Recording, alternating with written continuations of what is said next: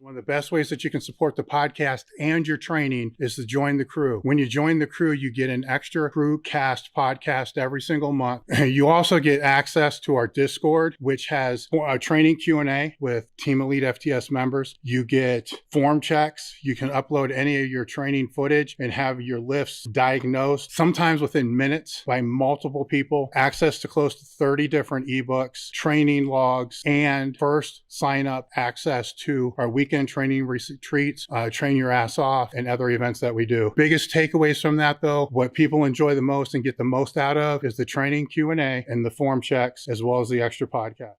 Hey, Matt Goodwin here with elitefts.com equipment sales. Just wanted to put this out here to let you guys know that our team of equipment specialists are here to help you guys. So whether it's a high school, a personal training facility, a garage gym, we've got years and years of experience on building these things out and laying them out and designing them and making sure you're buying the things that you need and not necessarily the things that you will never use.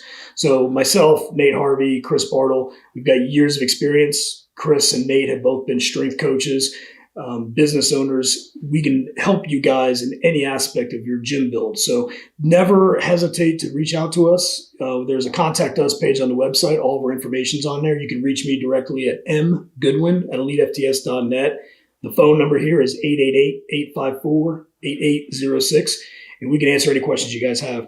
The website's a little hard to navigate at times. We have different ways that we can kind of guide you through that process as well. We can help you with layout. We can help you with pricing, quotes, anything else you need. There's other options that are not necessarily on the website as far as customizations, different dumbbells, plate options, cardio equipment. So feel free to reach out to us at any time. We're always here to help, and we look forward to hearing from you. Hey guys, I'm back in the gym with another limited edition apparel drop. This is the new Live, Learn, Pass On shirt. I'd be remiss if I didn't talk about our cambered grip American cable attachment. This attachment has 4 grips and it's cambered. So when you flip it, it actually becomes 8 grips. And if you turn it upside down, there's actually 16. This is one of our most used cable attachments out in the gym. Even got that full range of motion. We got a second limited edition drop this month as well. Head over to elitefts.com, pick up the shirt, pick up the cable attachments, and we'll see you next time. Merrick Health is a premium telehealth platform specializing in hormone optimization and preventative medicine. Are you looking to optimize your health in and out of the gym, improve recovery, sex drive, and quality of life? Have you tried speaking to your health professional about this and have gotten the cold shoulder, stereotyped, or just told as part of getting older? You just go to merrickhealth.com/table talk and you can create your own lab, or you can take labs that we've had set up for them, which are based upon the same labs that I've been doing over the last 15 years. Or you can use their guided optimization. With this, they'll put you in touch with a patient care coordinator, which is actually pretty cool because you get to sit down and speak to somebody that can understand what you're looking for from hormone optimization and the preventative medicine standpoint. After that conversation, they'll determine which labs that you should and which tests you should have done, and then from there, get the labs done. They'll review those labs with you and put you in touch with one of their hormone optimization specialists that can determine which supplementation that you should use over the counter or prescription. merrickhealth.com/table talk. The discount code is table talk. Today's episode is brought to you by elitefts.com. Founded in 1998 with the primary aim to live, learn, and pass on. Please help Elite FTS support this mission by smashing the like button, leaving a comment, sharing with a friend, and thinking of us for your training needs. If you can put it in a gym bag or load weights on it, Elite FTS has it. What's going on? I'm Dave Tate. We are broadcasting from the middle of the Elite FTS weight room, where the underground still thrives and you're part of the crew. It's time to sit down, keep it real, and cut the bullshit. Welcome to Table Talk.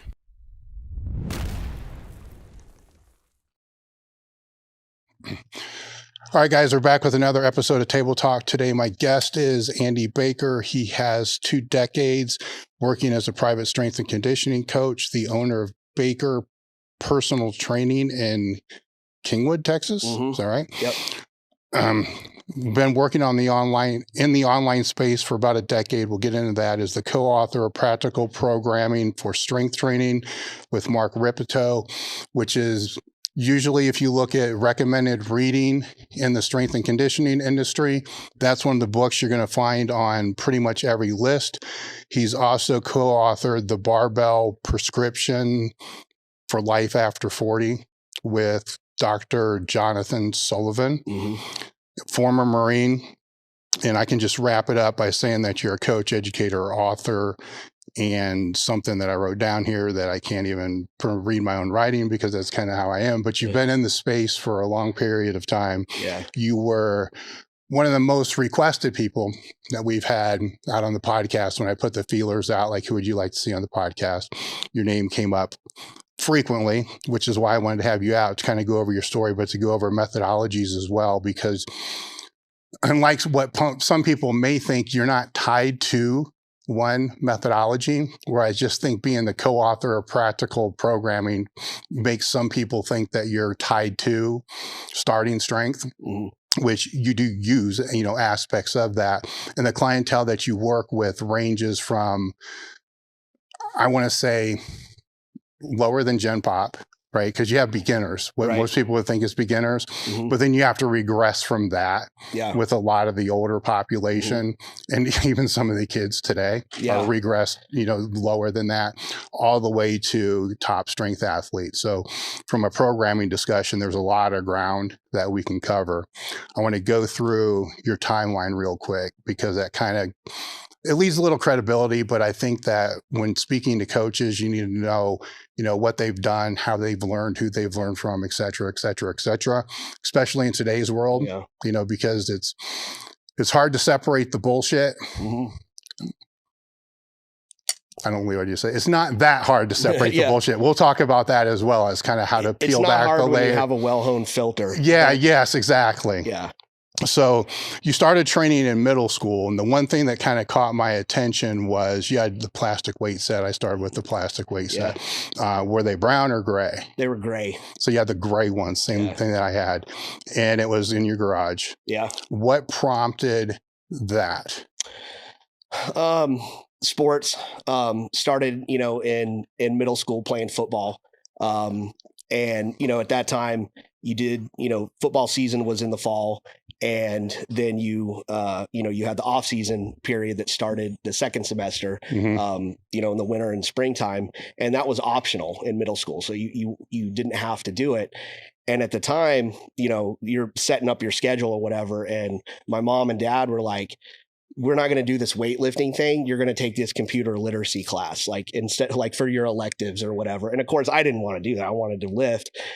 So, but the compromise with me was like, okay, well, if you can't do this off-season program, we'll get you a weight set for Christmas or whatever. And, my parents didn't know anything about lifting weights or anything like that. I mean, my dad was a blue collar guy. He didn't even really believe in it, that sort of thing, but they did, and they didn't know what they were buying or anything. So they got what was, commonly available at that time, which was the rickety old, the uprights on the bench are about, it's like a guillotine, they're about that narrow, and the plastic weight sets and all that kind of stuff.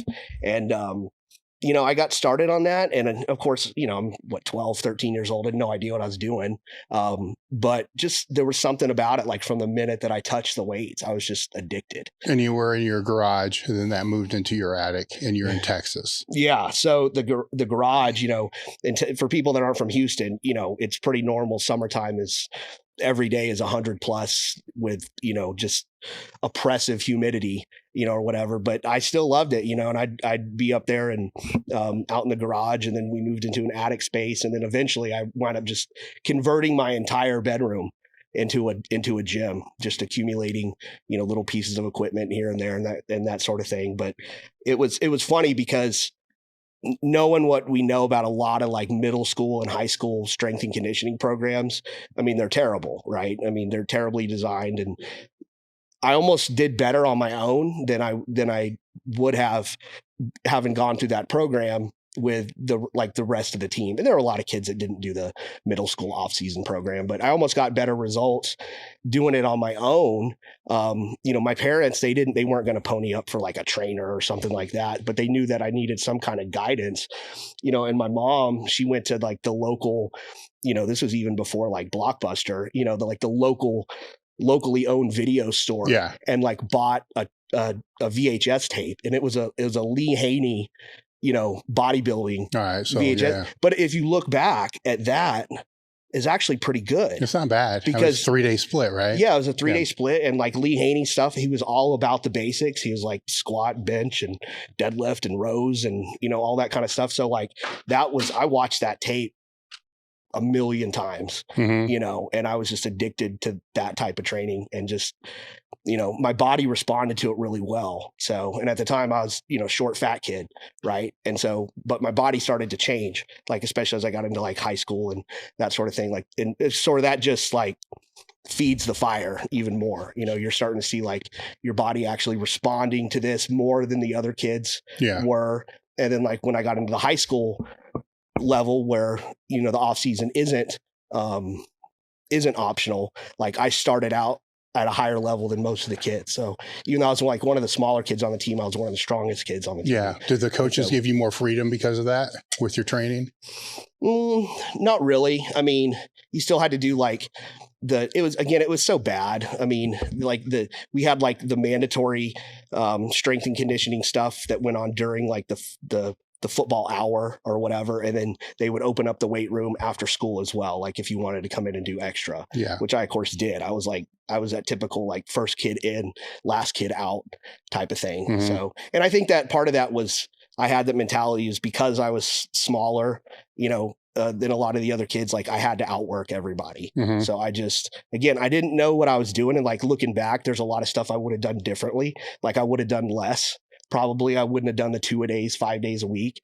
But I think at that age, there's something to just, you can get away with just pushing really, really, really hard, and your body still responds to like overdoing it. Where if I had tried to overdo it at that level, in my 20s or 30s, of course, you would, No, you would be detrimental. And I think we all kind of go through the same thing with that, where I can remember, training in the garage like 3 hours. Doing every exercise in the book. Every exercise. Actually, every exercise that was in the every book. exercise. My story is a little bit the same, except I was training in basically a powerlifting gym at a very young age. And then when it came to training for football or training with them, I don't want to say I was being pressed to be able to train with them, but the coaches wanted me to train with them. So I tested out, I'm like, what do I need to do to not be here? Right. Because I liked the guys I was training with. They were way stronger and I was kind of already competing. And I don't know what it was like. They tested, it was stupid shit. Like tested the leg press, right? Like a preacher curl and a bench or something else. And I remember stacking the leg press because it was a universal machine for 20. And with cowboy boots on. And then saying this good, then whatever the stupid curl was. And they're like, okay, fine, you can go, you can keep doing what you're doing. And then just, kind of was able to exit and not have to train there. But which was probably a good thing, because most of looking back, I would say was probably more hit based the way it was through the circuit. So it was not, the rest of the team got strong, so it definitely worked, but it wasn't barbell stuff. Right. I think the only rack we had was, remember the isometric racks? Yeah, those are like kind of the original ones. Yeah, I don't even know what the fuck it was really for, because you had to squat outside of it. You can't really do much in it. Well, I know what it's for now, but I don't know what prompted. And maybe all racks were like that at the time. I don't know. It's kind of going way back with, so as you're going through high school, at what point did you realize that you wanted to go on to college for exercise science?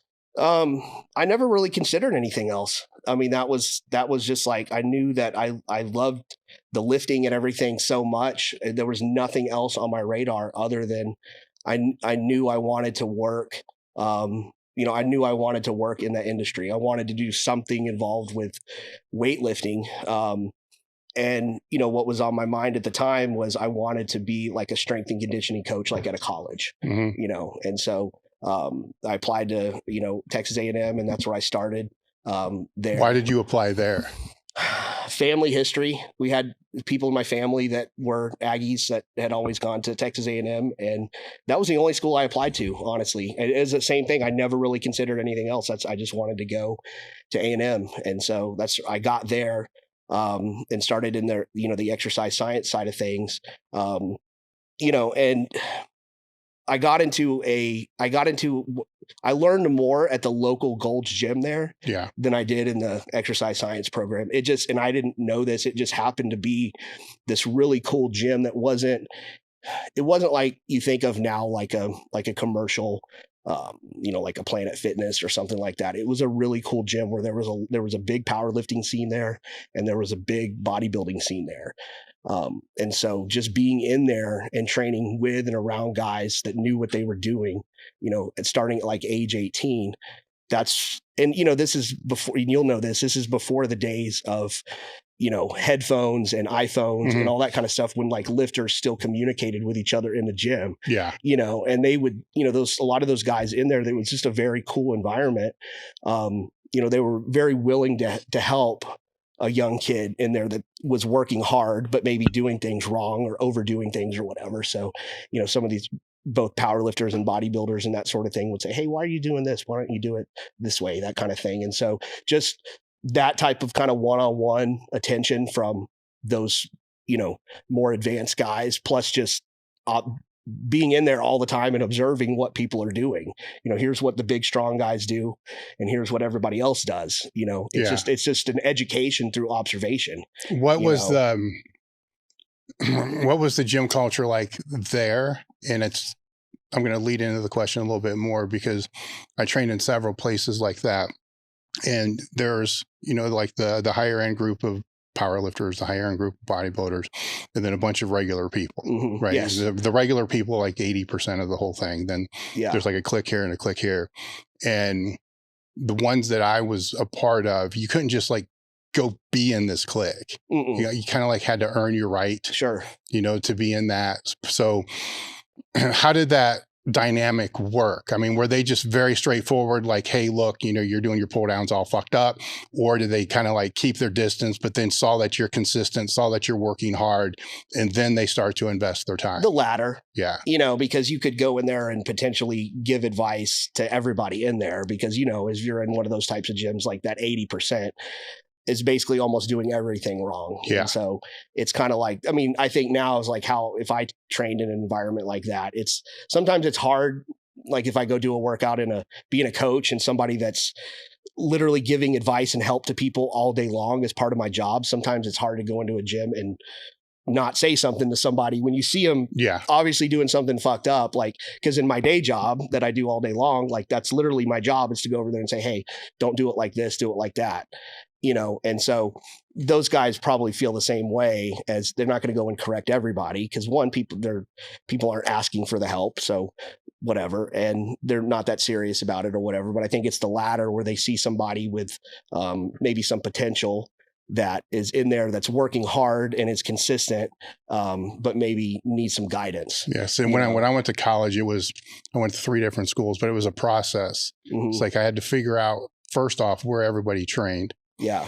And then when they trained, and then to schedule my own classes and so forth around when they trained, right, just to train at that time, right, and then look for the opportunity, and I was strong enough at the time. It didn't take that long to be able to kind of like and create that whole thing. But then when you're in that group, it's the same thing.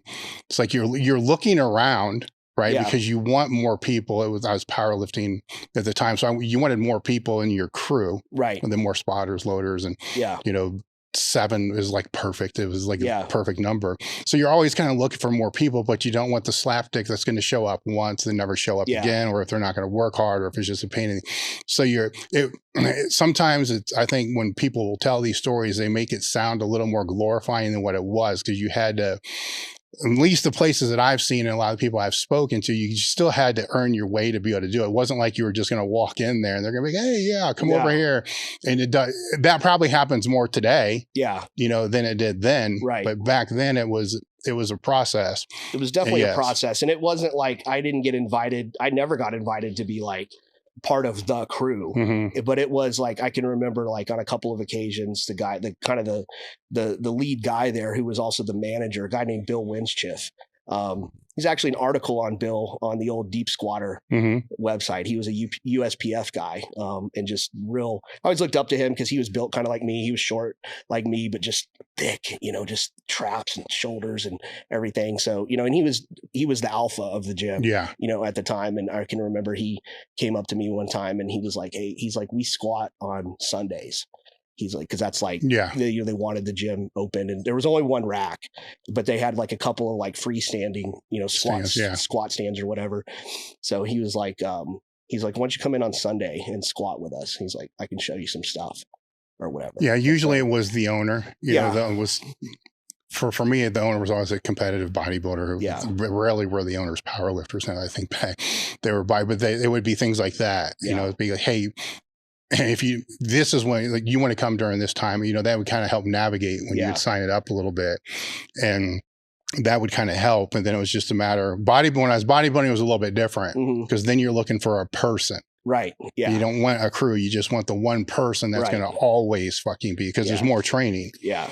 Or not so much more training, but more reliant on having that other person. There's more training days. At least for me, there was more training more days. Exercises and all that kind of stuff. Yeah. And I kind of didn't get like powerlifting. This is in the like late 90s, early 2000s. And powerlifting then was not what it is now in terms of like, it was such a niche thing. There was no internet and no Instagram or whatever. So I knew what powerlifting was, but I kind of didn't get it in a way, because my mind at the time, it was still so bodybuilding oriented in terms of that's how lifting is done, was like kind of the bodybuild. You had a chest day, and chest day was 3 or 4 exercises and, that kind of stuff. And those guys, I remember like the time I went in and squatted with them, like it was just like, normal squat session or whatever. And, he just worked with me on like low bar, like where to put the bar and like stance and all that kind of stuff. And so like I squatted with them and, they just worked with me on technique, showed me the reverse hyper. Like I had seen the reverse hyper in the gym,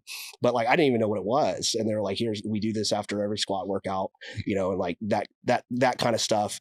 But then like, I remember I went to bench with them one time too, and like everybody was in shirts except me, and like I didn't get it. I didn't get the shirt thing. Like I didn't understand like this process of like, because I'm used to doing like a lot of volume and a fast pace and everything, and then like these guys, it's kind of funny. You look back on it and it's like takes forever between sets, right? And then like putting on the shirt and all this kind of stuff. Like have to have a crew of guys to put the shirt on, and then like this whole big production to like, and then it's like one. And then rack it, and then it's like, okay, this guy's not going to go again for like another 10 or 15 minutes, and like that type of training was it was foreign to me, like that I didn't really understand what that was, type of thing. And then like, of course they completely changed, like showed me like a powerlifting bench versus like the bodybuilding style bench and, that kind of stuff. Well, all the content back then too, it's all magazine based, and all of if you were lucky, you had Powerlifting USA in the newsstand, but most didn't. Yeah. And maybe Iron Man would have one article that was strength based. An old Bill Starr article. Yeah. Or Strength and there was another magazine that had Muscle and Fitness might have one. Like Ed Cohn might have had a column. Yeah. And so out of all that, it's very rare, because that's what I was looking for, because I had Powerlifting USA, but then you read all the other stuff, it's all bodybuilding split, so it's easy to see why everybody would go towards that. I just did a podcast the other day on that exact thing, which is like, where did you get your information from, like in the late 90s, early 2000s?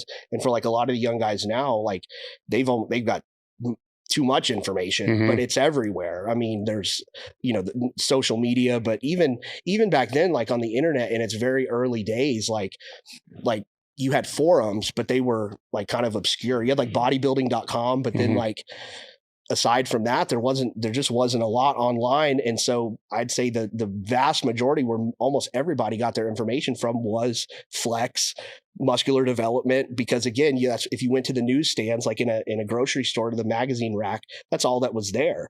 Like you said, Powerlifting USA was really the only powerlifting source of information. And for the most part, somebody had to like refer you to it, and then you had to subscribe to it through the mail, but it just wasn't available in most places. So there just wasn't that much information on it. And then what information there was at that time, I think a lot of people probably fell in the category that I did, was because powerlifting then, unlike now, was all gear.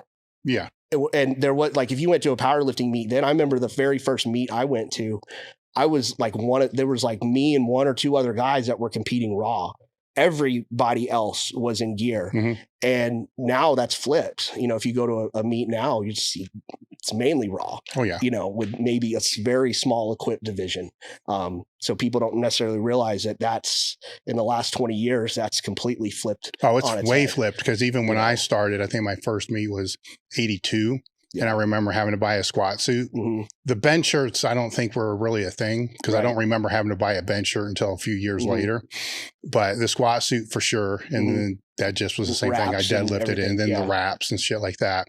And then it just evolved, you know, over a period of time to different federations, thicker gear. Then the gear evolved, and gear hasn't really changed all that much in the last decade. So maybe band bench shirts, but nothing. They kind of stopped, but it kind of stopped this. But raw, like you said, there was nobody, maybe one lifter that would have been raw, and you're like, what the fuck? Yeah. What are they doing? You know, and exactly. like then somebody's giving them a suit. Like, that's the way it was. Like at my first meet, it was like, what are you doing? Like, you know, I'm like, I don't know. I'm like, you know, I still got sand out of behind my ears, fresh out of the military. Like, I don't even know, you know, like, you know, and so it was that, but the geared stuff, that was just what powerlifting was. When did your focus move more towards the strength aspect instead of the hypertrophy aspect? Was that at that time, or was it after the military? It was during the military.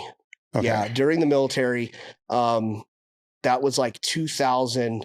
And this is what I really credit, you know, if you look at the trends, like you have the benefit, the longer you do this, like the more you can see like, you know, longer periods of time. So you can see like the trends that really influence things.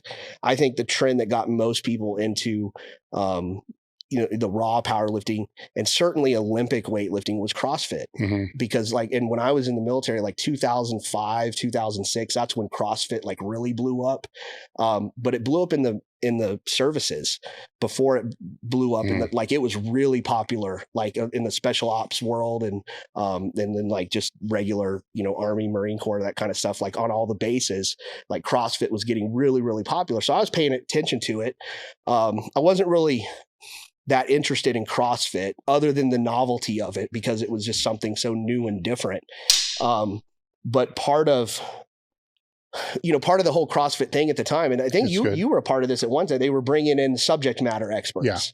And Mark Rippetoe was like one of the first ones they brought on. Yeah, he was teaching the barbell course. He was teaching the basic barbell lifts, which was a part of CrossFit, you know, the squats and the deadlifts and power cleans and overhead presses and bench presses and all that kind of stuff.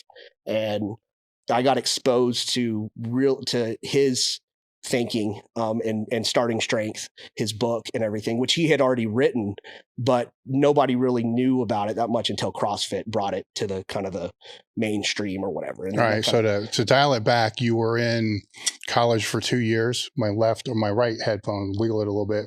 I only got 1 year. Yeah. Like 2.5 years. I left my junior year. Okay. You know, 9/11 hit 2001. Yeah. And A&M is like a military academy. It's not just a military academy, but it has that part of it.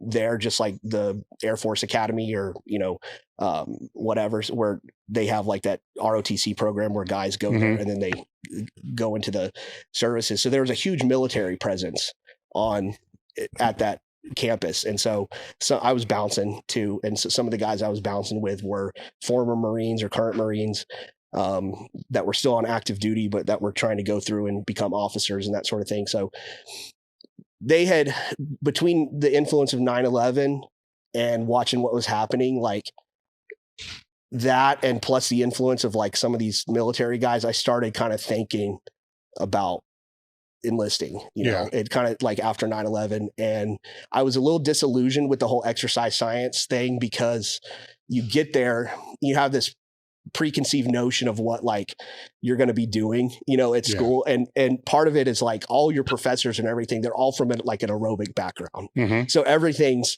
running, VO2 max and all. And I was just like, where's the lifting part? You know, like when are we going to get in the weight room and like train, you know, like. And so I was like kind of bored, you know, with all that. And then the military thing hit. And then I just kind of made the decision, like, I think I'm going to go ahead and enlist in the Marine Corps. How long did that process take? Well, probably kind of sitting on it, deliberating on it for like maybe a year. And then when I made the decision, there's a process there where you sign the paperwork, and then there was like a 6-month delay until I actually shipped out. So that was 2003 or 2004? 2003. Okay. Yeah. So I left, I was at A&M from 2000 to 2003. So as you can imagine, my parents weren't super thrilled because I was doing well, I was making good grades and on track and everything. But I was like, and I did that stupid thing where I told them, I'm going to go do this for 4 years and I'm going to come back and I'm going to finish up. And I remember my parents like, you're not going to, like, your life's going to be different when you get done with this, And so, but yeah, so there was like a hiatus there in my professional development of like this 4-year stint. Well, was it though? Because I mean, you were deployed in 2004, right? You're right. And then where did you go? I was in Fallujah. So you were in the heat. In the heat of all this. Yeah. And I was a machine gunner in the Marine Corps. So, I mean, I was right in the thick of the worst parts of Iraq during the worst time, so that was 2004, we were deployed for like 8 months. And then home for a little while, and then back 2005, 2006 for like another 8 or 10 months or something like that for a second deployment. So, all right. So during this time period, the whole strength and conditioning role kind of flips its head, right? Yeah. You're preoccupied, right? Yeah. But are you still training? Oh yeah, big time. Like even, even overseas, like, in the middle of Iraq, they have tents set up with like gym equipment in there that private companies like the USO and everything donates and all that kind of stuff. So yeah, I mean, that was like another part of it, like lifting in 120 degree tent, and everything. But that was a big part of like stress management for me, of like having that still as a part of, as a part of my lifestyle, even while, deployed and everything. So it never got put on the back burner. It was always still something that I did even when overseas. So how many of the other people in your corps were training as well? Not many, there's a few guys here and there, but, not a ton, but you'd find, 3 or 4 guys or whatever that were into it, so. And then after your tour and you would come back, how long did you have until the next deployment? Less than a year. So that was just kind of, that was a lot of training during that time. So like one of the things, like it's still hard to lift, like, and make really good progress because even when you're not deployed, like, especially when you're in the infantry, there's a lot of training ops and everything where you're out in the field for weeks at a time and you're eating MREs and stuff like that. You're not able to stick to like good nutrition and that sort of thing. And then even when you're like back on base, like kind of your normal day-to-day type of weeks, like it can be hard to lift because of the military style PT that you have to do all the time. Like, it was tough to pull the trigger sometimes on like squatting heavy or, doing anything that was going to make your legs sore, because the next morning you might go on a 5 or 10 mile run or a hike or something like that. And like, so you didn't want to always like beat yourself up because that's no fun. Yeah. Like having to go run 10 miles and you didn't always know. Like, I mean, it was pretty standard for us to do a 3 to 5 mile run every morning, but sometimes you get some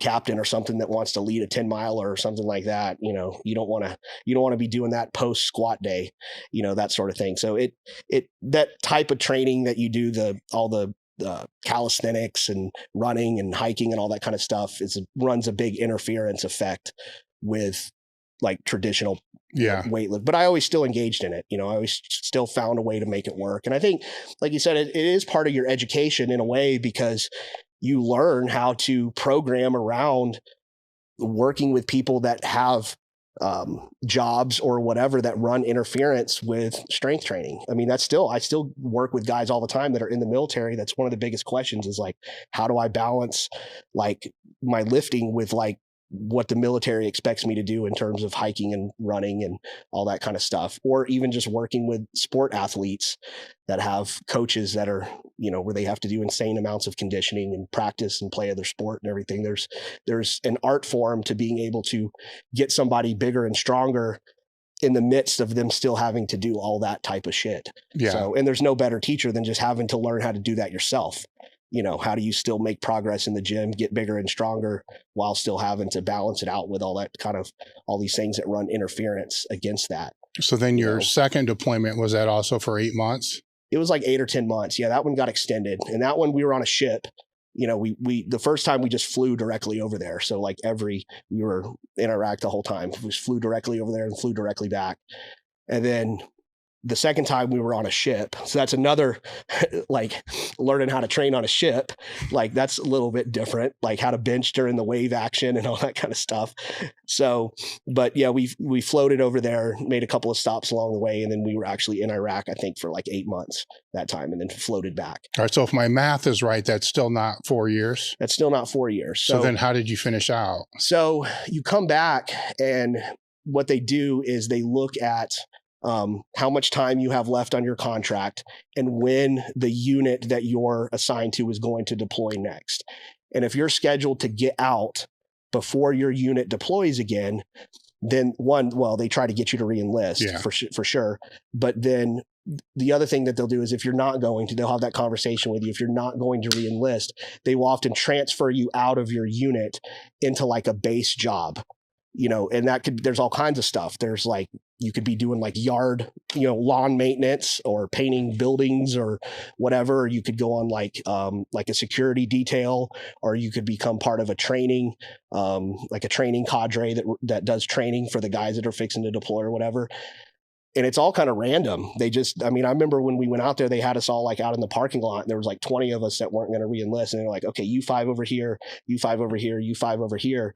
And like the group that I was in, they're like, you guys are going to the gym. And I'm like, holy shit. Like, they're like, you're going to staff the base gym. And so I had like close to a year left, not quite a year. I had close to a year left where I was able to, and I remember the base gyms are run by civilians. And I remember we went in there and they were like showing us our job or whatever, which is like folding towels and, washing towels and wiping down the equipment or anything like that. You're just an attendant. You're not a trainer or anything.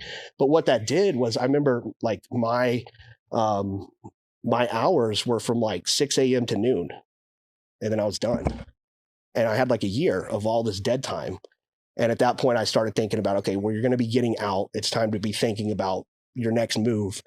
And so I did actually go back and finish my degree, on base. So it's not something that they push hard. But there are opportunities like when you're in the military to finish your college work. If you want to, there's all kinds of satellite campuses and everything on base. It's all paid for by them. So I was able to finish without having to go into a bunch of debt and that kind of stuff. I was able to get I did a bunch of certifications. I wound up getting my CSCS and what's the other one that NSCA had, the CPT or whatever. I remember I got into, again, because of CrossFit, I started paying attention a little bit to like Olympic weightlifting, and I did the USAW Olympic weightlifting cert up in Stockton. I drove up there one weekend. That was really good. Like we had a really good coach, guy named Mike Conroy he had coached Shane Hammond and stuff in the Olympics, and he was part of that whole crew and everything. So that was a good education. And I remember doing that and then trying to I remember NSCA not accepting that as part of their continuing education units. And it was like, that was one of the things that blew my mind, like with the whole those whole certifying body, like it's such a money grab. Yeah. But anyway, that's just an aside. But that was, I got all my professional. That's kind of weird though, because they would take almost anything else just by credit hours. Oh, you can do a 20 question online test, but you got to pay NSCA to do it. Yeah. Right? So they didn't make any money off of it, so they didn't accept it or whatever. I don't know if that's still the case, but so I got I did what I thought I needed to do at the time, which was, get as many certifications as I can and that sort of thing. And then at the time I also started, as soon as I got my first certification, whatever it was, the CPT or whatever, I went and I took a job outside, out in Orange County at 2 different gyms. And that's where I started. Actually, that would have been 2006 or 7. Now, was that as a fitness instructor or personal trainer? Personal trainer. Yeah. I never really worked with people, one-on-one like that. So, one job was as a personal trainer in just like a small gym there in Orange County.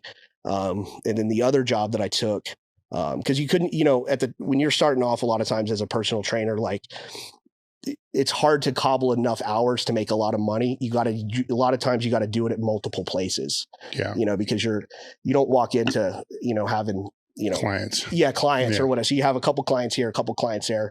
But the other place that I worked at, and this was good too, was, it was a like a Velocity Sports Performance. I don't know if you're familiar with those. I don't know if they're still around or not. And it was like, coaching high school. Seagraves, right? Lauren Seagraves, was he the one that was? Maybe. I could be wrong. Yeah. And it was funny. It started off as a Velocity, and then like a couple months after I got there, they got out of that. I think Velocity was a franchise. They got out of that, and they were still running it the same, but it was one of these big sports performance places, big turf field and all that kind of stuff. And so I was coaching the high school kids at that, doing their program. So I was. Now with that, was that strength and conditioning based, or was it all SAQ?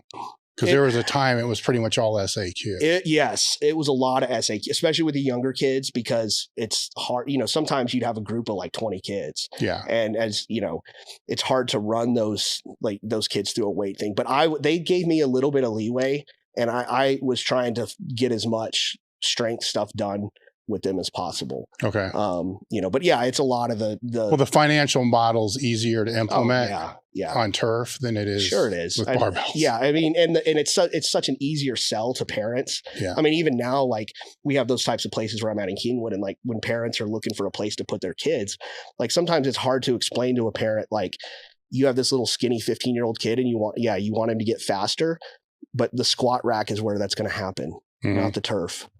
That's a hard sell to someone that doesn't know. Oh yeah. Because they go in there and they look at this big 100-meter turf field with the cones and the ladders. Well, that looks like speed training. Right? That looks like where an athlete would go to get faster, which is true to a degree. But this little scrawny 15-year-old kid actually needs to be spending a lot more of his time in the squat rack. So a little bit of a hard sell.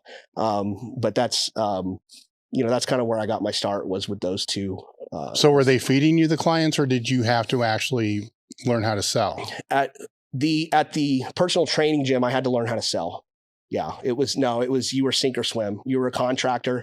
So you had to go in there, and they would ask people when they signed up, they would say, are you interested in personal training? And they would say, you just check a box, basically yes or no.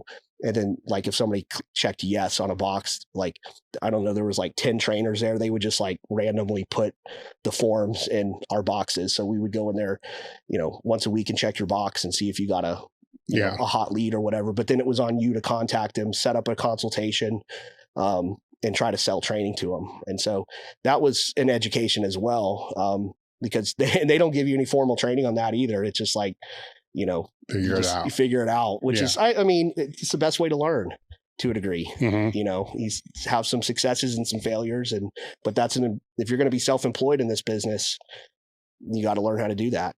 So as you're working through that, did you get to a point where you had all your clients just in one place? No, the way that I would do it was the sports performance place was basically all evenings.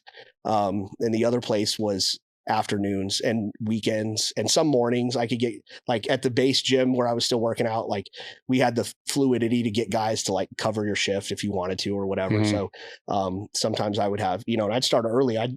It was crazy back then, like the number of hours I'd put in. I'd drive over to the Orange County gym at like 4 a.m., train a few clients, go back to the base gym, be there by like 6, you work there till noon, then go back to the Orange County gym, train clients like in the afternoon into the early evening, then drive over to the sports performance place at like, 6 or 7 o'clock and train till like 9. And you're just living it all the time, but at the time, like when I was young, I was married, but I didn't have kids or whatever. And I was so into it. Like I was so hot for learning my craft and like trying to, learn how to train clients and all that kind of stuff. It didn't feel like work. Now I look back at that schedule and I'm like, there's no way I'd fucking. Oh, it's crazy, but it's during that time period though, you're learning how to train people, right? Firsthand, but also online and other various sources that we can talk about.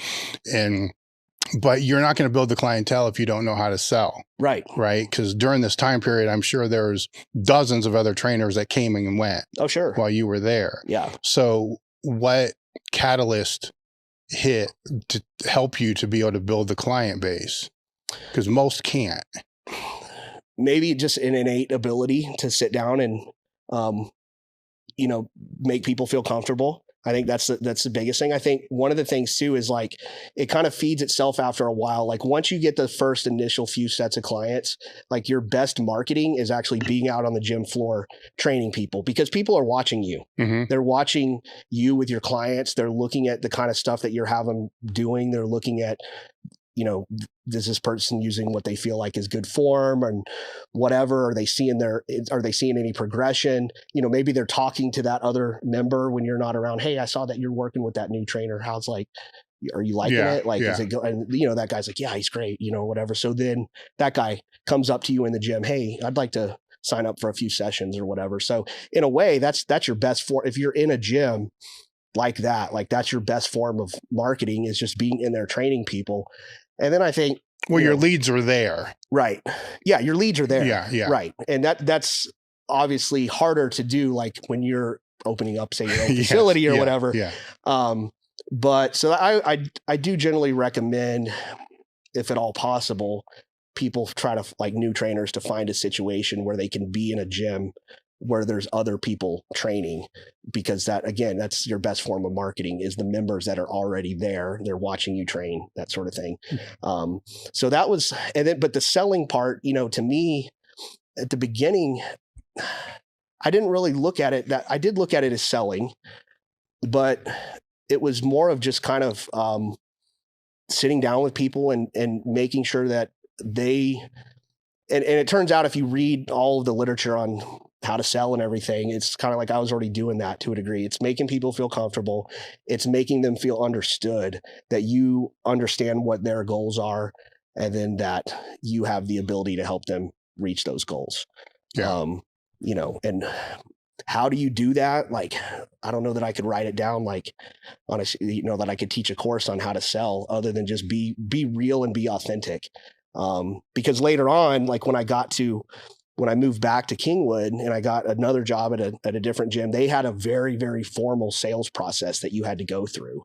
I hated it. That's rough. It felt so mechanical, and I couldn't just be natural in that environment. And when I finally kind of just said, you know what, I'm not going to do this little sales process anymore. Like, you had to do the whole assessment thing that people were obviously going to fail, right? Because what are you going to do? You're going to give them an assessment and be like, no, you're good. Like, pass with, when somebody comes to you for personal training, and most people are new, like they're novices, right? They're not going to surprise you by being like worse, athletic and in shape. Like you're out of shape, you're weak, you don't have any muscle, you're probably a little overweight, like you don't have good, it's like, what do I need to assess? I already know this. And furthermore, I already know what the prescription is going to be. Like, an assessment's not going to, you need to start a strength and conditioning program, and we're going to start with the basics. So I kind of, I started having more success selling when I just kind of scrapped that whole process, and just went with a very natural presentation. And I think the key to me is I let the other person talk. I let the client talk and tell me, because again, people want to they want to make sure that you understand what it is that they want. And if you're doing all the talking, people aren't necessarily getting that for them. Well, I think the big thing that you said, and it's kind of the same path that I had, is if you're in a club that your leads are there, that helps. Yeah, right. For sure. And then having floor time to where you're just speaking to people helps. Sure. And I'm not good with names. So I would, talk to somebody, go write their name down in a book, and then what color shoes they were wearing or some shit. Then basically you build like a little profile on each member, each person, to where a month later it's like, hey Jenny, how you doing? How Jill doing her soccer game? Right. It's like you build that rapport. Yep. And then the rest falls into place through referrals and all those other things. And to your point, it made me laugh, is because the club I was at used to have a process, and I used it for a while and realized this is really fucking stupid. Right. Because it's all Gen Pop people anyhow in their 40s and stuff. So just them walking through the door is a win. Right. So now they're going to walk through the door. Now we're going to put them through this fucking assessment to say you're fat because we just did body fat and you're grabbing their fat, that's fucked up. Right. And then a sit and reach. And like now we're just telling them how awful they are. Which they already knew. They already know that this is shitty for me trying to sell them on training. Telling them how awful they are doesn't really play into this a whole lot. They can I can put them on a treadmill and just talk to them for 5 minutes and I know immediately how bad this is. Right. Then take their blood pressure. Yeah. See a doctor, whatever. And there you go. It doesn't change where they're going to start. They're not in shape. That's why they're there. Yeah. And that's what I'm saying. Like the assessment is going to tell you what you already know. And then you're supposed to I remember they had this computer thing, like you would have to put in their results in this computer and it would spit out like a recommendation. Like, well, we recommend that you strength train twice a week and do some cardio twice. And it's like, you already know that. Like, and you're not going to start them on you're going to start them with the basics, like no matter who they are. Well, they may not even be able to do that too. Right. Like I had some clients that could just commit to once a week. Right. And I know it's still better than nothing. Sure. But maybe, we get them to twice a week. That's the goal is to increase it later, but I'll take the once a week, just to get them started. And I would still do the stupid mandatory test through the training process. Right. Like if they need to know max push-ups for their little fucking computer, at some point we're going to do push-ups. Right. Like 2. Yeah. There you go. Yeah. Kneeling. And there's nowhere to put kneeling. Right. So like, what do you put? Like 2. Yeah. I mean, how many of your general pop people come into the gym able to crank out a bunch of push-ups? Very few. Very few. Yeah. And the vast majority of them, like if you're going to teach them how to squat, I mean, 90% of them can't start with even a 45-pound bar on their back. I mean, you're looking at body weight squats or some other sort of remedial system to build them up to being able to do a set of 5 with an empty barbell, on their back, so it's like, where these people are going to start, and it's going to be a really low level. Like you said, they're already intimidated from being in a gym. It already took, like you said, courage to walk into the gym, but then courage to sit down with a trainer. They're apprehensive as hell about starting with a trainer because most trainers have a bad rap in terms of they kill people on day one or whatever. And that's one of their biggest fears. So one of the things I always communicate, even now, when I sit down with somebody is look, we're going to start slow. I'm going to start you where you're at and we're going to progress really slow because people don't want to be beat to shit on day one. They don't want to get injured. And they want to have somebody that they feel like understands that, of where they're at. And so how many years of bouncing around did you have in these different models before you started your own place? Well, so I always knew I wanted to start my own gym. Yeah. That was from day one. I knew that I didn't have the skill set necessarily to do that. But through a series of circumstances, things happened that forced me to pull the trigger on the gym thing a little faster. So it's 2007 and I'm working in this big club. It was where I had to do the assessments and all that kind of stuff. Hated it. I hated their sales process. There was constant pressure to upsell people onto their supplements and food stuff and heart rate monitors. And they were always bugging you, how much of this? And I was like, this guy just ponied up thousands of dollars for personal training. And I'm already supposed to hit him with okay, I need you to spend a few extra $100 a month on these supplements and stuff that I don't think you need anyway. So it's there's an internal thing where you're having to force people into stuff that you don't believe in anyways. And it's I hate it. So I wanted to get out of that, but they did provide you with clients and there was a lot of members there. It was an 8,000 member gym or whatever. So I started making money and they paid pretty well, compared to most gyms. They had a good bonus structure and all that. So I was making decent money, but I knew I wanted to get out of that. And then I met a guy, I forgot where I met this guy. He was a power lifter and he was opening up a small personal training franchise, Fitness Together. I don't know if you remember Fitness Togethers, but it was a franchise thing. But what it was is they would get these smaller spaces in strip centers, and they would divide them up into 2 or 3 different little training, identical training studios. Yeah. And so everybody that came in there worked with a trainer and worked in their own little room, private section of the thing or whatever. And I liked this guy, and I liked the fact that he was a power lifter, and like he had the same line of thinking that I did or whatever. And he asked me to come over to his gym and start and be like the lead trainer and like an assistant manager type thing that also had like a small salaried position to it as well. So I was like, this sounds like more up my alley. And so I took a chance and I left that big gym. I went over to this smaller gym, started working with him. And it was like a really nice facility. It was in a really good area, like what I felt like a good visible center of town kind of strip center or whatever. But it was just like crickets. Like nobody was coming in. And like I had a few clients. He had a few clients. There was another trainer that had a few clients, but like people just weren't coming in. And this dude was spending a fortune on marketing, internet marketing and direct mail and all this kind of stuff. And things started getting a little tense in there because people just weren't coming in. And I remember I went in there and it was, payday or whatever, you get your check on the 1st and the 15th. And I remember I sat down and he wrote me a check, like from his personal checking account. And he said something like, this is, the machine is broken or something like that. And I didn't at the time, like some red flags should have went up, but I didn't really think anything of it. Like that my paycheck was like a personal check or whatever. So I took it or whatever.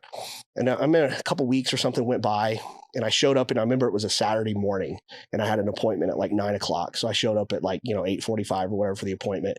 And I went to the door and there were chains on the door. Like they'd been locked out. Yeah. And I was like, okay, shit. Like, so I remember I called him and he was like, yeah, we're done. Like, I can't do it. Can't pay the bills anymore. Like, okay. So like this job is dried up and there was, the other place I had left, I wasn't going to go back there. And my wife was pregnant, at the time. So there was like a little bit of like, oh shit, like, cause now before like the money didn't really matter. Like when you're young and, we were still in our early 20s and lived in an apartment or whatever, you just don't have that many bills or whatever. But now I'm starting to think about like the money. And so there was like, it was kind of like definitely an oh shit moment. And I remember was it that day or a couple days later, I went to go get my hair cut. And I'm sitting there talking to my barber who I'd known forever since I was a little kid. And I was telling him about this whole situation. And he's like, you ought to go talk to this dude, Jay, down the street. He owns this little private, I remember it was like this little tiny hole in the wall place. He's like, this dude is, he's had this place for like 15 years. He cuts his hair too. And he's like, he's getting out. Like he's selling everything and like he's leaving the business or whatever. And he's like, you got to go talk to him, see what his clients are doing, like where his clients are going and what he's doing with his equipment and everything. I remember I popped up out of the chair. Like, I don't even know if the guy finished cutting my hair. Like, and I like made a beeline over to that place and I went and talked to this guy and he was a former prison guard and he had worked in the prison system for like 15 years. He got out, did the training thing, but then like he realized like, he wasn't going to have his retirement and all that kind of stuff. So he was going back to the prison thing to like finish his 20 years or whatever with the state. And I was like, I remember I asked him, I said, so what are you doing with your clients or whatever? He's like, I don't know. He's like, they'll find somewhere else to go. And that was like the light bulb went off and I'm like, this is my shot. Like I need to like go pull the trigger. Like, so I went and I found a place, like a small place to rent. He's like, don't rent. He's like, don't take over this lease. He's like, this building sucks. He's like, the septic system backs up and like the landlord doesn't fix the AC. Like it's like kind of a shithole or whatever. But there was another strip center down the road. He had already looked at it and he sent me down there. He's like, there's another place about the same size. It's a little nicer place. He's like, you got to go. He's like, they have reasonable rates. He's like, go down there and look at that place and call the landlord there. And I did. And I went and I talked to the guy and I was like, I talked to the trainer, Jay, and I was like, you're going to give me your client's contact information or whatever. And he's like, yeah, sure. I'll help you out or whatever. So I signed a lease on this place. I had no equipment. I had no clients. And, all I had was kind of this promise from this other guy, Jay, that he was going to give me like his contact list, for people or whatever. So I started getting busy calling those people and everything and telling them, hey, Jay's leaving. I'm opening up. I'm going to run it the same way. I'll give you whatever you're paying now. We'll all honor that. We'll do the same thing. And like, there won't be any lapse or whatever. And so like on day one, when I actually opened the doors, like for business, I had Oh man, 5 or 6, paying clients. What did you have for equipment? I bought everything used, Yeah. I bought a couple of new pieces that I still have. Actually, I bought like a 45-degree back extension and a lat pull, like a plate loaded lat pull. New. Yeah. Everything else was used. I bought on Craigslist a rack and like a shitty thing of like the hexagonal dumbbells or whatever. So you were able to stand this up fast. Just fast, real fast. And I remember the guy, he was telling me, because I was worried about that. And the first thing that was on my mind was like, I got to go, like, I'm going to have to take out a loan and buy a shitload of equipment. He's like, you don't have to do that. He's like, the clients don't care. He's like, they really don't. He's like, don't go into debt. He's like, buy what you need, get it cheap, and then upgrade over time. Yeah.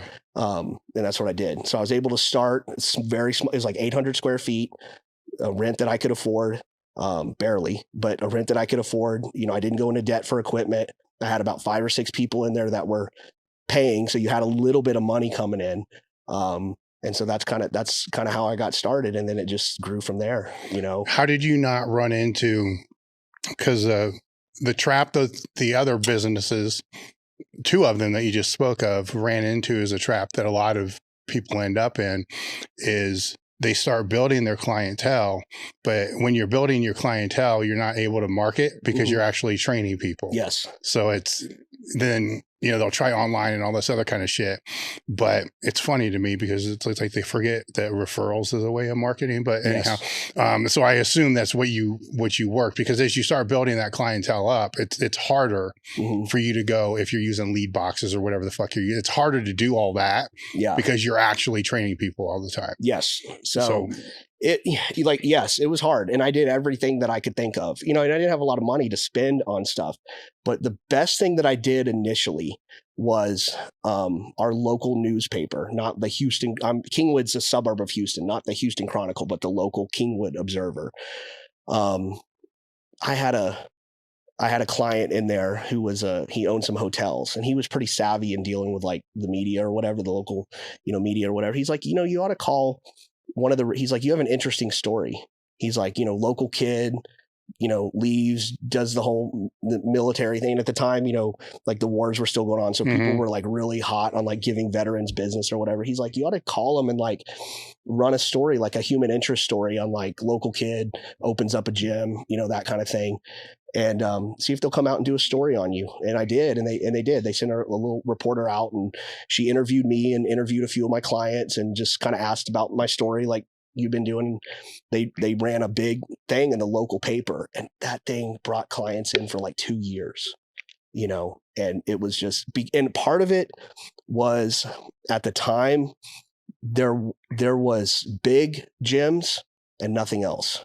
There wasn't CrossFit boxes. There wasn't all these like little private training studios. There was like 3 or 4 like big commercial gyms. And then there was me. And there's a huge market out there, even now for sure, for people that don't want to train in those type of facilities.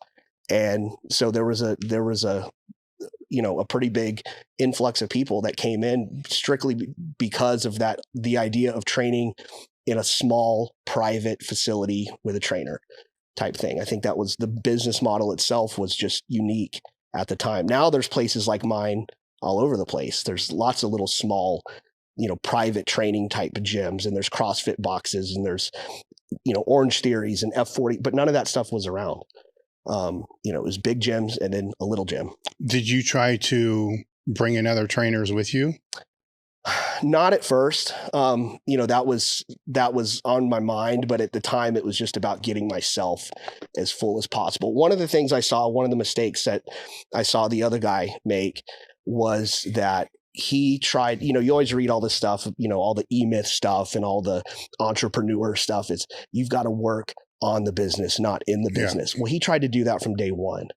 And the thing is, you have to have a business. You have to have a business, and you have to spend some time because there's not a lot of money to go around. You have to be the CEO, the trainer, and the janitor, and everything in between, and I did all that myself.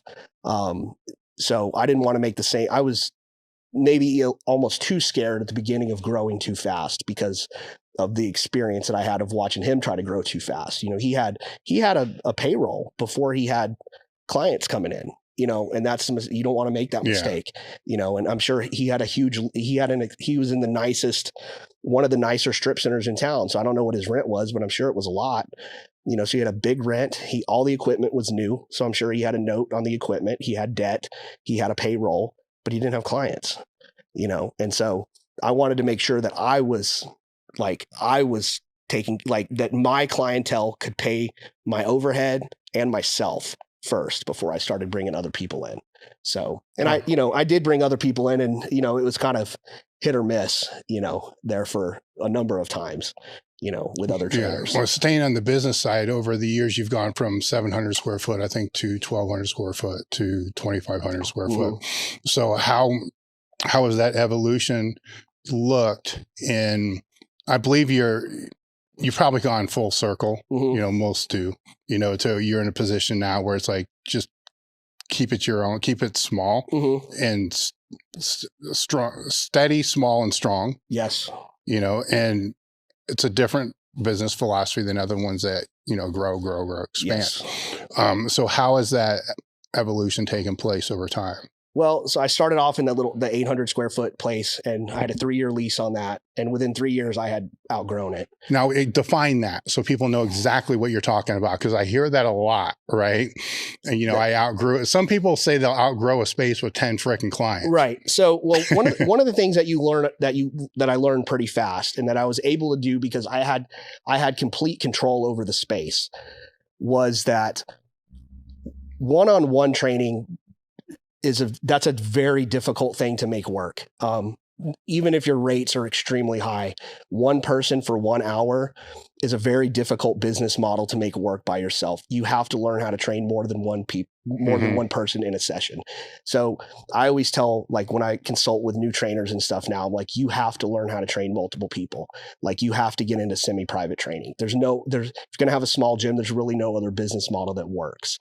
And it wasn't something I planned for. It kind of happened at the beginning. I was still training I was getting a lot of student athletes coming in, because I still that was still primarily what I wanted to do, was work with athletes. And, they're all, one, they're used to working in groups. But two, they have a limited window of time during the day when they can come in. So if you're going to have 10 athletes, you don't have 10 hours to train them, right? You have 2 hours to train them. So you've got to start with putting your athletes in a dedicated block of time and learning to train groups of athletes, which kids are easy to train in groups, because a lot of them, one, they're used to it, but you handle the training a little bit differently, because hey, go do this, go do that. So you learn how to get good at training groups of people, but then it starts with your general pop clients. You're going to start with a lady or whatever, and a few months in, she's going to be like, hey, my husband wants to come train with us or whatever. Can he come and just join our session? So you get good at training 2 people. So now you're working with a husband and wife or whatever. And then maybe in the summertime, they want to bring their kid in to train with them. So now you're working with mom, dad, plus the kid training for volleyball or whatever. So you're training 3 people. And then you run into where, you're training somebody at 9:00 and your 10:00 appointment shows up 30 minutes early. Well, do you tell them, hey, go sit out in your car until your appointment starts? Or do you just bring them in and start working with them? So it happened organically, where I got pretty good at training multiple people at once. And then, the wheels start turning in your head. If you're smart, you pay attention to the fact that you can make a lot more per hour training 3 or 4 people in a session, as opposed to just one. And what you find out is, not only do your clients not care, they actually like it better. Yeah. As long as you, as the coach, and this is the thing I always tell new trainers, you have to make it feel like, if you're going to continue to charge premium rates for semi-private training, you have to make each individual client feel like they're your only client during that time, even though that you're not. It's kind of like a good waiter. You have to know, he's working with multiple tables, right? But he has to, the good waiter is very attentive to you while still being very attentive to the other 10 tables he has to wait. You have to get good at that as a trainer. And it takes some time. You have to get good at training one-on-one first. Then you're going to get good at training partners. And then you get good at training groups. And so that was I started expanding into doing a lot less one-on-one training and a lot more groups. And then, you know, you're limited by the size of the facility and the amount of equipment you can have in there. If you have one squat rack, it's like, well, you know, it would be a lot better if I'm training 4 people to have 4 squat racks. Yeah. You know, so everybody comes in and they're on their own rack, and I can work a lot more efficiently. But, you know, you get good at training a group of people in like a very limited space, like you become a pretty good trainer, you know. And then when you get into a bigger space and you're able to expand your equipment and it was easy, you know. So but that's a step that a lot miss. Yes. Yeah. It's time, and people don't have patience. It's time. You know, you have to hone your skill set. I don't recommend a new trainer that's never trained anybody to get right into training groups. Like, you're going to probably fail. Cause I had my learning experiences too, you know, where, you know, you realize that kind of forgot about somebody, or you had your back to this person helping this person where it should have been the other way around, you know, that. So you just get good at conducting a session that runs very efficiently, where everybody's being attended to. Everybody knows what weight they're supposed to be doing. Everybody's being spotted when they need to be spotted. Everybody's has eyes on them when they're doing a heavy squat or a heavy pull.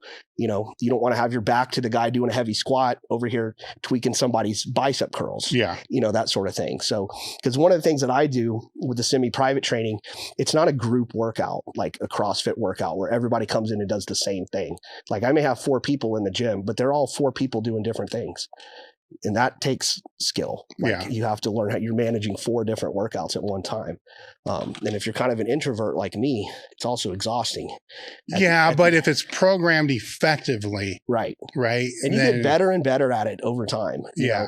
And the clients, one of the things I was scared about when I kind of went to the semi-private thing, and I know a lot of trainers that I talk to are the same way, is the clients, if you do it right, they're going to like training in a group environment.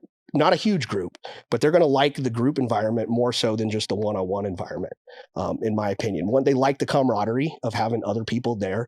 They learn more by watching other people get coached and other people do stuff. It's also a tremendous aid in terms of selling and marketing when new people come in. Like, say, you know, you get some little old lady coming in that's 65 years old or whatever. She's super apprehensive about, you know, strength training, right? She's afraid you're going to tear her joints up or injure her or overtrain her or whatever. The best thing that can happen is for her to walk in on day 1 and see another 65-year-old lady doing squats and deadlifts and all that kind of stuff, and having that person turn around and tell her, "Oh, welcome in. It's your first day. I've been here 5 years. It's great." Sold. I don't have to say anything. That the other clients sell it for me based on the fact that they're there. And it's like, you can almost see the relief over that. Because when people start training, they're very apprehensive. And so seeing other people in there, that part of their demographic, helps a lot. To create buy-in at the beginning. You know, and they'll tell them, you know, hey, you're going to be sore after the first day, but it's no big deal. Like, you're not going to be sore at, like, you know, that first day that you squat. Yeah, you're going to be sore, but it doesn't last. You're going to be like that every time, you know, that sort of. So having that, you know, that group dynamic in there helps with accountability. It helps make the session more enjoyable. You know, most people like to, talk to other people, you know, while they're training or whatever. And then it frees up you as the trainer, especially, like, again, if you're an introvert, you're not having to carry these conversations. Like, if you've ever done a lot of one-on-one training, like, you know, especially like when there's rest time in between sets or whatever, it's like an endless amount of small talk. And if there's like something in the news going on, like, you have the same conversation over and over and over again all day. And it's like, fuck, I can't talk about this. Like the storm that's coming in next week. I can't talk about the weather. Like, again, they talk to each other about it. And you still talk to them, obviously, but it frees you up a little bit more to coach and to program and do what you want to do, rather than have to carry conversations for, you know, all the same conversation over and over again. So it's makes my day more enjoyable. And I think the clients like it as well. At what point in time did you decide to change the name to your name? That was recent. So I operated when I first started, again, because when I first opened the facility, I was very hot to work. I wanted to work with like athletes. I wanted that to be my primary model, was to work with athletes. And then, so it was Kingwood Strength and Conditioning. And I did that for 15 years or something like that. And then but I always had this, it was weird because what happened was, going back to the athlete training, there's a couple of things working with athletes, and this is what you have to be careful of if you're a coach that wants to get in. That working with athletes as your primary business model can be extremely profitable. Like that can be a very, very good market to hone in on and go all in on. But there's a couple of things you got to be aware of. One is time of day. They have to go to school, most of them. Most of your kids, you're going to have some college athletes, but most of your kids are going to be like high school age. They have to go to school. So they're not out of school till 4:00, right? So your day doesn't really start until like maybe 3 or 4 o'clock. And then you're going into the evening pretty late, which is fine. And if that's how you want to do it. One of the things that happened with me though, is like, I was busy with these kids, these athletes, like 4 p.m. on, you've got this whole, afternoon and mornings that's empty. And so, but you're going to train, especially early on in the business. If somebody shows up wanting to write a check for training, you're going to train them. Mm-hmm. Like you don't care whether they're 40 or 60 or 80 or whatever. And so what happens is my business got much more full with that 40s, 50s, 60s, 70s, 80s crowd, just because of time. The time that's available to them, they're available all morning and all afternoon. So you're building up your client roster is mainly this older general pop crowd. And in the evening, you've got this maybe 3 or 4 hour window where you're working with athletes. And the other thing with athletes is they're seasonal. Some kids, depending on what sport they're in, the football players are not going to be available for a good portion of the year because they've got to, there's no time. Yeah. There's no time. They've got practice, they've got games, they've got the school strength and conditioning program or whatever. So there's, during the summertime, you can really cash in on it, but the rest of the year, it can be kind of seasonal. Well, you're also competing with their actual coaches. And that's real hard. And so like when I first started out, did a lot of football players and that kind of stuff. But over time, I became almost predominantly baseball and swimming. And the reason is because local markets will differ, but they didn't really have much of a strength and conditioning program. So they had practice and games, but like swimmers, especially, they didn't have any. There was no competing, other than the time in the pool, there was no competing strength and conditioning program. Yeah. And then what happens is you get like with me, I got one swimmer in there. She did really, really well. Was kind of like a mid-level and then wound up winning all these meets and wound up getting a full ride scholarship to Arizona State. And then boom, that opens up the floodgates. Now every other parent of a swimmer is wanting to bring their kids in. So the swimming program at my gym blew up. I have no experience as a swimmer, and I didn't train those kids any different than I would really anybody else. It was just basic strength training type stuff, but it really helps them. It helps them to stay less injured. It helps them perform better. And so you have some success with a couple of kids like that, and then it just builds. And so I forgot where I was going with that. Well, with the name change, right? Yeah. So what happened is over time, my family started to grow. I started having kids of my own, and the whole starting your day at 4 and working until 8 or 9 p.m. Where's your family life? So at a certain point, you have to kind of decide. The thing with personal training is, the bulk of your money is going to be made in the early mornings and in the evenings, right? And you kind of over time though, at the beginning of my career, I burned it at both ends. I was there at 5 a.m., 4:30 a.m. and also at 9 p.m. because you do what you got to do, right? Over time though, as your family starts to grow, you start to get a little older, you kind of got to pick, where is my time going to be spent? If you want to have a family life at home, do I want to coach my own kids' baseball teams and, I want to be home for dinner at night and that kind of stuff. So I kind of got away from training the athletes, started reducing my evening hours and that kind of stuff, which cuts down on the number of athletes you can take. And it became a business predominantly of, more middle-aged and older folks. And I noticed that the name Kingwood Strength and Conditioning, that wasn't terminology that resonated with people. Strength and conditioning is a term that resonates with you and me. Yeah, sounds good. Sounds good. Yeah. And it works for a lot of people. And I don't think the name change was like, it wasn't detrimental to me. I ran with it for 15 years. Mm-hmm.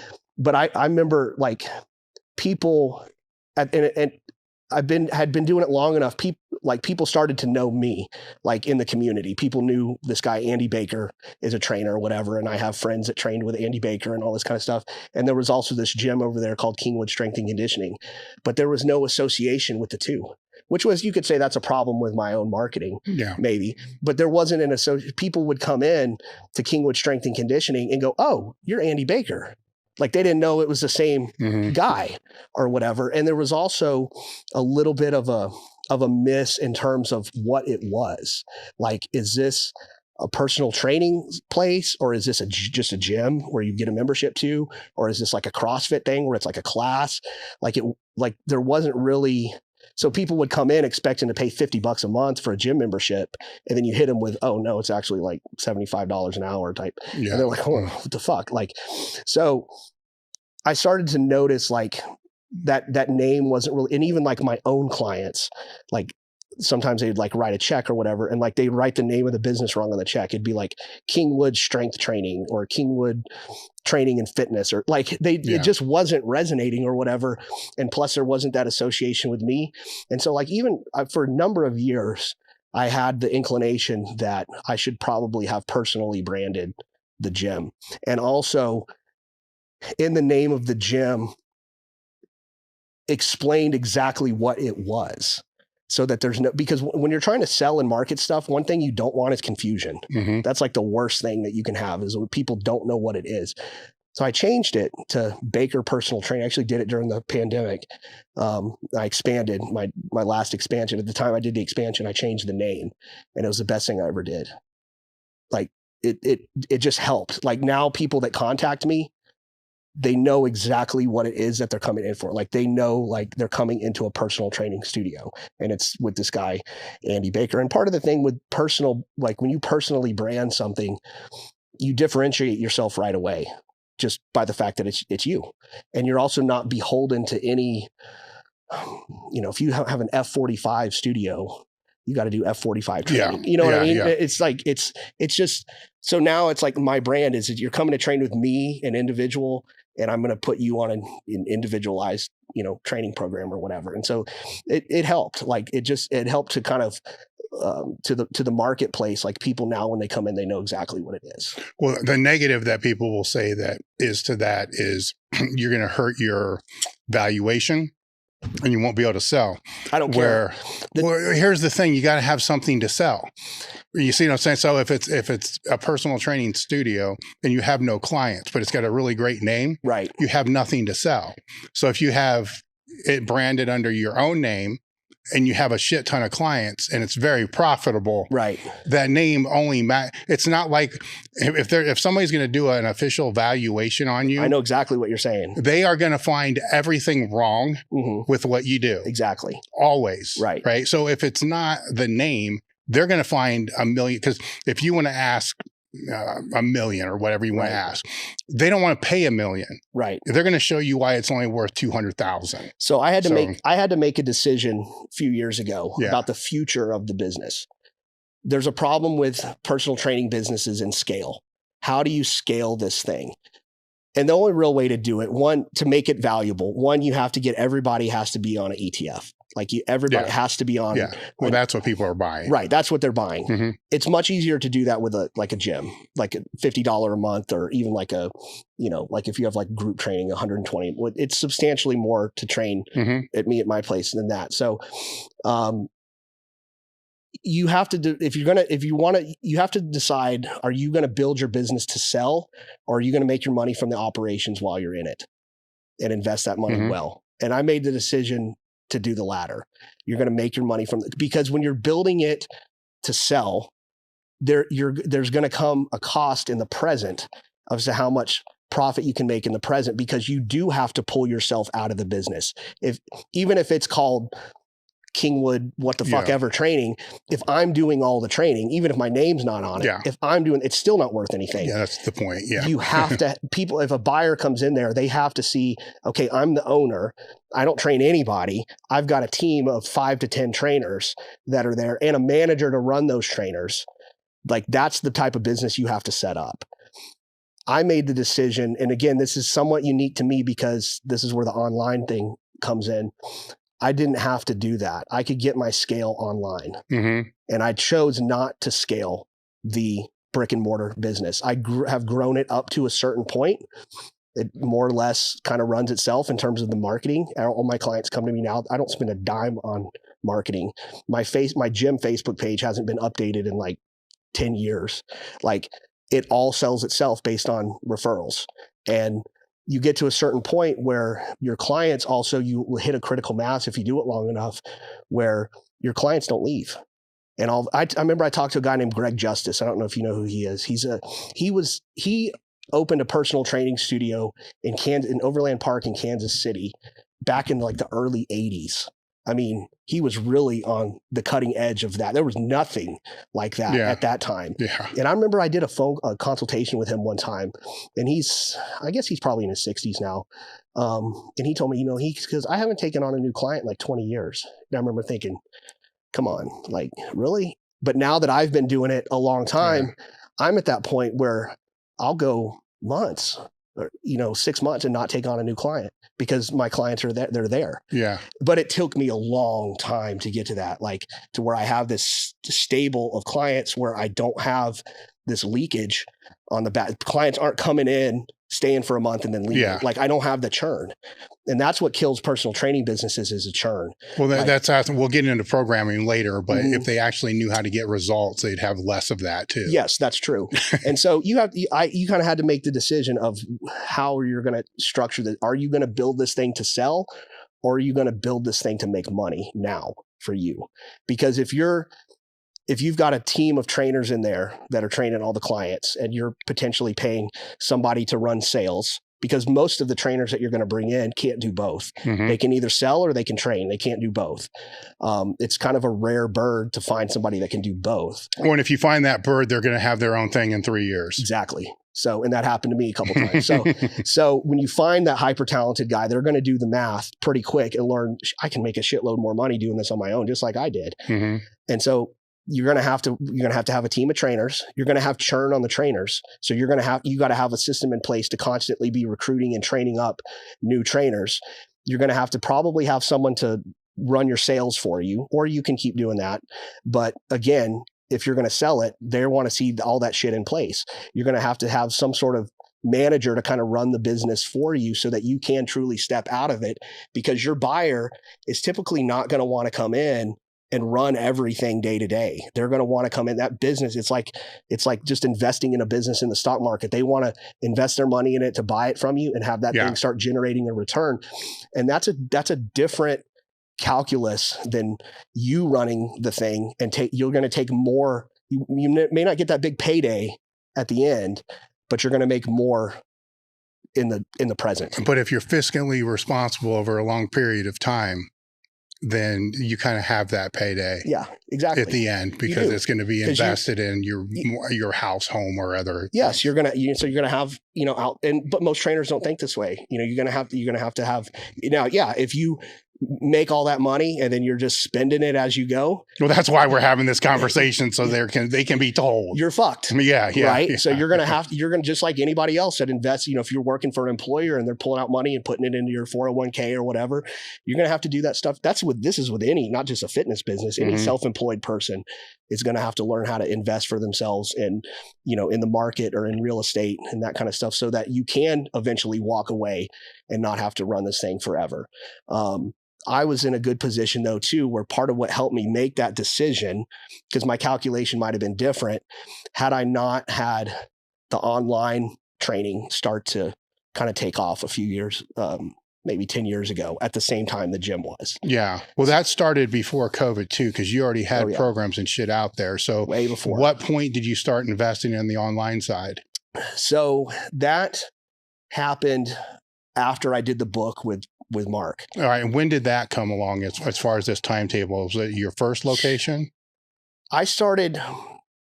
I met Mark pretty early on into having my first location. I actually reached out to him while I was still in the military. It was the first couple of conversations I had. It had nothing to do with business or anything. It was just strictly, I loved what he was doing with the stuff. And I wanted to implement that stuff with because I was a recognition that I didn't want to do the typical personal trainer bullshit. Yeah. Like I wanted to train people with barbells, but that's difficult to do sometimes in a commercial gym setting.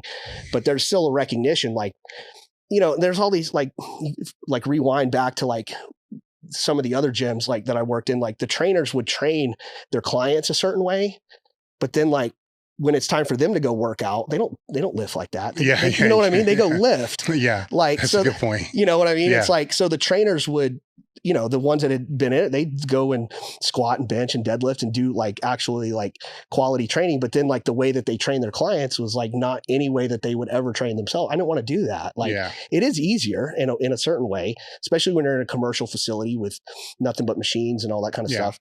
But so I was talking to Mark about the training side of things of like, I wanted to do what he was doing basically, but I wanted to figure out how to do it, with my own clients. You know?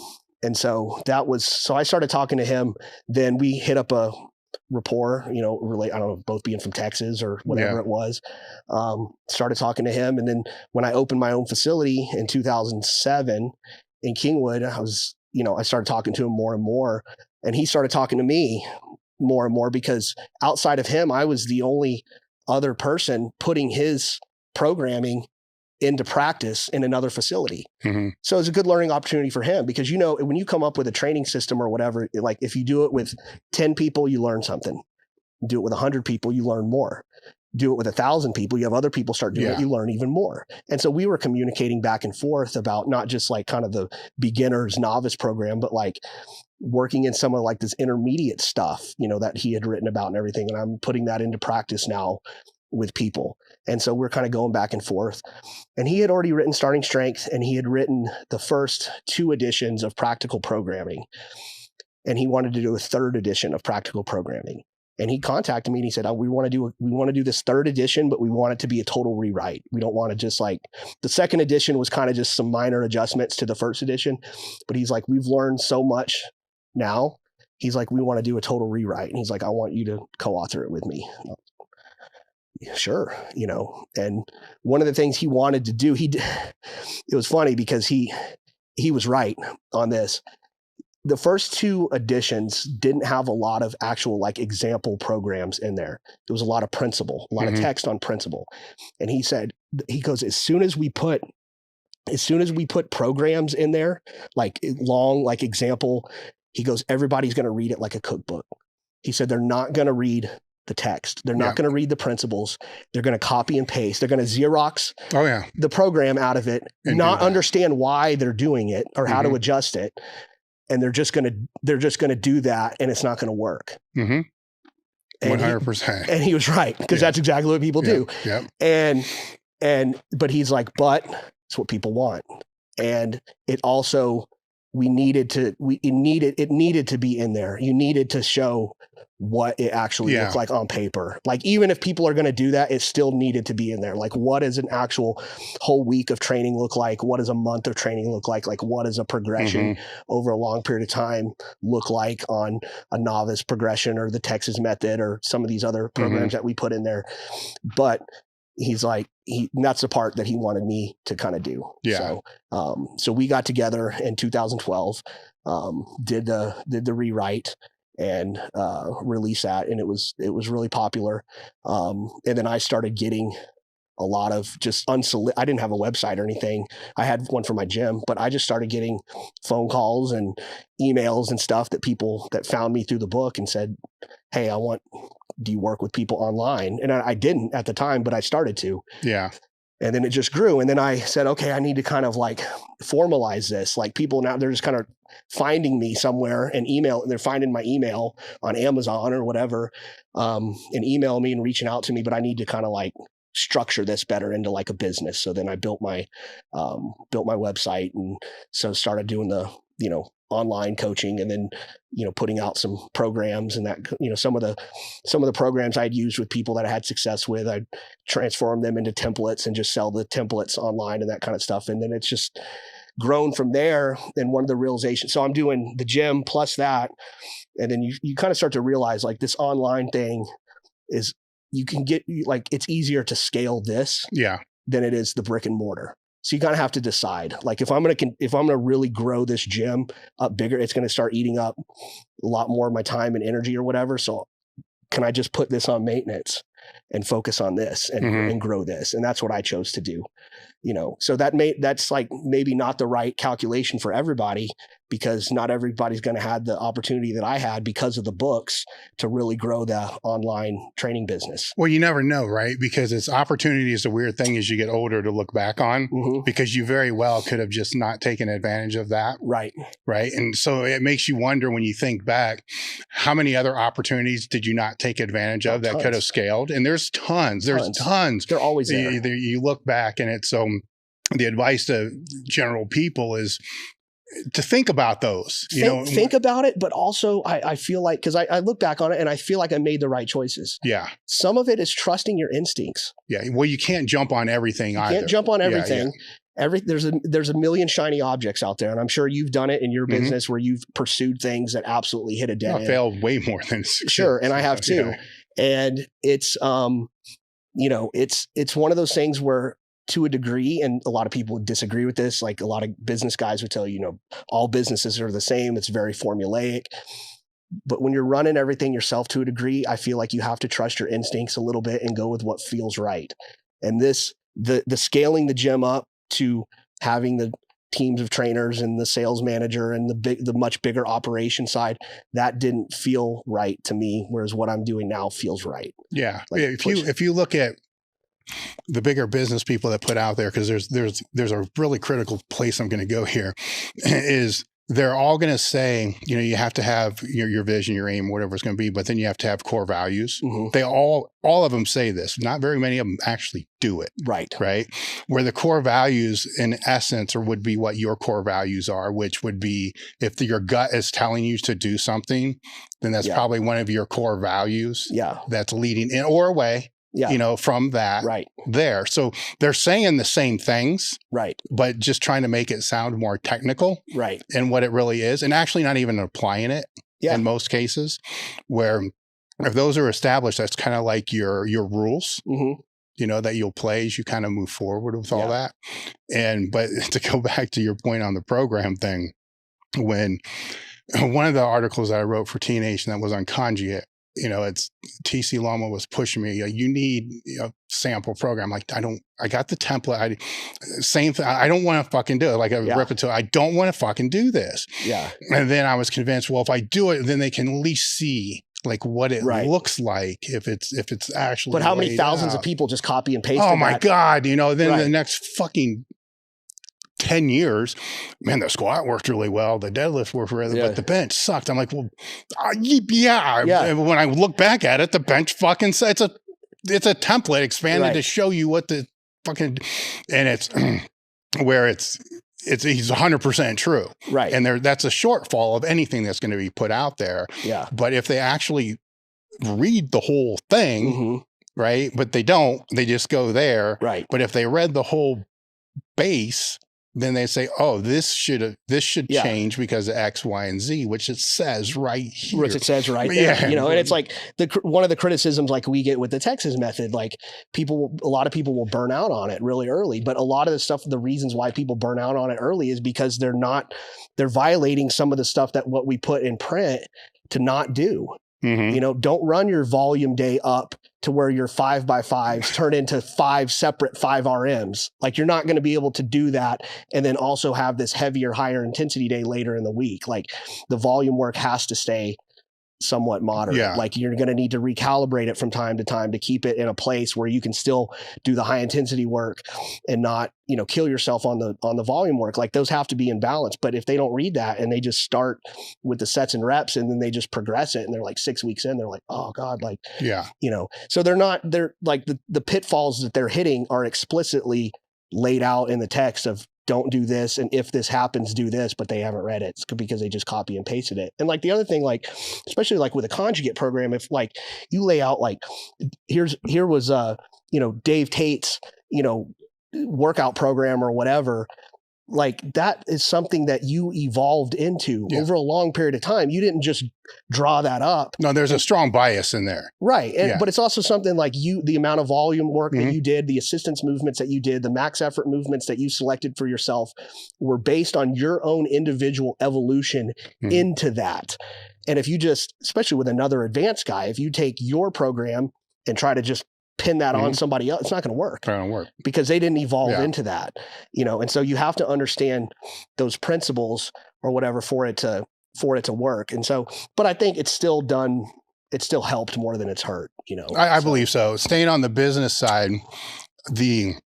essentially what you did organically in both ends was, it was organically grow, which I just said, but you diversified, the income streams, which everybody says you should be able to do, which helped during COVID, right? Big time. So then that online's already established. It already picks up. Let's say the reverse of that happens, where online just gets whacked with a solar bomb or some shit like that. Then you still have this over here. Exactly. And so there's balance. That's the big reason why I've kept it is exactly what you said. It's a diversification of income streams. And the one thing that I always tell people is like, even though on both ends, both the brick and mortar end and the online end, I'm selling, what am I selling? I'm selling strength training, fitness, whatever you want to call it. Yes, it's the same thing, but it's two separate businesses. Yes. It is. It's a different customer base. It's a different market. The marketing is different. All of the skills you need to grow this one are a little bit different. Then there's a lot of overlap, of course, but it's two different businesses. And so it's two different income streams. And the reason why you diversify income streams, yes, to make more money, but as a hedge, as a sustainability thing, so that, like you said, who could have predicted that? And luckily in Texas, we weren't hit with like these severe lockdowns or whatever. They closed for like a month, and then it was basically, and I never closed down really. But it was basically like a month, and then we open back up without any limitations, where some of, New Jersey and some of these other places where they had these really draconian lockdowns that were enforced by the law enforcement and everything. We didn't have to deal with that in Texas. And so, but had I been in one of those situations, man, it was like you were saying, there were all these trainers that had, either gyms or were just trainers at another place or whatever, and their business dried up. And then all of a sudden they're scrambling to try to create an online business, and it doesn't work. Like that takes a lot of time too. Like the online sphere is way harder to get noticed if you don't already have a name out there than the brick and mortar is. So who could have predicted a virus like that would shut gyms down for months at a time and dry up people's income stream? But like you said, even if there's not a catastrophe, like with the way that technology is going and everything, with AI and all this type of stuff, who knows what the fuck the online coaching landscape is going to look like 2 years from now, 5 years from now. So having this section over here, this brick and mortar that's less impacted by technological changes that can look at other Kodak, things like that, businesses that become obsolete overnight. Yeah. Can that happen to our world? Maybe. You don't know. You just don't know what's coming. But having this other thing that's not dependent on technology to me is a little bit of a security blanket. Yeah. I don't want to go too deep into this business rabbit hole, but I'm real big on a SWOT analysis, and threats. Right. A lot of people don't put a lot of thought into that. Yeah. And the threats would be things like, well, what happens if the internet just shuts off? Right. Fuck, are you hedged? Right. Is there credit line or whatever? Is there something there in case that happens? And just thinking those things through is vital, for any business. If it's, if I'm in retail, then I have different product categories, right? So there's something has to hedge against something else, because this may not be popular. This might be, this matters. Yeah. And I think we saw during COVID that it really matters. It does really matter. Sometimes if you're hedged effectively, that can grow to scale beyond what you actually thought you had. I've known several companies that, one in the retail business, that they had online and brick and mortar. Mm-hmm. And at the time, there was no software to be able to communicate if they ran a sale or something like Yeah. that. So they just developed their own. Yeah. Well, that became their exit strategy for close to $1 billion fucking dollars. Yeah. So Yeah. you don't know, but Yeah. that was just to be able to hedge, basically. Yeah, that's that. And it's that, and I think going back to like your core values, it's knowing having the instincts to know your own strengths and weaknesses. And then also, like, for me, I never, like, one of my core values, I guess, I don't have it explicitly written anywhere or anything, but is that I never wanted the quality of the training to suffer for scale. And that's really hard to do. Anytime with any business, anytime you try to scale up, you see that in, you know, in food. You know, Everything. The guy that runs the little bitty tiny diner or whatever, or the taco truck or whatever that has the best food in the world, and then he tries to open up a full-on restaurant, can't maintain the same quality, you know. And so, like, I feel like the way that I'm doing it now, I can maintain the quality of the training, which in a way, again, is almost like a hedge, in that there's a certain equity and faith and confidence that your customers have, just like with your stuff. I mean, if I want to recommend someone's like, where can I get like a really good squat rack? Like, where's it? Like, I'm going to send them to Elite FTS, because it's not based on the price. It's based on, I know it's a good quality product. And that's that would be, you know, I would consider that as an outsider looking at your business. I would consider, you know, kind of the brand of Elite FTS is quality equipment. Mm-hmm. That's what it is. If you want shit that's that's indestructible, that's where you go to get your stuff. You know, if you want to get the cheapest stuff, it's not where you go. Mm-hmm. But and it's the same thing with my business. If you want the cheapest or whatever, like, that's not where you go. But if you want good quality training, then there's a faith and confidence that my customer base has with me that I've built over the years. It's taken a lot of time and been very intentional about that. And part of that was not trying to scale up too fast. Mm-hmm. And you start handing stuff off, especially with training and coaching, start handing that stuff off to other people. The quality's going to get diluted. Let's take a break real quick, then we'll come back and we're going to get into the weeds with training. Sure. Set the business shit. Fine. Be done with that. Whatever you want to do. To the training. Sure. One of the best ways that you can support the podcast and your training is to join the crew. When you join the crew, you get an extra crew cast podcast every single month. You also get access to our Discord, which has a training Q&A with Team Elite FTS members. You get form checks. You can upload any of your training footage and have your lifts diagnosed, sometimes within minutes, by multiple people. Access to close to 30 different ebooks, training logs, and first sign up access to our weekend training retreats, train your ass off, and other events that we do. Biggest takeaways from that, though, what people enjoy the most and get the most out of is the training Q&A and the form checks, as well as the extra podcast. Hey guys, I'm back in the gym with another limited edition apparel drop. This is the new Live, Learn, Pass On shirt. I'd be remiss if I didn't talk about our cambered grip American cable attachment. This attachment has 4 grips and it's cambered. So when you flip it, it actually becomes 8 grips. And if you turn it upside down, there's actually 16. This is one of our most used cable attachments out in the gym.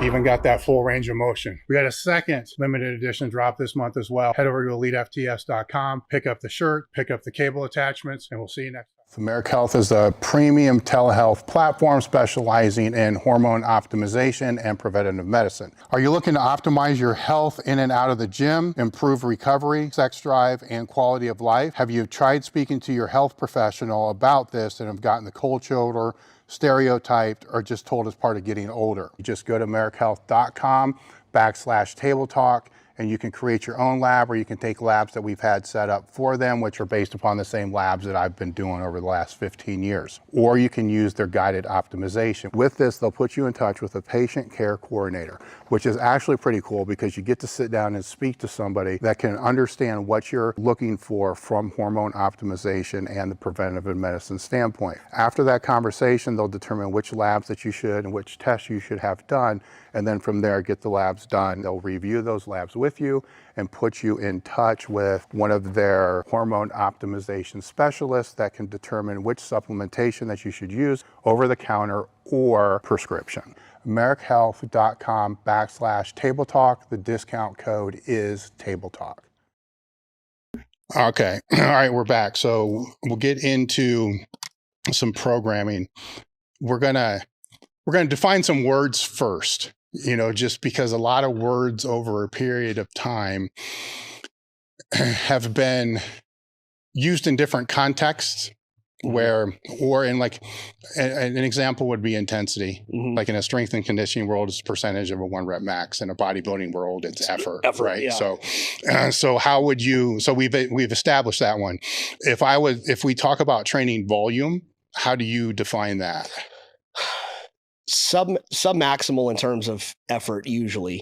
In terms of percentage of 1 RM, is in terms of where I prescribe. Easier than that. Let's back it down. So would you consider that sets times reps or sets times reps times weight? No, sets times reps. Okay, we're on the same page. Yeah, sets times reps times weight to me is tonnage. Or workload. Right, or workload, tonnage, however you want it. Yeah, because that changes things. In a way, sets times reps is almost meaningless because until you prescribe the intensity, until you tack on the intensity, then 3 sets of 5 doesn't mean anything. Yeah. And I think in the old bodybuilding literature, if you saw 3 sets of 5, it was just an assumption that meant 3 maximal effort sets, for the most part. Yes. Whereas, in a more of a strength training context, the sets times reps is almost meaningless until the load is assigned to it. Yeah. Either as an absolute load or as expressed as a percentage of 1 RM. Well, volume for a lot of people will be interchanged with workload. Yeah, no, I think that's a mistake. And that becomes a weird conversation to kind of navigate. Right. And when you don't know that. Right. And the other one would be conjugate and concurrent. So how do you separate those two, or do you not? So I have been guilty of going with what the popular conception of conjugate. When people, if you just get on the internet, when you say, I do conjugate training, people, if they know it all, they make the assumption you're talking about the West Side split. Yeah. Right. And that's that whole thing. And all the stuff that goes along with it is conjugate training. I look at, and I've explained this in some of my videos and articles and stuff that I've done, it is that what we think of as the West Side method or the whatever is concurrent programming. It's you're addressing multiple physical qualities at once, as opposed to separating them out into like blocks of training. So whether it's, power production, absolute strength, hypertrophy, work capacity, all of those things are being trained at once, which is what the West Side model asks you to do. That all of those things are being trained concurrently at one time, as opposed to being separated out into blocks. Whereas the conjugate program or the conjugate method is one part of that. What I look at is the conjugate method is that constant rotation of exercises. It mainly applies to the max effort day. If we're talking about the conjugate program, is that every week, you're cycling out different movements. And to an extent also cycling out different assistance movements and everything, but kind of that larger menu or variety of constantly varied movements is the conjugate method. And then that with some other things, it put together makes up the West Side model, which is a concurrent model. Okay, we're on the same page. But like I have a concurrent model that I run with people that's not conjugate. There's some variation in terms of swapping out assistance movements and all that, but it doesn't use what people think of as the conjugate method in terms of different max effort movements, rotated out weekly or every 3 weeks or whatever. It's more squat, bench, deadlift. And that can still be concurrent. Yeah. Concurrent model doesn't necessarily imply that you're constantly rotating out movements all the time. Okay, we're on the same page. So anybody that's going to listen to the rest of this conversation probably needs to like pause and go back and listen to that again, because there's other conversations I'll have with people where the conjugate is interchanged, right? With concurrent. And if that's the case, I just let it be, right, and run that way. That way they don't have to keep like trying to rethink. And I'm guilty of probably contributing to that confusion in my own little way, because you go with what's popularly known sometimes when you talk about things. So if I say the conjugate method, usually what I'm referring to, like if I just say it, short, I'm kind of referring to the West Side split or the West Side model, because that's what people know. Yeah. But technically that's not the whole picture. That's just that's a funny conversation in itself, because as being one of the first people, if not the first person, to start talking about the West Side stuff online. And more people over a period of time will dig down into, like where this originated, where this come from. And then I'd always get that same really weird call. Yeah. Like, Dave, what's this concurrent? And I'm like, yeah, don't worry about it. yeah, it's like, yeah, because Louis is writing, the conjugate. And if you go back far enough and read what he was writing, he was defining conjugate as what you just said. Right. And then it turned, and we could probably make the argument that it has turned to the point where, Kleenex is now tissue paper. Right. Yeah. So exactly. It's kind of turned that far with that. But for me, at least, if I'm going to speak, contextually in programming, right, knowing where somebody's brain is matters. Yeah. Especially with this, right? Because it's a component. Yeah. That your accessories can be conjugate. Well, yeah, and if you look back at like the way that certainly in the past, but probably even today, like the way that most bodybuilders train, they train in the conjugate style because, I think it's fairly new in like the bodybuilding world for people to follow like structured programs. I know when like I first got it, it was constantly changed. And like most guys, like when they showed up to the gym, they didn't even have a workout plan. It was like, we're going to do chest. Maybe we started out with bench. Maybe we started out with incline. Maybe it was barbells. Maybe it was dump, but like workouts were different all the time, which in a way is the conjugate method. You're constantly creating variety in the movements and to create a variety of different stimulus, doing it for the same reasons that we would do it in the strength world, which is that I don't think they necessarily knew why they were doing it, but it keeps from burnout and overuse type injuries and that type of stuff. So I think they kind of stumbled on it, but nobody refers to like those types of bodybuilding programs as conjugate. Look at the old dog crap stuff, Dante Trudel stuff. That's conjugate method, like by the book conjugate method, but nobody calls it that. You don't necessarily need to, but that's another example of the conjugate method applied in a completely different context than a strength program. Okay. So with when you came in, it was more bodybuilding based, right? It's just 3-day split, 4-day split, playing around with double splits and shit like that. Right. And did the same thing for longer periods of time. And then I'm going to assume your next evolution would have been just linear periodization. Yeah. So, you start reading up, you start getting into, my first real introduction to really thinking about strength training, more analytically was Rippetoe stuff. But then, that opens up a whole thing. And like, if you're curious, like I am, you start reading everything and going back and reading, the older stuff from like Bill Starr's stuff. And then you get into like that period of time in like the 80s and 90s where like the Cones and the Karwoskis and Marty Gallagher and all his stable of lifters. And during that time, like the types of training that they used and on into modern day. So just, to everything. But yeah, kind of my first venture away from kind of like outside of the bodybuilding world was into more of that. There's a distinctive style to kind of the Rippetoe Star style, because Rippetoe trained with Star, way back in the day. There's a kind of a distinctive model to that type of training that's a little bit different than say like the Ed Cohn, Kirk Karwoski style of it, but still linear. How would you define the difference between those two? Well, if you like,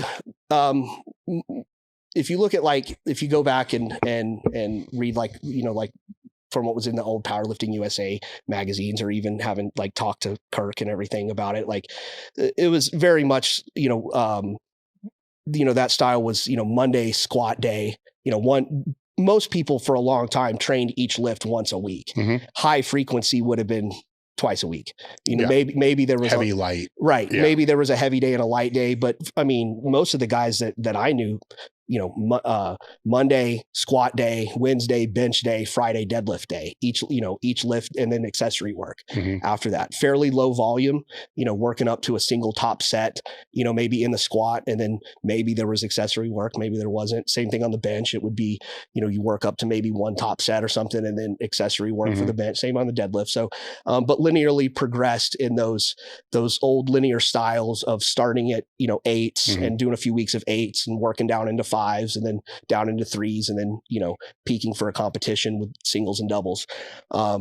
Whereas like you look at STARS models, there are a lot of full body training and a higher frequency, squatting 3 days a week, benching 3 days a week, much more similar to what you see a lot of your raw powerlifters doing now with a much higher frequency of the main barbell lifts, maybe less accessory work, a lot of kind of the heavy, light, medium style of training, that type of thing. There's a distinctive kind of look, you're kind of looking at something that's derived from kind of that STAR model versus, kind of the, I call it the Marty Gallagher kind of model. But it's interesting how things circle back around. And now it's like there's a blending of a lot of that stuff, and then there was the West Side stuff, which was completely different than all of that.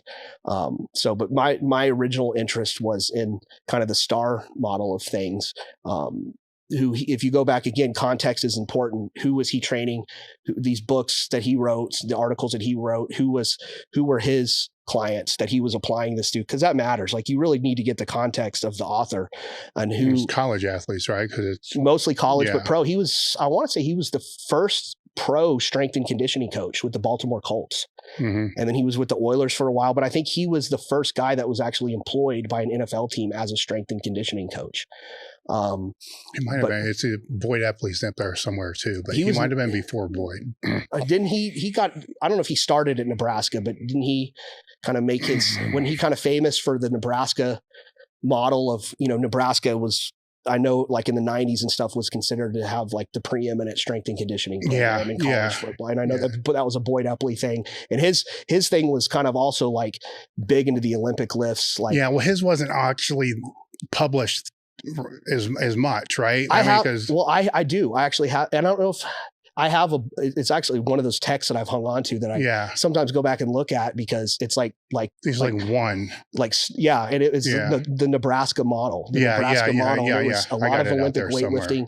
And that was kind of a different model too. But Starr was big. He was an Olympic weightlifting guy from up at the York Barbell Club and all that. So a lot of the Olympic weightlifting stuff into the college strength programs and all that. But his was his methodology was originally applied to college athletes, and he was going around trying to sell this program to colleges and everything. If you go back and read some of Starr's articles and some of his original writings and stuff, like he had to create that program not just to work but also to sell. Like he had to sell the program to the college strength and conditioning coaches. And he wasn't even that big on bench pressing, but like if you read it, he's like, I would have done a standing overhead press more than bench pressing in these programs, but like you weren't going to set, like if it didn't have bench pressing in there, the college coaches weren't looking at it. Like you can forget about it. That demographic though, still, I mean, it's changed now.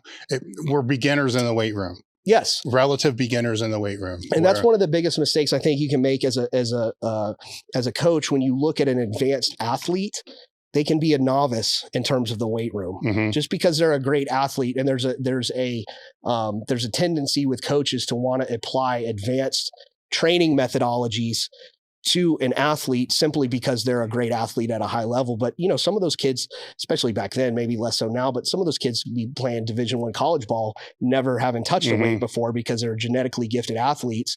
So when you first start applying a strength and conditioning program onto them, you don't need something advanced and complex. You train them similarly to where you would a novice. You got to teach them the basics. Repetition is a part of that. But also like his heavy, light, medium system, Starr's heavy, light, medium system was very much based on the fact that he was trying to balance the strength training portion with practice, conditioning, gameplay. Like you can't go heavy 3 days a week. You can't squat heavy 3 days a week and also practice football and play games and condition and all that kind of stuff. So that heavy, light, and there was a recognition that these guys did better. These, what are essentially novices under the bar, did better with more frequency, squatting, say 3 times a week to really drive home the movement pattern and all that kind of stuff, but not heavy. And so finding a place in the week where we could have our heavy squat workout and then a lighter one and then maybe a medium one. You go back and look at Starr's stuff. He used a lot of the 5x5 training in that.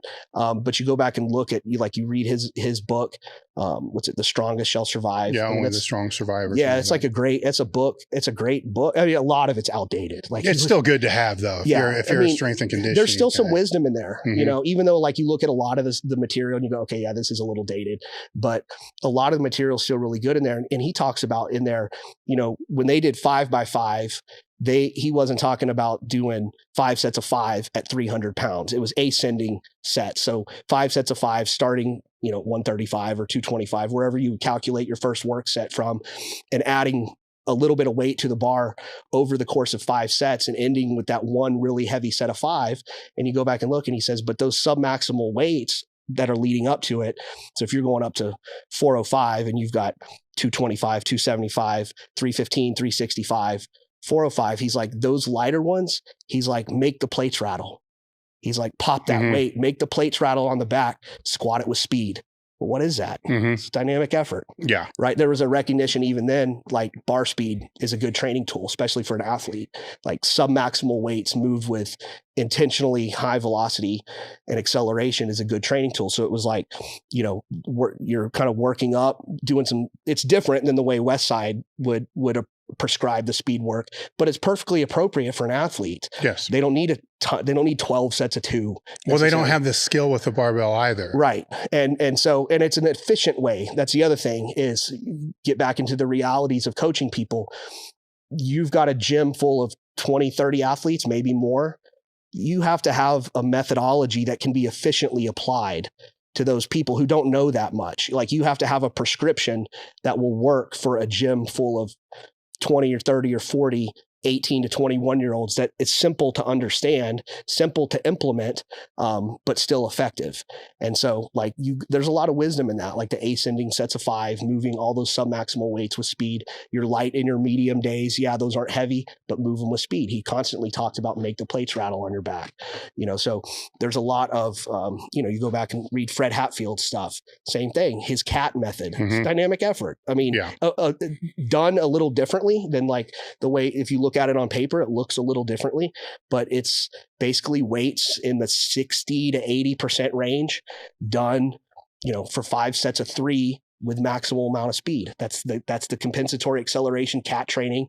So you've got, Louis, Hatfield, Bill Starr, these reputable coaches from different eras, all kind of prescribing the same thing, that's a good way to kind of recognize these guys that arrived at the same conclusion independently of each other, that all had success with it. And so there was a recognition there. Bar speed is an element to pay attention to in terms of how to accumulate volume, especially for an athlete that has to balance that out with other things. So yeah, Starr's model, the 5x5s, the heavy, light, medium, the kind of the full body stuff, very appropriate for that demographic, and can work pretty well for a non-athlete, a general pop client, because I like to start people with, I don't like to start people with tons of exercise. You start them with the basics: squat, bench, deadlift, overhead presses, and there needs to be a certain amount of volume and frequency at the beginning of the training plan in the first few months or years of training, where they get a lot of exposure to those lifts.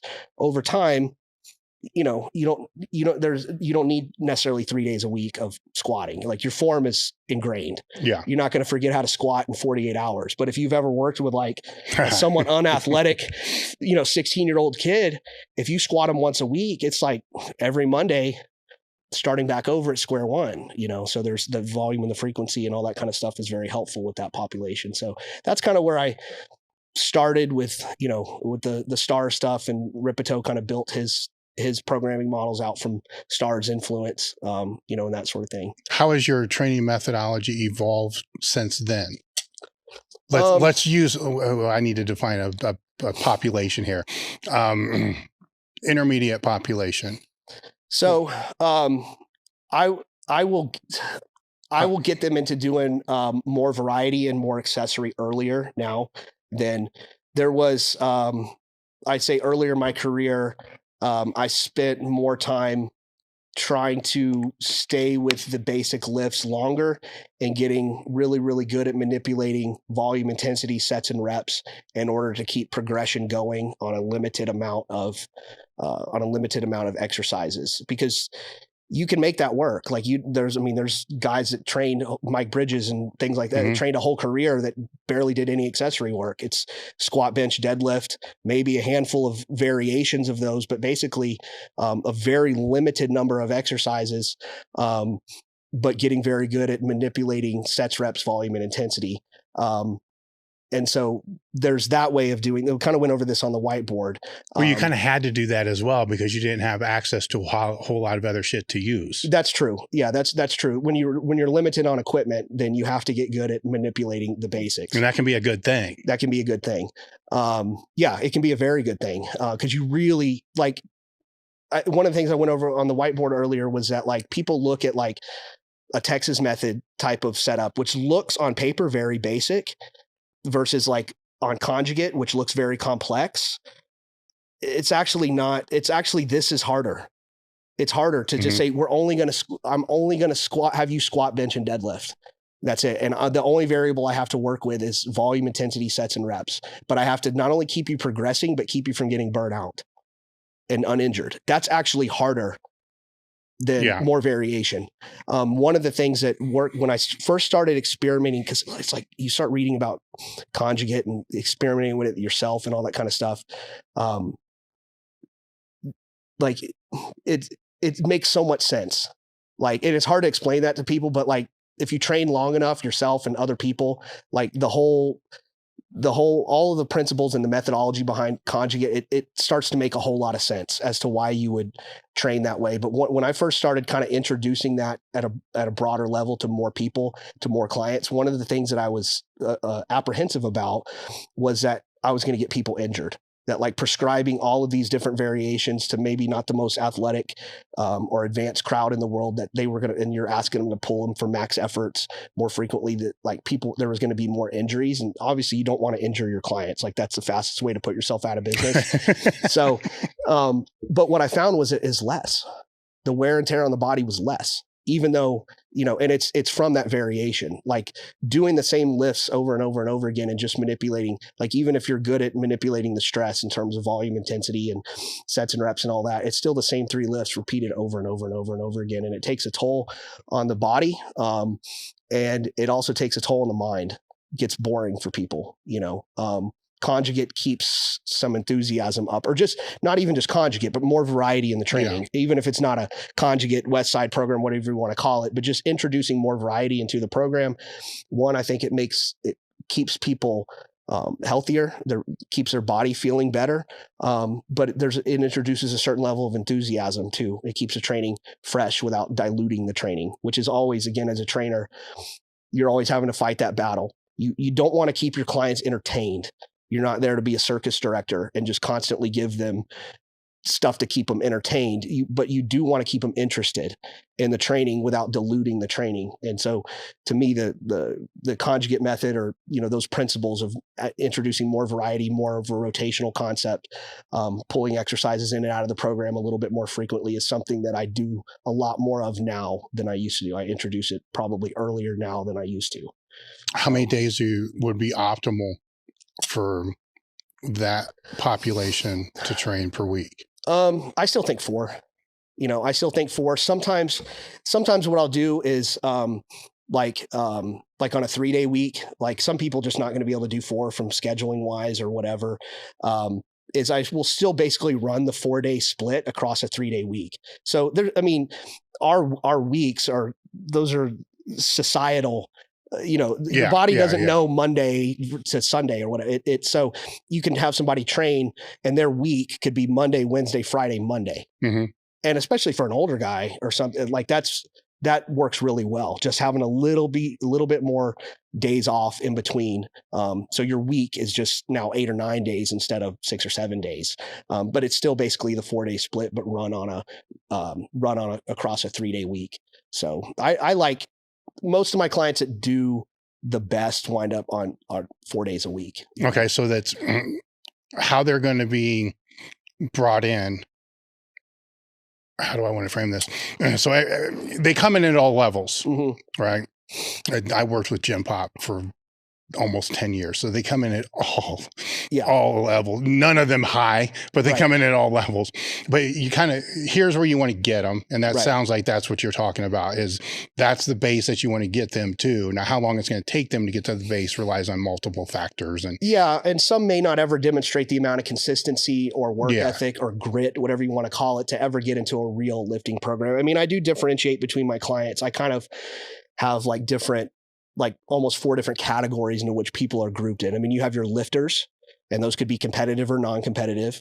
But that's different because the competitive lifters, you're building things around a competitive schedule, and they typically do better having those contests built into the calendar year. It's a form of accountability, if nothing else. mm-hmm. And it shows a certain, level of seriousness in which they take the less likely to skip workouts, knowing that you've got this date approaching. So you have your lifters, both competitive and non-competitive. And then I've got athletes, your sport athletes, non-lifters, but football players, volleyball, swimming, whatever. And then kind of your general population crowd, which is, you've got kind of your health and fitness side of the people that they want to get stronger, but they're more in it just to be healthier and more fit. And strength and muscle development is a part of that, but they're not necessarily numbers driven. They're not coming in saying, I really want to squat 500. They just want to get stronger. Yeah. Some of those people turn into lifters. They may not start like some people, and the other is also true. Some people come in and think they're a lifter and realize they're not quite as numbers driven or competitive as they thought they were, and may morph into something else. But some people come in with a goal just to get, because they don't know. They come in just to get healthier, more fit, build some muscle, get stronger, and turn into lifters. They get bitten by the iron bug, and become very numbers driven. Once they see that process play out of, I started at 95 and then went to 135 and then 225 and then, wow, this is cool. And they get very into it. And then a 4th category is like kind of your more physique oriented people. So all 4 of those are kind of 4 different categories. So the way that I program for them is all different. So I start them all in similar places though. I mean, I start them basically most people will start with full body training 2 to 3 times per week. And that's just to get the repetition of the basics in. You got to learn how to squat. You got to learn how to bench. You got to learn how to deadlift. And there needs to be a certain amount of repetition and practice to that. And the more often you do it and can load weight to the bar, the stronger they're going to get. And then that creates a jumping off point for it, because no matter what their goal is, most of these people that come in, like I said, that aren't starting at a high level, the first thing that needs to happen is they need to get stronger and build muscle. It doesn't matter if they want to fill out their shirts better and they want to have a better physique, or they want to be better at sports, or they just want to be healthier, or they want to be a lifter. It doesn't matter. They're all starting in a similar place, which is they're in a massive deficit of strength and muscle mass. And if you don't address that first, all other goals that follow will suffer. Are there any other lifts outside of the squat, bench, and the deadlift that you're trying to use as drivers for that phase? Yeah, I'm big on the overhead press. Okay, so that would be the 4th. Yeah, especially with athletes. If people can't, I always try to get some sort of, most people that come in the gym can't start with pull-ups or chin-ups or whatever. If they can, I'll start them with that. But, there's going to be pulling work, if you want to call it that. If it's not pull-ups or chin-ups, and it's lat pull downs or rows and things like that. There'd be a small amount of accessory work put into the program, sometimes even at the very beginning. But the base of, say, 80% of the program at the beginning is going to be your basic barbell lifts: squatting, bench pressing, deadlifting, overhead pressing. And then I would put like chin-ups or lat pull downs kind of up there with that, although they're programmed a little differently, but as an important movement in the overall development of the lifter or the athlete. And then over time, I expand the number of exercises that we do, whether it's variations of the main lift. So having them, work into, instead of just doing deadlifts, rack pulls and RDLs, stiff legs, or different, close grips, incline, I usually start with small variations of the lift. I think especially at the beginning, your best assistance movements are basically variations of the main lifts that kind of can be loaded progressively over a long period of time. And then over time, it becomes more isolation and accessory work, I think, benefits that starts getting added in a little bit later. As far as, at 3 months, I do this, at 6 months, I do this. All individual. It's all individual. It kind of depends on how they're progressing. And, if they're progressing on something very basic, I don't see it. If they're low bar squatting twice a week and we're running up 5-10 pounds every workout, I don't see a reason to change one of those to a different squat variation until I need to change it. Yeah. Until the stress needs to be altered in order to either reduce the amount of wear and tear on the body or just spur new, hit the lift from a different angle to, hit the muscle differently, create a different training stress. And I think that's what's happening at the beginning is by changing the exercises up, you're changing the loading up. And that variation in load and range of motion and all that kind of stuff helps to both keep progress going, but also prevent wear and tear on the body. Well, if the first targets are squat, bench press, deadlift, overhead press, some kind of pulling type of movement, working with even younger now, but working with younger athletes or older athletes, they may not be able to do those movements, right? So you have to have some build up to be able to do a barbell. Yeah. So there's a sit to a stand. Right. So if you really want to talk about like that, you'll have people that can't do the lifts for different reasons. One is they're just too weak. They can't. So I have lighter bars in the gym that I can start people with that are less than 45 pounds. Cause like a lot of people come in, they're not going to be able to squat a 40. If you don't have those, you can start with body weight squats off of a box, loaded up to like a goblet squat off of a box, pair of dumbbells. There's a lot of different ways. You could start them on a leg press if they, anything to get them up to the point. But if you know that that's kind of what I want to get them to is I want to get them to the point where they can do a proper back squat with a barbell. They may not be able to do that on day one because of strength. They're not strong enough to do it. So you have to have some remediation to build up the leg and the back strength in order to do that. Now, deadlifts, I find almost everybody can do them on day one. If you can get light enough loading, even if it's a 25-pound kettlebell. So if my little old ladies come in, day one deadlift might be a 25-pound kettlebell. And that has some benefits of one, it's not intimidating to them. They may be scared, even if it's a 15-pound aluminum bar with 5 or 10-pound bumper plates on there, it still looks heavy to them. Mm-hmm. Right. So there's a process of remediation, certainly for your older clients for sure, where you want to start them really light. You don't want to overwhelm them with load on day one and soreness and that kind of stuff, and then build them up to being able to do the real lifts. All right. So the first target are those real lifts. Mm-hmm. And then when do they migrate out of that first target into what you would say your base program is? Well, I'll get them, I may start them with I find that if I get somebody up to doing let's say somebody that's really weak that's coming in, you start them off with say even a 15-pound kettlebell. Like the heaviest kettlebell I have in my gym is 50 pounds. So I'd go up 5 pounds every time they deadlift until we're hitting the 50-pound kettlebell. And then usually by that point, I actually can jump them off to like a 75-pound barbell. Like they're able to do that. So it'd be like a 10 and a 5-pound bumper on there and, on a 45-pound bar, and they can do like a 75-pound deadlift. The deadlift usually happens pretty quickly in terms of the bench usually happens somewhat quickly. Again, with lighter bars, it's easier to do. A bench press isn't that hard. Deadlifts and bench come along pretty quick. And then the overhead press can be really slow because, to build up to a 45-pound overhead press, that may never happen. And that may be, and I'll talk about this too. There's strength limitations on the lifts that you have to build people up to being able to do the basic lifts with a 45-pound barbell. But then there's going to be mobility limitations. Like you get an older guy in there that's 60, 70 years old that's got arthritic shoulders, he's never going to get into a low bar squat. Yeah. Like I'm never going to even try that. Even a high bar squat may never happen. And that's where your specialty bars come in. Like you need to, so that's fine with me. Like that's a squat with weight on the back. That's fine. So like a safety squat bar would be fine with him. He may never get into overhead pressing. He's just not going to have it's going to be out here in front of him. He's never going to be able to drive the barbell up in a straight vertical line because of mobility. So that may be a lift that particular with a barbell just gets scrapped from the program. We may do overhead pressing on a machine with neutral grip handles. Like usually they can do that. So you're going to have to find close approximations of just the basic movement patterns that they can do. Some older people can't lay down on a flat bench for various reasons. Either they don't have the mobility in their back, and laying down on a flat bench really hurts their back and their hips. They may develop the mobility to do it over time, but some of them can't do that. Some of them, I get people sometimes that I still train, very, very overweight people. You don't want to lay them down flat on a bench because you never get them up off of it without kind of embarrassing them.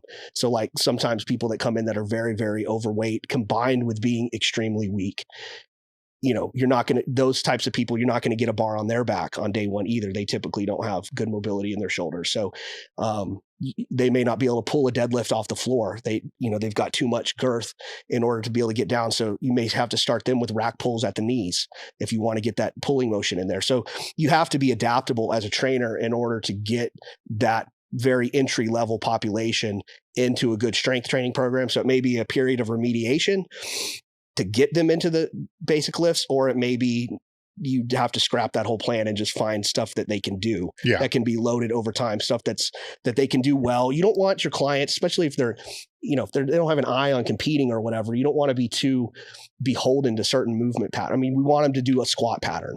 How they squat, don't really care that much. You're using that to get their legs stronger and build some muscle mass in the legs, whether it's a deadlift from the floor or a rack pull a few inches off the ground. I'm not going to lose sleep over that. Like I'm much more flexible in that approach with how I get people to doing that sort of thing. So there's mobility issues, and there's strength issues, and some of them can be resolved and some of them can't, but you still kind of have an eye of this is what I would like to do, because you have to have a direction for the training. You have to have some sort of direction that you want to go in, but at the beginning, it's about finding what people can do that's progressible. And that's part of the individualization of the coaching process, at the beginning. And some people will get it being able to do those lifts and some people won't, Right. So, now, when they get to the skill level to be able to effectively do those lifts, what's the next progression? What's the base program they move to from there, excluding the hypertrophy bodybuilding? Yeah. So if on the strength side of things, like once you get them into the lifts, like they're going to be like, now you can get into loading them. That's why I'm looking. I want to get them as strong as possible on those lifts safely. So it will be as simple of a progression as I can find for them. And that's usually just something simple like 3 sets of 5, adding 5 pounds every time they come in, or 2.5 pounds or whatever. For a lot of people, you're going to wind up having to use fractional plates, especially on something like the overhead press. You're not going to be able, most of your general population is not going to be able to go up 5 pounds a workout or even 5 pounds a week on an overhead press. You're going to have to load that at 1 or 2 pounds even over time. But it's basically just trying to get them on a long period of linear progression, if that's possible. And then, and that basically goes until they can't do it anymore. And by can't do it anymore, I don't mean until I run them into the ground and they're begging for me to slow down the progression. A lot of coaches do that. They try to milk every little ounce of weight off of the problem is at the end of a novice phase, linear progression, it gets really hard mentally and physically to just go in there and keep adding weight to the bar over and over again. It's always going up, up, up, up, up. And you can run your clients out of your gym, or off of your roster if you're loaded. So there's a natural, I can't put a timeline on it because it's different. Like some people, like for the little skinny kid that's eating well and moving his body weight up, he will have a long period of uninterrupted linear progression where even though you're going up in weight 1 or 2 times per week, it never looks harder, even though it's because he's getting bigger and bigger as he goes. So it's like that the weight on the bar is going up, but expressed as a percentage of 1RM isn't going up. Does that make sense? Yeah. Because he's getting bigger and he's doing what he needs to do. Whereas the kid that doesn't eat, or like most of your general pop clients that aren't going to be there to gain a lot of weight, they're going to have a shorter period of time on that linear progression because of the lack of weight gain. Like the weight gain drives the linear progression, and the linear progression drives the weight gain. Like they feed each other. But if you're not eating in a way to support those continuous gains in muscle mass, like that linear progression is going to shut off a little sooner. And if you keep trying to force it, you're going to burn people out. Like you don't want to have them coming in all the time and barely like grinding every single set and rep. Even if they can still make progress, it comes at a cost, both mentally and physically. And so there's a natural jumping off point where it's like, okay, at this point we need to start altering the stress a little bit. And this may be switching from like just a simple heavy light, heavy day squat, and then a lighter day squat. And then maybe your heavy deadlifts are paired with those lighter squats so that they're not squatting and deadlifting heavy during the same session. That's where I usually like to split things up. If I start somebody on a full body routine, the next phase of that will be usually an upper lower split. That's one of the easiest ways to just kind of reduce the overall stress of the program and the length of the workout session. That's the other thing, is you want to keep an eye on that, is making sure that the sessions aren't, because full body workouts at the beginning, you might knock them out in 40 minutes, but over time, as people get stronger, those workouts get long. Oh yeah. And so you want to keep an eye on that. And it's easier to do in the gym when I'm working with people, because I'm obviously can watch the clock and I can watch this person in front of me, and I know how difficult the work is because I'm looking at them. Online, you have to keep good communication with your clients, because you're not watching the whole workout. Like, even if you're getting video of, okay, I want to see a work set of your squat, bench, and deadlift, you're getting one set out of the whole workout, and you're not watching the whole thing, and you may not be aware that it's taken the guy 2 hours to do this. Mm-hmm. And that's not usually a good formula. So you want to watch the total stress of the workout, making sure that it's not in a bigger dose than they can handle mentally and physically. And then switching off of full body to upper lower is usually people are, it's like, especially the upper body days are a lot. And then that gives you room to introduce more accessory type movement. There's not a lot of room in a full body program for a lot of accessory based movement, that sort of thing. So I'll usually switch them to upper lower as like kind of the second phase. And then, a lot of it will be, if they're a lifter, we may start splitting things up. Like volume and intensity based stress. General pop crowd necessarily do that. Probably more like one heavy squat day and a lighter day. Mm-hmm. Would your destination for all of them, I'm trying to figure out what your base program is that you're trying to, this is all leading into something. Yeah. Right. So what is that something? What would that base program be? Because that base is going to be able to house everybody. It's increasingly getting more conjugate-y, if you want to call it that, over time. All right. So what does that look like? Oh God. So when I first start somebody out in terms of, usually what happens is I definitely start cycling the volume work.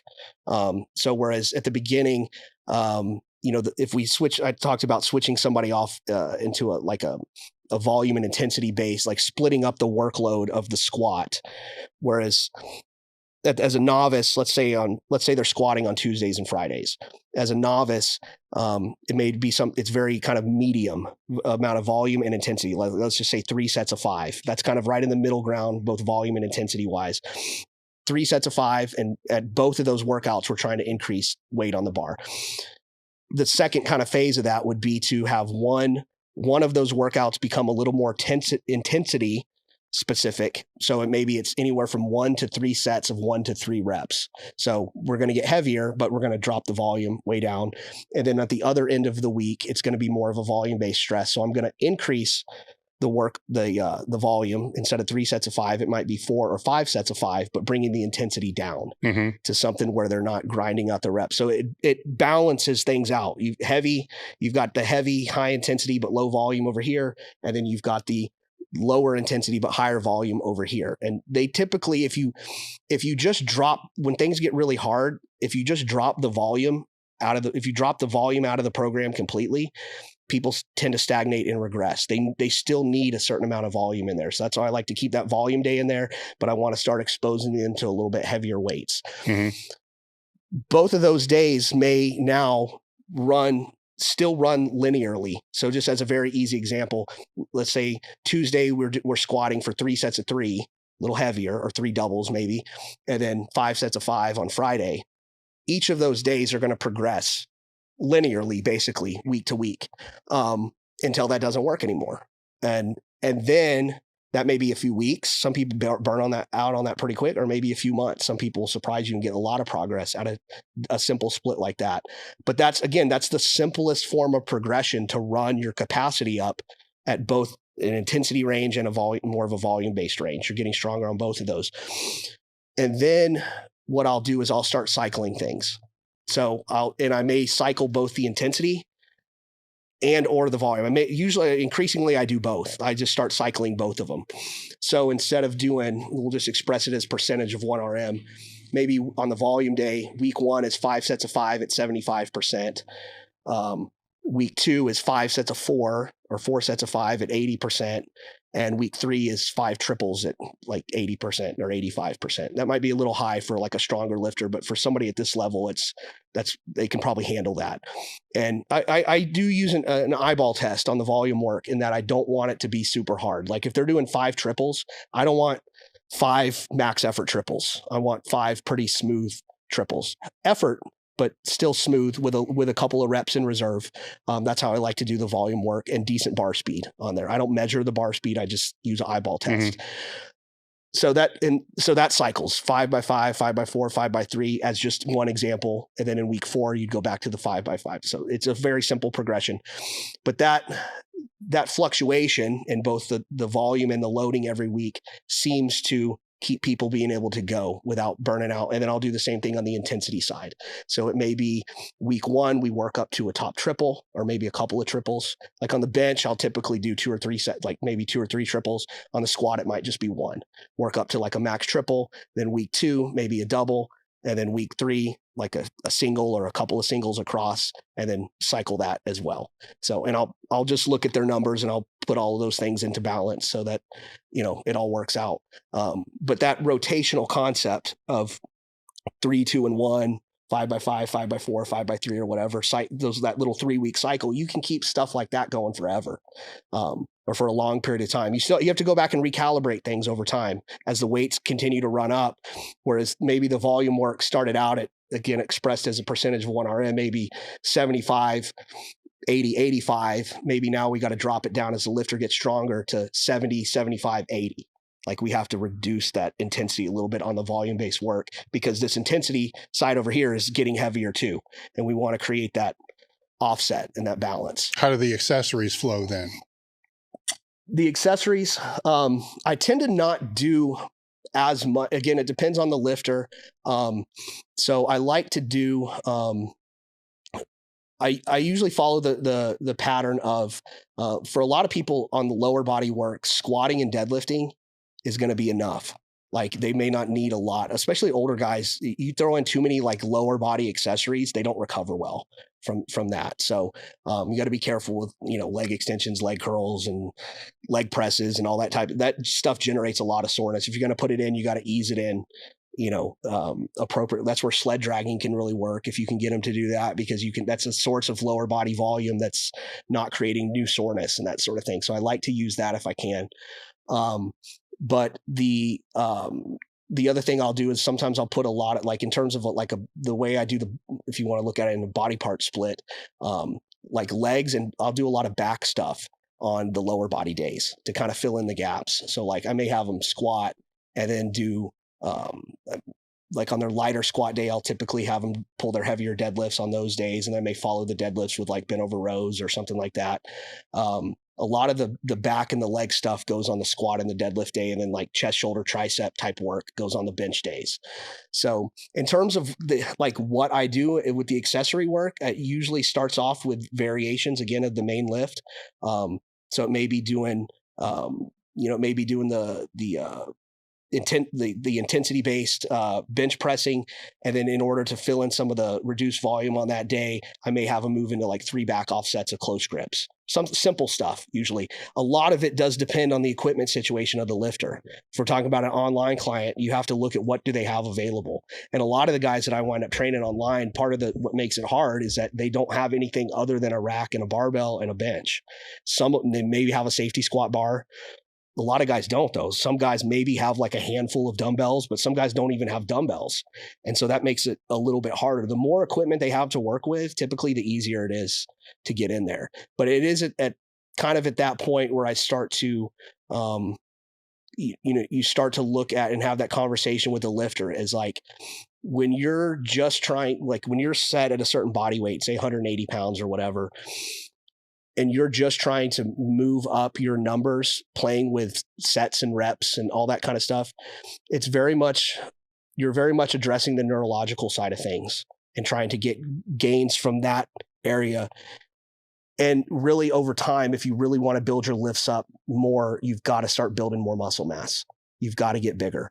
And the accessory, and I don't like, if I'm doing for that hypertrophy oriented type of work, for like a power lifter, I don't like using the barbells to do that, because if they're already squatting like heavy, like 3s, 2s, and 1s on this day, and then doing like more volume type of speed work or whatever on this day, that's already a lot of like squatting. I don't want to have them do like 10 rep squats on there. You know what I mean? Or like, I don't like using the barbell lifts themselves as a stimulus for hypertrophy. I like to use the accessory work for that. If nothing else, just to reduce wear and tear, but in a lot of instances, it's more effective anyway. So you have to start getting people that they may not even be that interested in, bodybuilding, hypertrophy based work, but to a certain extent, you have to get bigger in order to get stronger. Mm-hmm. You have to get stronger to get bigger, but you have to get bigger to get stronger. Yeah. You have to be able to have some sort of system in place in order to build the muscle mass that's going to allow you to lift heavier and heavier weights, and also keep you from getting injured, I think. So it's somewhere, and that's where probably within a year of working with somebody, I'm starting to introduce a lot of the conjugate stuff to them. Whereas what I just went over, kind of that rotational aspect on the intensity day, say the max triple, max double, max single. Now, instead of just using the same lift, but cycling through different rep ranges and intensity zones, now we're keeping the intensity zone the same, but cycling through different lifts. Does that make sense? Mm-hmm. So that's the natural progression of things. So right. I hope that makes sense. Yeah, that makes sense. I got to take another pee. Okay. But then when we come back, we'll get into the conjugate. Okay. Did that answer your question about what my base program was? Yeah. Okay. What I was trying to see is how you're going from like basically handicapped to can't really do anything, right? Into your base program. Right. And then now we'll get into beyond the base program. Yeah. Like if everything was perfect and right. they had everything, right. Bam, here's where it is. Right. Where some of it, I watched your conjugate video, mm-hmm. That I think some of the thought process there that was 2 years ago. Mm-hmm. I'm interested to know if that's still the same thought process, okay. if that's still what's kind of working and that's still where you're going. Yeah. Because I'm making an assumption here that optimally you want everybody to be there. Yeah, that would right. Be, that would be like the best world ever. But the reality is they're not. Right. That's true. So I wanted to cover that they're not. Okay. Before getting into that. I got it. One of the best ways that you can support the podcast and your training is to join the crew. When you join the crew, you get an extra crew cast podcast every single month. You also get access to our Discord, which has a training Q&A with Team Elite FTS members. You get form checks. You can upload any of your training footage and have your lifts diagnosed, sometimes within minutes, by multiple people. Access to close to 30 different ebooks, training logs, and first sign up access to our weekend training retreats, train your ass off, and other events that we do. Biggest takeaways from that, though, what people enjoy the most and get the most out of is the training Q&A and the form checks, as well as the extra podcast. Hey guys, I'm back in the gym with another limited edition apparel drop. This is the new Live, Learn, Pass On shirt. I'd be remiss if I didn't talk about our cambered grip American cable attachment. This attachment has 4 grips and it's cambered. So when you flip it, it actually becomes 8 grips. And if you turn it upside down, there's actually 16. This is one of our most used cable attachments out in the gym. Even got that full range of motion. We got a second limited edition drop this month as well. Head over to elitefts.com, pick up the shirt, pick up the cable attachments, and we'll see you next time. Merrick Health is a premium telehealth platform specializing in hormone optimization and preventative medicine. Are you looking to optimize your health in and out of the gym, improve recovery, sex drive, and quality of life? Have you tried speaking to your health professional about this and have gotten the cold shoulder, stereotyped, or just told as part of getting older? You just go to merrickhealth.com/table talk and you can create your own lab, or you can take labs that we've had set up for them, which are based upon the same labs that I've been doing over the last 15 years. Or you can use their guided optimization. With this, they'll put you in touch with a patient care coordinator, which is actually pretty cool because you get to sit down and speak to somebody that can understand what you're looking for from hormone optimization and the preventative medicine standpoint. After that conversation, they'll determine which labs that you should and which tests you should have done, and then from there, get the labs done. They'll review those labs with you and put you in touch with one of their hormone optimization specialists that can determine which supplementation that you should use over the counter or prescription. merrickhealth.com/table talk. The discount code is table talk. Before we get into the concurrent conjugate for regular people and powerlifters, I want to circle back real quick because you said something earlier and I had a note on this one. You had a conversation with Kirk, Karwoski, right? And that was when you went to visit Mark one time. Yeah. So tell me about this conversation, because there was something that happened in there that I think is important for people to hear. And hopefully your story you're going to say is going to be what I heard. Yeah. So yeah, hopefully it is too, because now I'm trying to think about what that thing is. But I'll tell you if you don't say it. yeah. So Kirk was so I forgot what event it was. I guess it was maybe the Starting Strength Coaches Conference or whatever that we did. So I think I was a presenter there. I was talking on programming or something, business, whatever. I did a couple of those.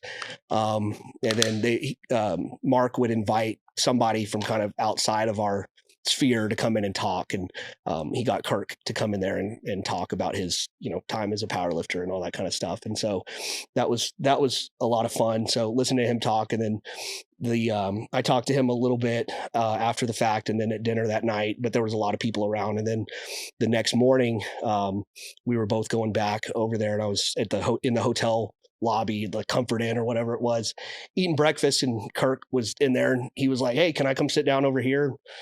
Fuck yeah. So we were just sitting there talking about training or whatever. And now I'm trying to rack my brain about what the insight was. About eights, doing the eights. Oh, the eights. Yeah. So, that was, so I can circle back to one of kind of the intermediate type of programming that I run, especially for people that are more in they have more of that eye towards the physique oriented type stuff, is an old program that I got from Bill Winchif, who was the top, kind of the top dog at that Gold's Gym that I had started at, back in college and everything. Was they ran a very simple program with their lifts, and it was, he just called it his 8s, 5s, and 3s program. If you go back to his interview on the old Deep Squatter website, is Deep Squatter still around? I don't know, but that's where I started the Q&A. Yeah, that's where I got familiar with all of your articles back in the day, was on Deep Squatter. But Bill somebody had interviewed him on that Deep Squatter website about he was winning competitions and stuff back then with USPF, and they were getting into his training methodology, and he talks about it a little bit on there. But I was familiar with it because he had introduced me to it at that Gold's Gym, which was just a very simple program that they all ran, even the really advanced guys, which was basically week 1 doing the sets of 8s, week 2 doing sets of 5, week 3 doing sets of triples, and then cycling back. So again, that 3-week kind of cyclical feature pops up again, which you see in a lot of programming methodologies. And I don't know if that's because everybody copycats each other or because it just tends to work. I think it's a little bit of both. There's something about those 3-week cyclical structures that are present in a lot of programs that seem to work. So I was, I was talking to him. I guess I was talking about the, me using that 8-5. I now, the way I do it is I do a lot of 8s and 5s and 2s. So I do that 3-week kind of progression with people. But I was talking to him about that program. I don't know if he asked me or I was bouncing the idea off of him or whatever, but asking him about their training, which was, at the time it was pretty standard in powerlifting at the time, was you would pick your day of your meet, whenever that was. And then you would work backwards from there. And, 8 weeks out or 12 weeks out, guys would typically start with 8s, and they would do that for maybe 4 weeks or something like that. And then they would drop down to 5s and then drop down into triples, doubles, and singles as they got closer to the meet, kind of peak for the meet. And I was asking him about that, and he said something to me about, and Mark was, Mark really Rippetoe pushes the 5s.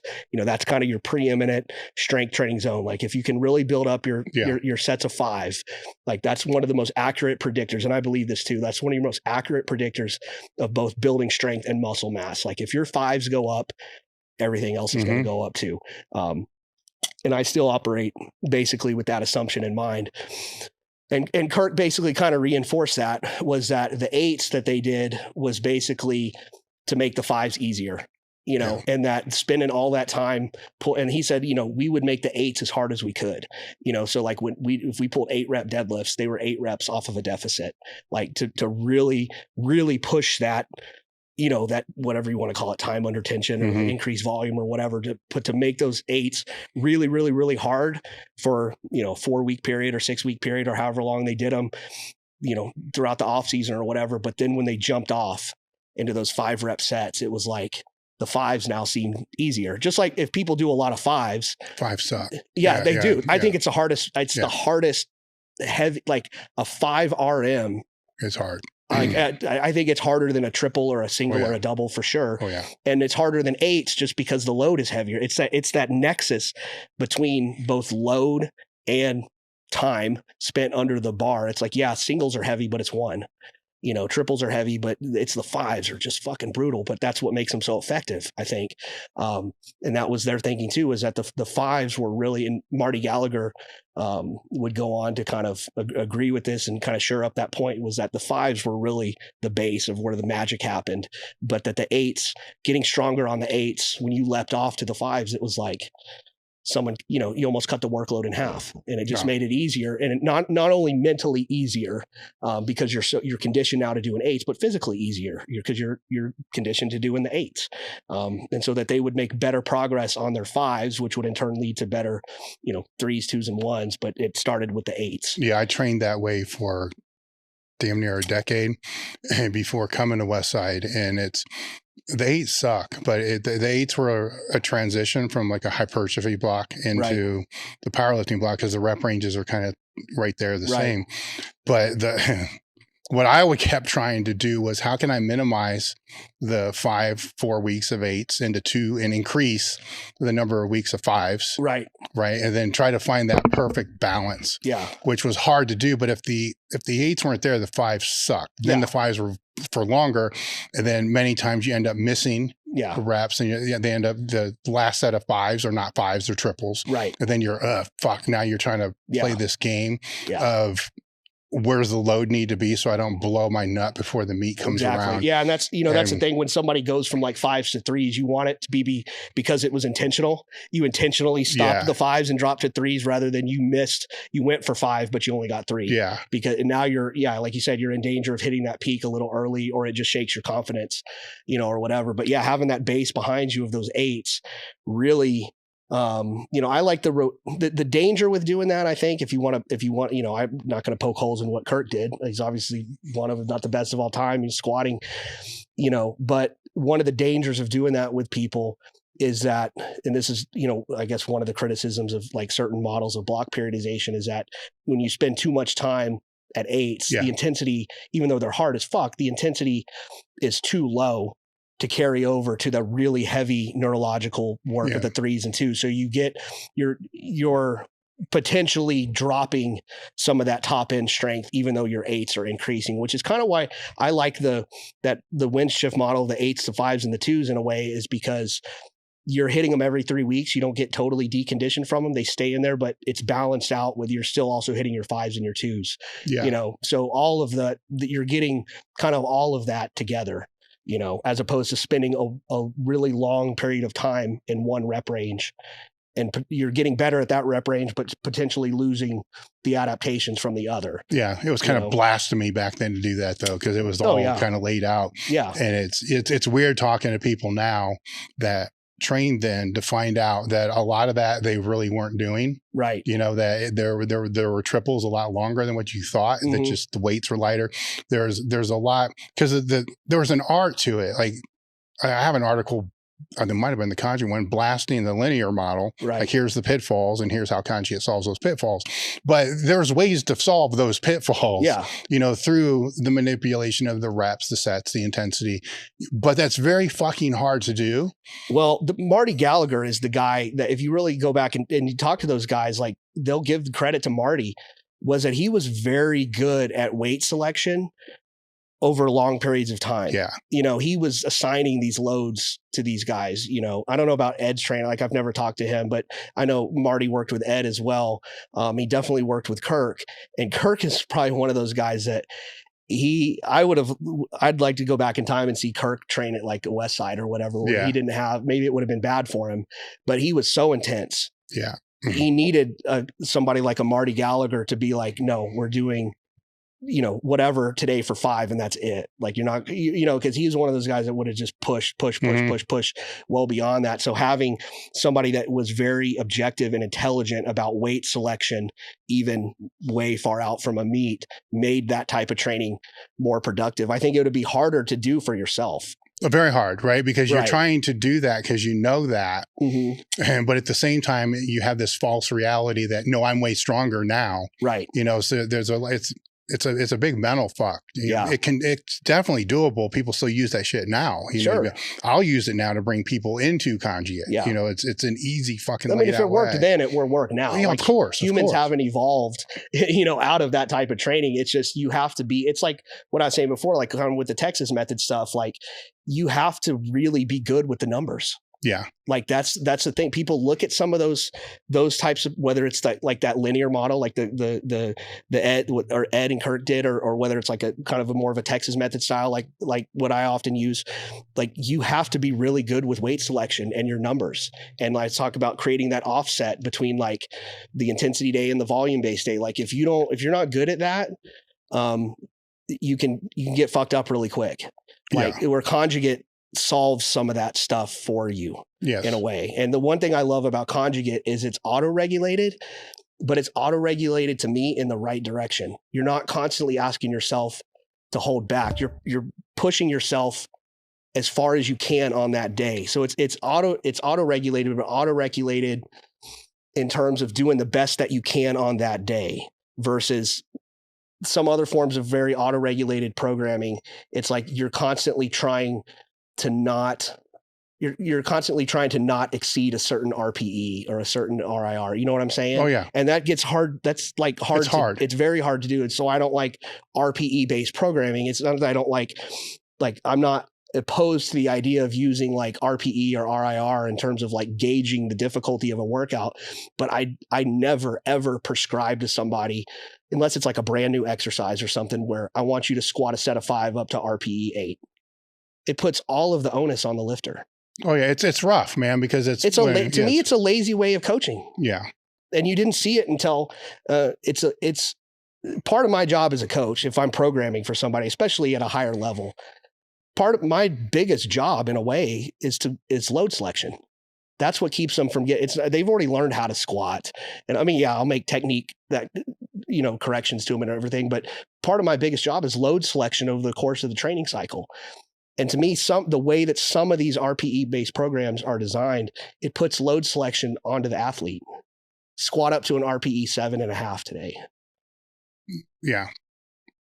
That doesn't, and if you exceed it, well, you fucked up. Mm-hmm. Well, that to me, it's the coach. If I tell you, especially if somebody gets stronger, I want you to squat up to 500 set of 5 today. Well, what happens if you go in there and only get it for 2? You start to lose a little bit of confidence in your coach's call, didn't you? Oh yeah.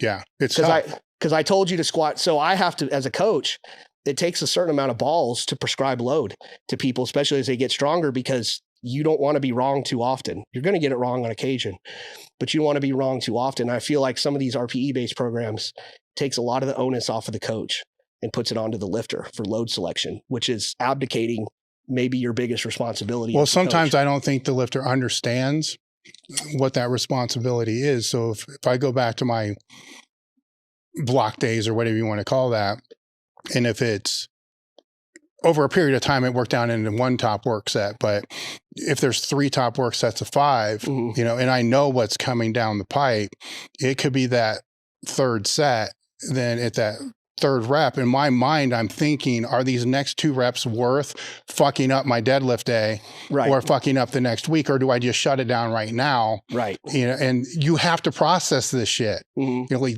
I had to process this shit, right, and then make the right call, where most people are just going to say, fuck it, it's 5. I'm hitting the ammonia. I'm going straight into it. Right. And then not understand that those last 2 may not have been that 7.5 or 8.5, but it was a 9.5. Right. And now there goes your next fucking week. And right, it's easier when it's 1 top set. Right. But then you still got to make that decision. If the first 3 were way too hard, yeah, are you willing to rack it to be able to progress? Yeah. And so different lifters, you're going to have guys that your best lifters typically are the ones that you have to put a leash on them and pull them back. Yeah. And that's the job of the coach, right? Because they're always going to want to push for more reps or more weight or whatever. They're always going to think they can do more. And what is actually an RPE 10 in their mind might have been, they may say, oh yeah, I had 2 more. Well, no, you didn't have 2 more. Yeah. You're just wired that way. And that's what makes them a good lifter, right? And so that's where an intelligent coach needs to step in and be able to pull back on them a little bit. Whereas other lifters are the opposite. Like they may interpret an RPE as, they may say, oh, that was a 10, I didn't have any left. And you're looking at it as a coach going, no, you had 2 or 3 left, easy. Mm-hmm. Like if you know that about your athlete, you can program, if you're using like RPE based training, you can program accordingly. You may assign them that athlete that needs to be pushed a little more, maybe you assign them a little higher RPEs because in their mind what they think is a 10 is not actually right. You know what I'm saying? They're not calibrated correctly. So your job as a coach, you can kind of calibrate your load selection based on that. But yeah, I like to be able to tell my athletes what I want them to hit on a given day. And that takes a certain amount of skill to be able to do that, because if you're wrong too often, you lose the confidence of your lifter. And so you need to be able to tell them, I want you to squat X amount of weight for X amount of sets and reps today. And if you get it right more often than not, then it creates buy-in and confidence from your lifter in your programming. And that makes the whole process better. If they have complete faith and confidence in you and your load selection and your programming, it makes everything better. But if they're constantly that's the problem with programming for yourself, is you're always second guessing everything. So I think it works really, really well when the athlete has a lot of faith and confidence in the coach to be able to get the load selections right, and then they just go in with the mentality of an athlete and execute. Yeah. Now, getting into your conjugate model, what does that look like? In terms of let's just start with max effort days. Okay. So I usually do a 4-day split. I usually, I know a lot of the, like the old West Side articles, it was Monday, Wednesday, Friday, Saturday, Sunday. I guess that's how you guys trained, back. I typically, will do it Monday, Tuesday, Wednesday off, Thursday, Friday, weekends off, just because it works better for most people. So, Monday is a max effort bench day. And so you want to go through the lifts or just the way I structure it? Well, why the bench instead of the squat on Monday? Because I feel like really, really hard squats and deadlifts have a negative effect on the benching the next day. So if I squat and deadlift, now if you squat and deadlift Monday and you don't bench again until Wednesday, I feel like there's that day off kind of helps the system recover. But if you pull, especially something that's like really draining, like really heavy rack pull, or, especially like max effort deadlifts, you do that on Monday and then you go in there and bench on Tuesday.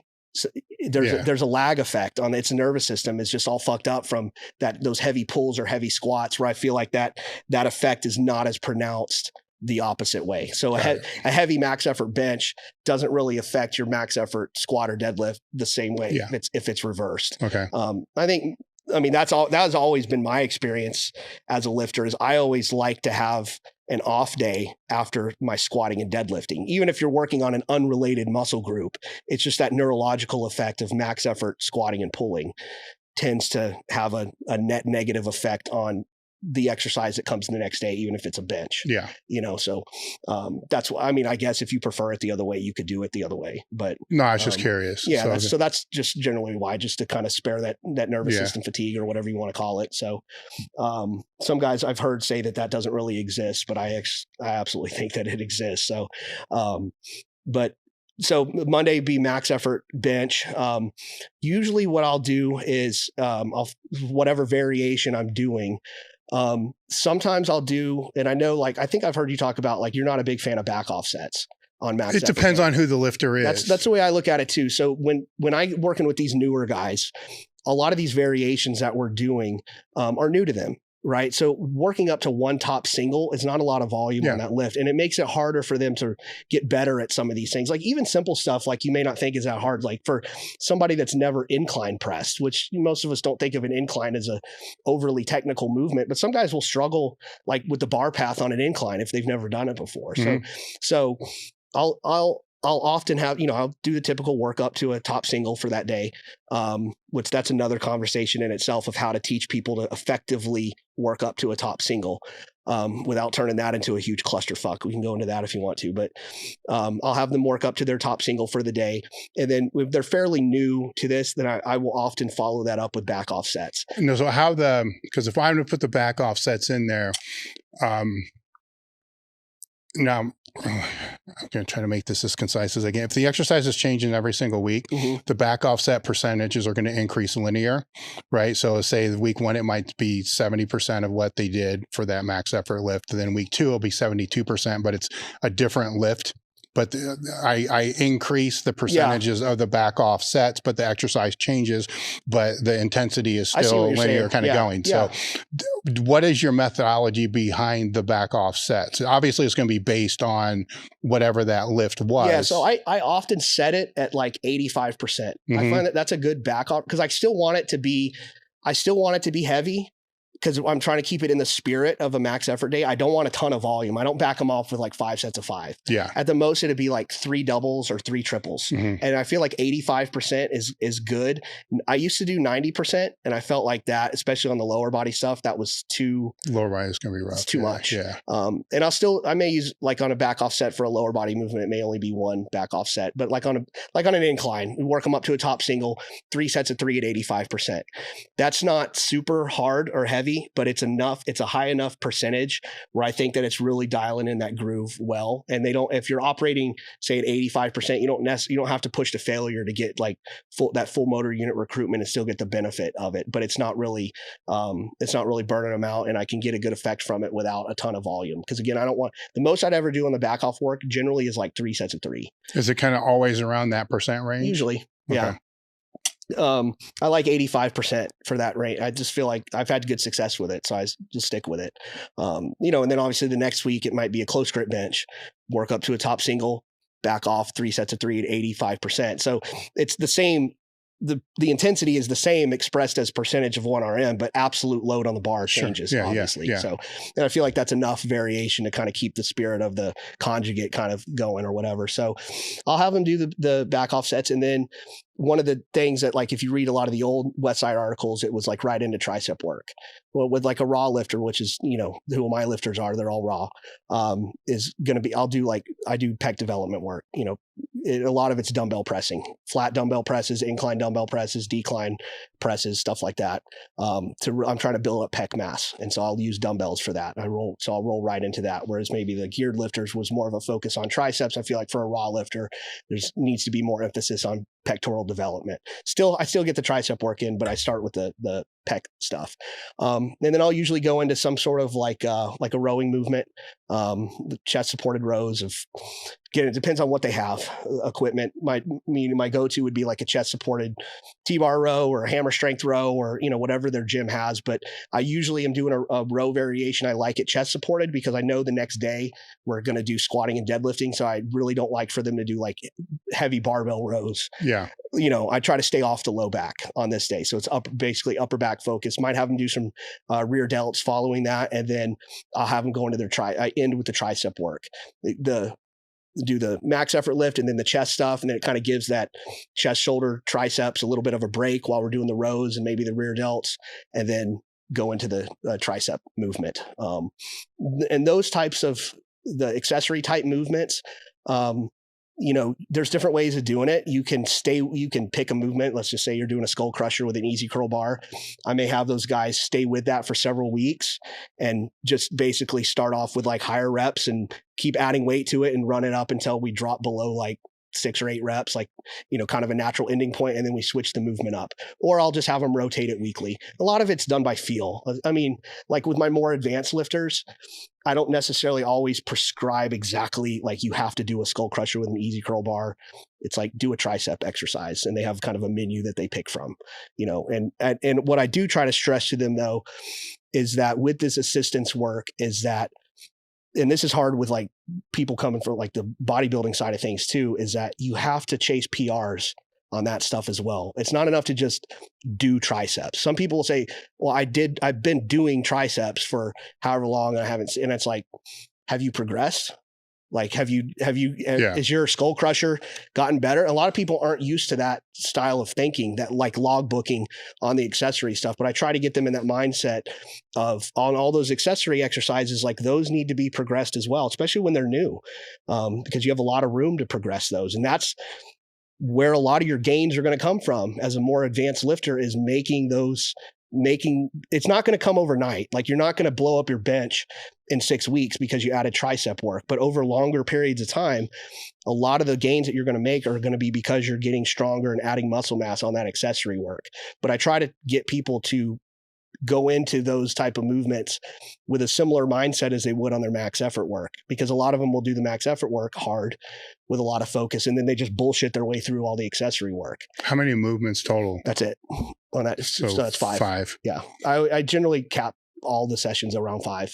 You don't have to do. I mean, you could do less, you could do more, but I feel like 5 is a good, like, that gets, like, in terms of just energy and time and all that kind of stuff. Like, that's a good, that's a good number. All right. So staying with the max effort, so we don't jump from max effort to dynamic to max effort to dynamic, right, because that's how it's laid out in the week. So staying with the max effort, what does the lower body look like? So I basically have a real simple, like, in terms of like squatting and deadlifting. I know there's some guys nowadays that I've seen them do it where they have them do a max effort on both the squat and the deadlift. I don't do that. I think maybe in the short term, there's some benefit to that, but long term, that's going to get hard. So what I typically do is I just alternate between a squat and a deadlift pattern. So, let's just say it's week 1 is a low bar squat, week 2 is a deadlift, week 3, maybe is a front squat, week 4 is a deficit deadlift, week 5 is a safety squat bar, week 6 is a rack pull, something like that. So I just alternate between squatting and deadlifting variants. And I feel like that, again, is a very good way to manage fatigue, because one of the things you want on the max effort day, what we were just talking about off air a second ago, is I like a lot of variation between the absolute load on the bar week to week. I think that's we were talking about when guys don't have enough equipment and they're trying to do all their max effort work, say with like on the bench, like just a barbell, you're kind of limited to like pause lengths, grip width. Like, there's not a ton of variations. And so a lot of those weights wind up looking very similar. Like, they're but I like to have a lot of variation. So like if we do, like a heavy rack pull and a guy pulls, he's in the mid 600s or whatever on his rack pull, then the next week I like to maybe do like a front squat, because now he's like 300 something pounds maybe on the bar. Yeah. So, and I like that over in terms of managing fatigue over the long period of time. I like a lot of oscillation week to week on the absolute load on the bar. So the way that I pick my max effort movements from my lifter that's in there by design. I'm not going to have a guy do a 1-inch deficit deadlift today and the next week do a 2-inch deficit deadlift. Yeah. If that's workload, it's like high workload, medium workload, high workload, medium workload. Yeah. And then also changing between a squat and a deadlift, that in and of itself completely changes things. You get the bar out of your hands. And then what I will often do in terms, the second movement is often I very often use for the second movement, if I start with a squat as the main max effort movement, the second movement will usually be a deadlift variation, but one that I wouldn't use for max effort, like a Romanian deadlift, a stiff leg deadlift, good mornings. That's if they squat, if their max effort movement is with a safety squat bar or a bow bar or a cambered bar, it's almost always a good morning with that same bar, if for nothing else, just to save time. Yeah. Right. It's logistical efficiency of they're already in the rack. They've got the safety bar set up. You just got to peel some weight off and go right into your good morning. So I use a lot of if they have specialty bars, I'll use a straight bar for good mornings, but I find I much prefer them in my own training with a cambered bar or a safety squat bar or something. So, but very often it's a good morning as the second movement. If they start with a deadlift variation, let me back up a little bit. If the max effort movement that day is a deadlift variation, sometimes that's my second movement. And I will start them with a lighter squat variation. And a lot of times that lighter squat variation is whatever's coming up next week. Does that make sense? Yeah, no, I get it. Okay. So it's like it's to prime them for the deadlift. Yes. Yeah. And I think this has been really, really helpful for newer guys. that don't have a lot of experience with these exercises. If a guy's never done a front squat and you have him do their first time doing a front squat as a 1RM, it can work better to give them even just 1 week. We're going to start off, I want you to do 3 sets of 3 or 3 sets of 5 at a moderate weight as kind of a warm up for the deadlift.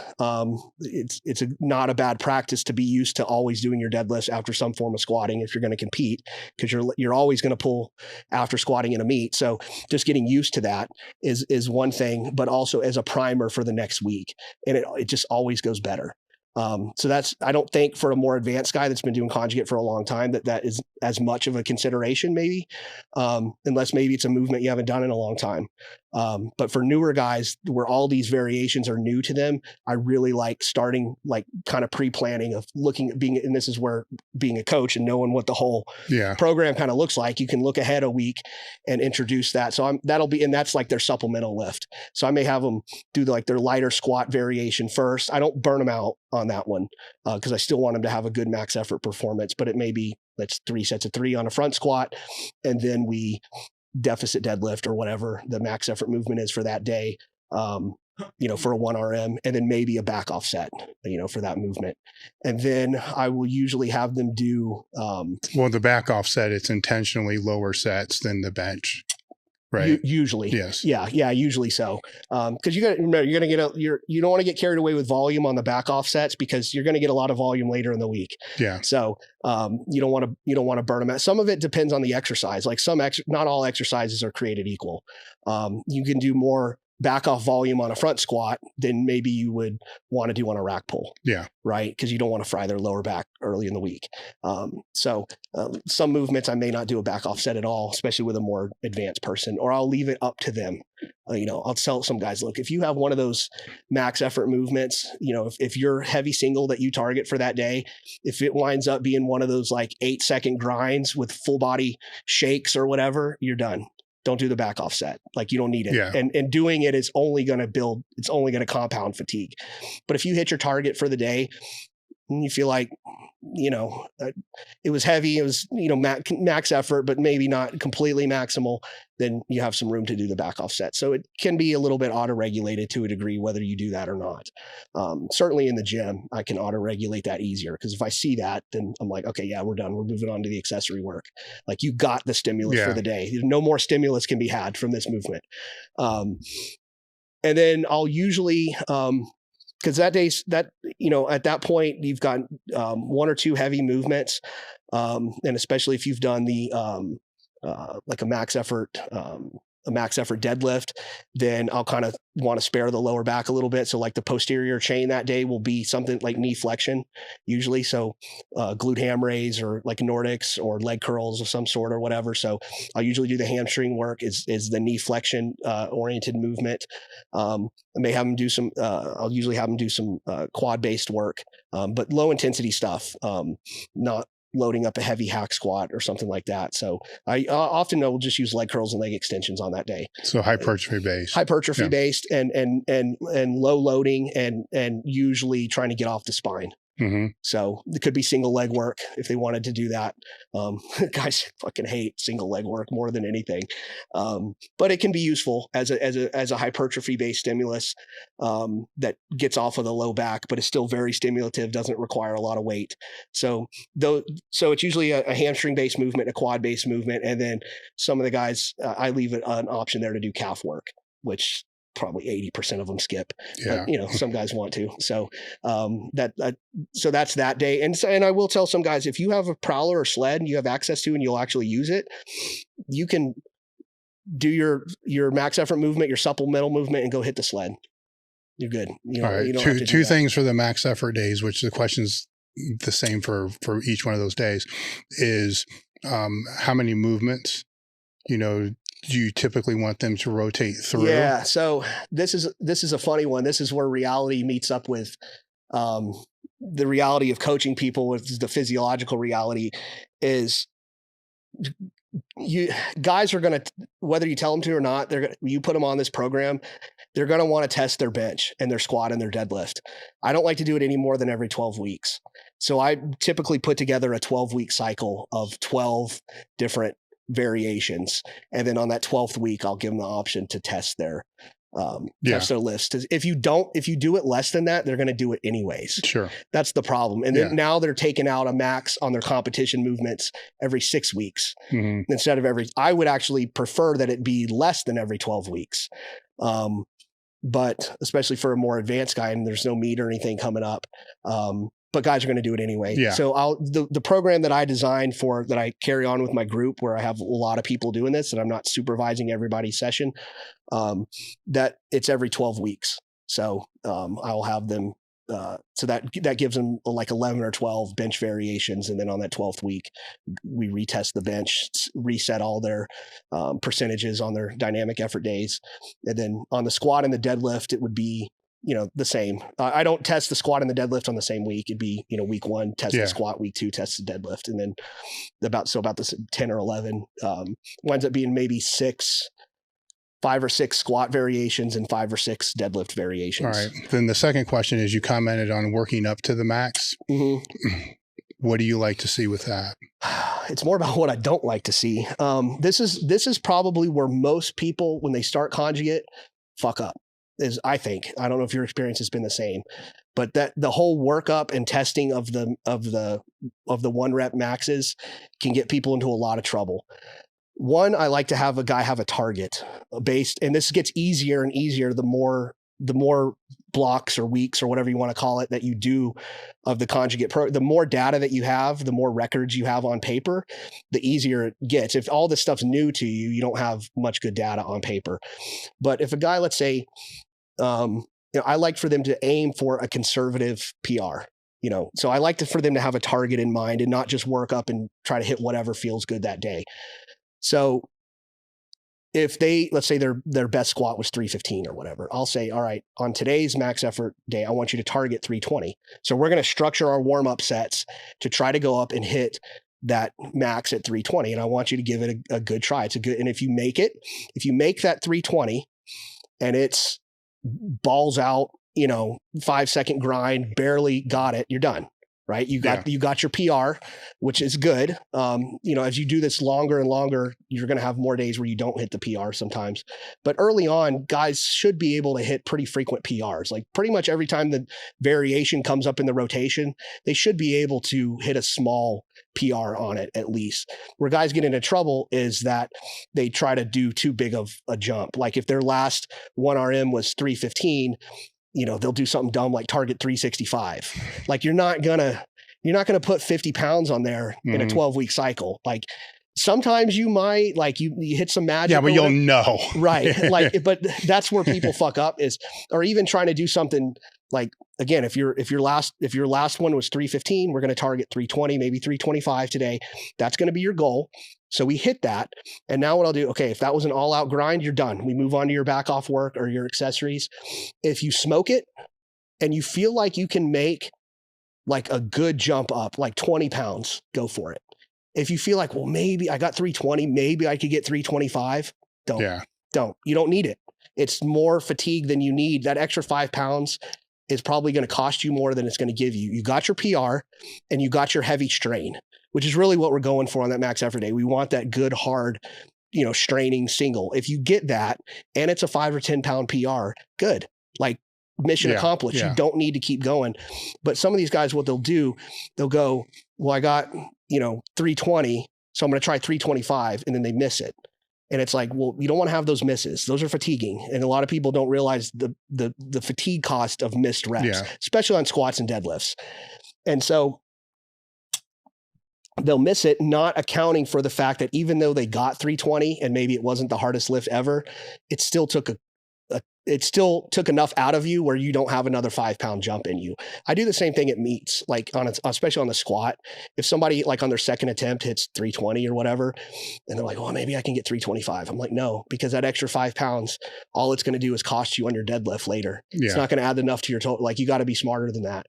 And so if they smoke it though, and they feel like, okay, we can go up to 340, something like that. Okay, go ahead.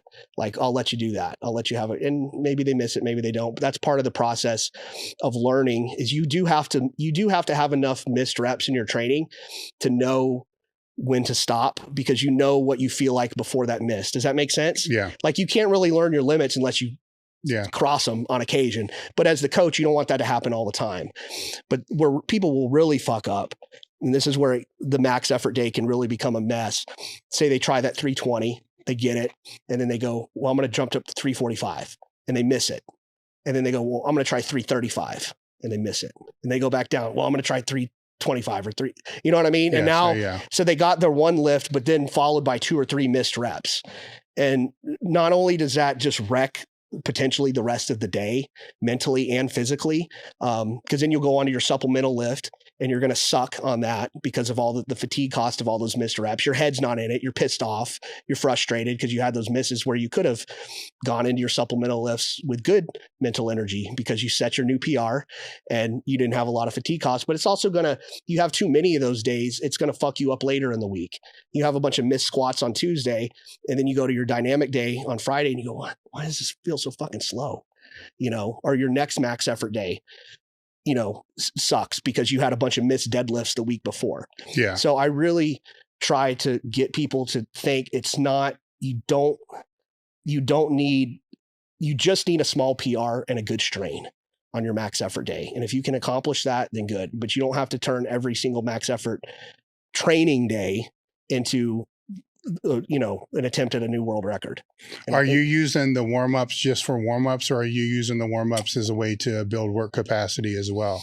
In other words, if, 60, just throw numbers out, 60% for 3, 65% for 3, 70% for 3, 75% for 3, 80% for, that way you're building that work capacity with that. It'd have to be done from the jump on all of them, right? Yeah. Or is it just get there as fast as you can possibly get there? It's not get there as fast as you can. My warm-up process is a little slow. I do use more singles than like triples all the way up. But especially for a newer guy, like you don't want to, like a stronger guy that's been training a long time, like a lot of times your jumps are just plates and quarters, going up. But like especially as you get closer to that target weight, I slow things down a little bit. You don't want to have them some guys will fuck this up too, where, they're going to take a max attempt at 495 and their last warm up is at 475. Like that's too heavy.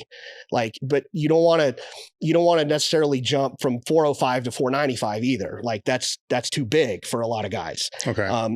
So it kind of depends on the lift, the familiarity with the lift but no, I don't because I know I'm familiar with like how, like, well, at least how I don't know how exactly y'all did it. I know how it's written about. Yeah. And that it was like triples basically all the way up in order to build a little bit of volume and build that work capacity. Exercise specific as well. So, yeah, it is. I mean, I don't like necessarily I don't want to have a guy tired for his max effort lift, but I don't want to have him, I'd rather have him a little too warmed up or a little too tired than I would have him make too big of a jump where he's not ready neurologically to handle that. So it kind of depends on the lift and the lifter, but the consistency matters though. The lift, right? Because that will fuck people up too. Well, you can't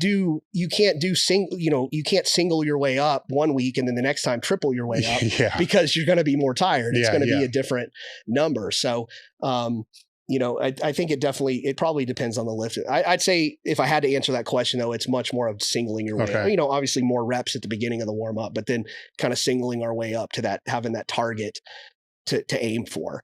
I don't know, a more advanced guy, like guys on y'all's level. I don't know what y'all did in terms of like, if you had like what kind of target you had in mind based on your previous, I'd actually be interested in hearing that from like, if the last time you did a, rack pull at this pin height, it was at 650. Are you trying for, do you have 655 in your head, or are you? That's the ultimate goal. But, to backtrack real quick, we're speaking about a different population. Yeah, right? exactly. Okay, I'm asking. This is a group of people who have been doing conjugate for many years. Right. And so, yes, the overarching objective is the 5-pound PR and whatever that movement is. But while you're working up on that movement, you're also aware, is this possible or not? Right. Yeah. So, and that becomes much more of a consideration the stronger guys get. And also paying attention to other factors, like if I use conjugate with athletes too, but that conjugate works really well with that because you can auto-regulate it and knowing, what this athlete may have performed in the week leading up to this, did they do more conditioning or whatever than they're used to doing? And knowing that, watching those warm-up sets and getting the lifter feedback of, okay, today's not the day for. Yeah, it mattered, you know, so it's like off ramps, Right. right? So it's because our max effort day was on Monday, our dynamic day was on Friday, then the bench days during the week. So there's accumulated fatigue going into Monday. Right. And so the first off ramp is just the warm up sets. It's like, fuck, man, no, you know, this doesn't feel right, you know. So that's why we never knew the movement, because you're sometimes you cycle through 3 different things and be like, okay, this feels good, we can strain on this, this is a good one, and then working up there, usually about 60% ish, it's your mind, you're okay, is this going to be a triple or is this going to be a single? Right. Now granted, a lot of times we get caught up in, you know, competition and shit like that, but if it's almost brutal reality, like this shit ain't gonna happen, then that off ramp, let's just get a heavy triple out of here, or get multiple singles under what that PR would have been. So if the PR was, you know, 605, well then maybe there'd be a single at 565, 575, you know, 585, just to get more work. Right. And I'll do similar with that. With sometimes I'll call an audible for somebody and it may just be a triple. Like maybe the last one of the warm-up sets leading up to that, like, fuck, that was slow. Like, that was really slow. And I know that it's not just the day, it's because this lifter had this other thing going on or whatever. Because some your warm-up sets can lie to you sometimes. I mean, sometimes warm-up sets feel, and the older I get, the more I feel this, your warm-up sets kind of always feel like shit, right? And if you completely go by the way the warm-up sets feel, you may hold yourself back a little more than you should. Sometimes warm-up sets feel like shit and then you still set a PR, but sometimes the warm-up sets really feel like shit. Like, and it's different. It's a different than just, I'm old and I don't want to be here today or whatever. It's like, you know, I'm not at a state where I can try to pull this PR. And if I do, I'm going to either wind up with a miss or worse, an injury. Yeah. So it could be, like you said, submaximal accumulation of singles, you know, multiple singles at a submaximal weight, or just backing off and trying for a double or a triple that day. So, but I feel like with the population that I'm working with, kind of the newer guys or whatever that haven't been doing conjugate for a decade, that's usually, like, most of the time, if everything is structured right, most of the time we can manufacture a PR out of the training. Yeah. Now, if there's, in some cases, if we had a miss, again, it's exercise specific, sometimes that miss could have just simply been you fucked something up. It's a technical miss. Right. So then, you know, that would be a repeat on whatever that was. Yeah. But if it's a legit miss, you're fucking done. Yeah, I agree. Sometimes you're just done for the day. Like, that's a huge clue. You're fucking shot. There's nothing else you can do today. Yeah. That's going to move you forward except reverse hypers. Yeah. You go try to do your supplemental movement, and that, you know, 135 warm up on that feels like shit too because of the miss. Yeah. Or whatever. And I think in those cases, it is generally better to shut it down and just save it for another day, or move on to just low stress accessories. Yes. Yeah. All right. I got to pee again before we get into the dynamic part. Sure. I'm like a fucking garden hose right now. One of the best ways that you can support the podcast and your training is to join the crew. When you join the crew, you get an extra crew cast podcast every single month. You also get access to our Discord, which has a training Q&A with Team Elite FTS members. You get form checks. You can upload any of your training footage and have your lifts diagnosed, sometimes within minutes, by multiple people. Access to close to 30 different ebooks, training logs, and first sign up access to our weekend training retreats, train your ass off, and other events that we do. Biggest takeaways from that, though, what people enjoy the most and get the most out of is the training Q&A and the form checks, as well as the extra podcast. Hey guys, I'm back in the gym with another limited edition apparel drop. This is the new Live, Learn, Pass On shirt. I'd be remiss if I didn't talk about our cambered grip American cable attachment. This attachment has 4 grips and it's cambered. So when you flip it, it actually becomes 8 grips. And if you turn it upside down, there's actually 16. This is one of our most used cable attachments out in the gym. Even got that full range of motion. We got a second limited edition drop this month as well. Head over to elitefts.com, pick up the shirt, pick up the cable attachments, and we'll see you next time. Merrick Health is a premium telehealth platform specializing in hormone optimization and preventative medicine. Are you looking to optimize your health in and out of the gym, improve recovery, sex drive, and quality of life? Have you tried speaking to your health professional about this and have gotten the cold shoulder, stereotyped, or just told as part of getting older? You just go to merrickhealth.com/table talk and you can create your own lab, or you can take labs that we've had set up for them, which are based upon the same labs that I've been doing over the last 15 years. Or you can use their guided optimization. With this, they'll put you in touch with a patient care coordinator, which is actually pretty cool because you get to sit down and speak to somebody that can understand what you're looking for from hormone optimization and the preventative medicine standpoint. After that conversation, they'll determine which labs that you should and which tests you should have done, and then from there get the labs done. They'll review those labs with you and put you in touch with one of their hormone optimization specialists that can determine which supplementation that you should use over the counter or prescription. AmericHealth.com/Table Talk. The discount code is Table Talk. Moving on to the dynamic work. So bench is Monday. So the first dynamic day would be bench, right? Yeah, Thursdays usually. Yeah. So I've done it differently. So one of the dynamic effort bench is one of those ones where I've had to fidget with the most in order to get it to work or carry over for more people. For a lot of it just seems like a lot of the newer guys who aren't as strong, aren't as experienced, maybe don't, they're not as heavy. They don't have as much muscle mass. The real low loading dynamic effort work doesn't seem to carry over as much. And so I'll typically operate them both at a higher percentage of 1RM. So a lot more of the work in that maybe 80%-ish range. But also, I don't want to say pushing the sets closer to failure, but a little bit, if we want to use RPE, like a little bit higher RPE stuff. So more like doing 5 sets of 5 versus triples. What are the rest periods? Because that will lead into the accumulated fatigue. Yeah, for sure. So, I mean, if I'm doing like 10 triples, which is what I do a lot of times, I mean, I don't push the rest periods super fast. I mean, if it's like 10 triples at 60%, if you're just talking about straight weight, like that's pretty light. I mean, 30 seconds to 60 seconds, something like that. Yeah. If we get a little heavier, I mean, I'll tell guys if you feel like the bar speed's starting to really slow down because of fatigue, like we'll either take like a halftime, like it's say like if we're doing 10 triples, maybe after the 5th or 6th one, maybe we'll take a 2 or 3 minute break and then resume with the rest of it. So like allow a little bit of fatigue to dissipate, because I feel like the overall bar speed and the ability to have a high force output on all of those reps is more important than the rest period.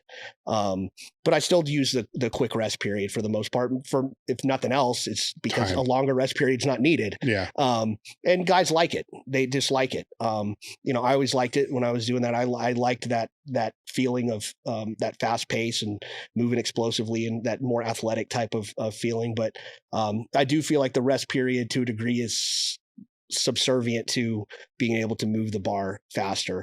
But with some guys, I won't do the 10 triples or whatever. It may be more like sets of 5 or even like sets of 6, even. They'll do well with that. How does it wave? So I will do on the wave on the bench day. What I'm using right now, I've used different things. I use a 5-week wave. And I'll either go from 60 to 80%. So like 60, 65, 70, 75, 80. Or I'll bump that up and go 65, 70, 75, 80, 85. And on that, what I'll have them do is typically if they have bands, then on those lighter ones, then I'll give them the option to use band, like a light band. I don't use heavy band tension, but a light band tension on like the 60, 65% weeks. 70 is kind of like, if you add bands to 70%, for some guys, it turns into too slow. Some guys can still pop that pretty good. So 70 is kind of an optional band week. And then usually the 75, 80, 85% weeks is straight weight. And I like to have them pause it. So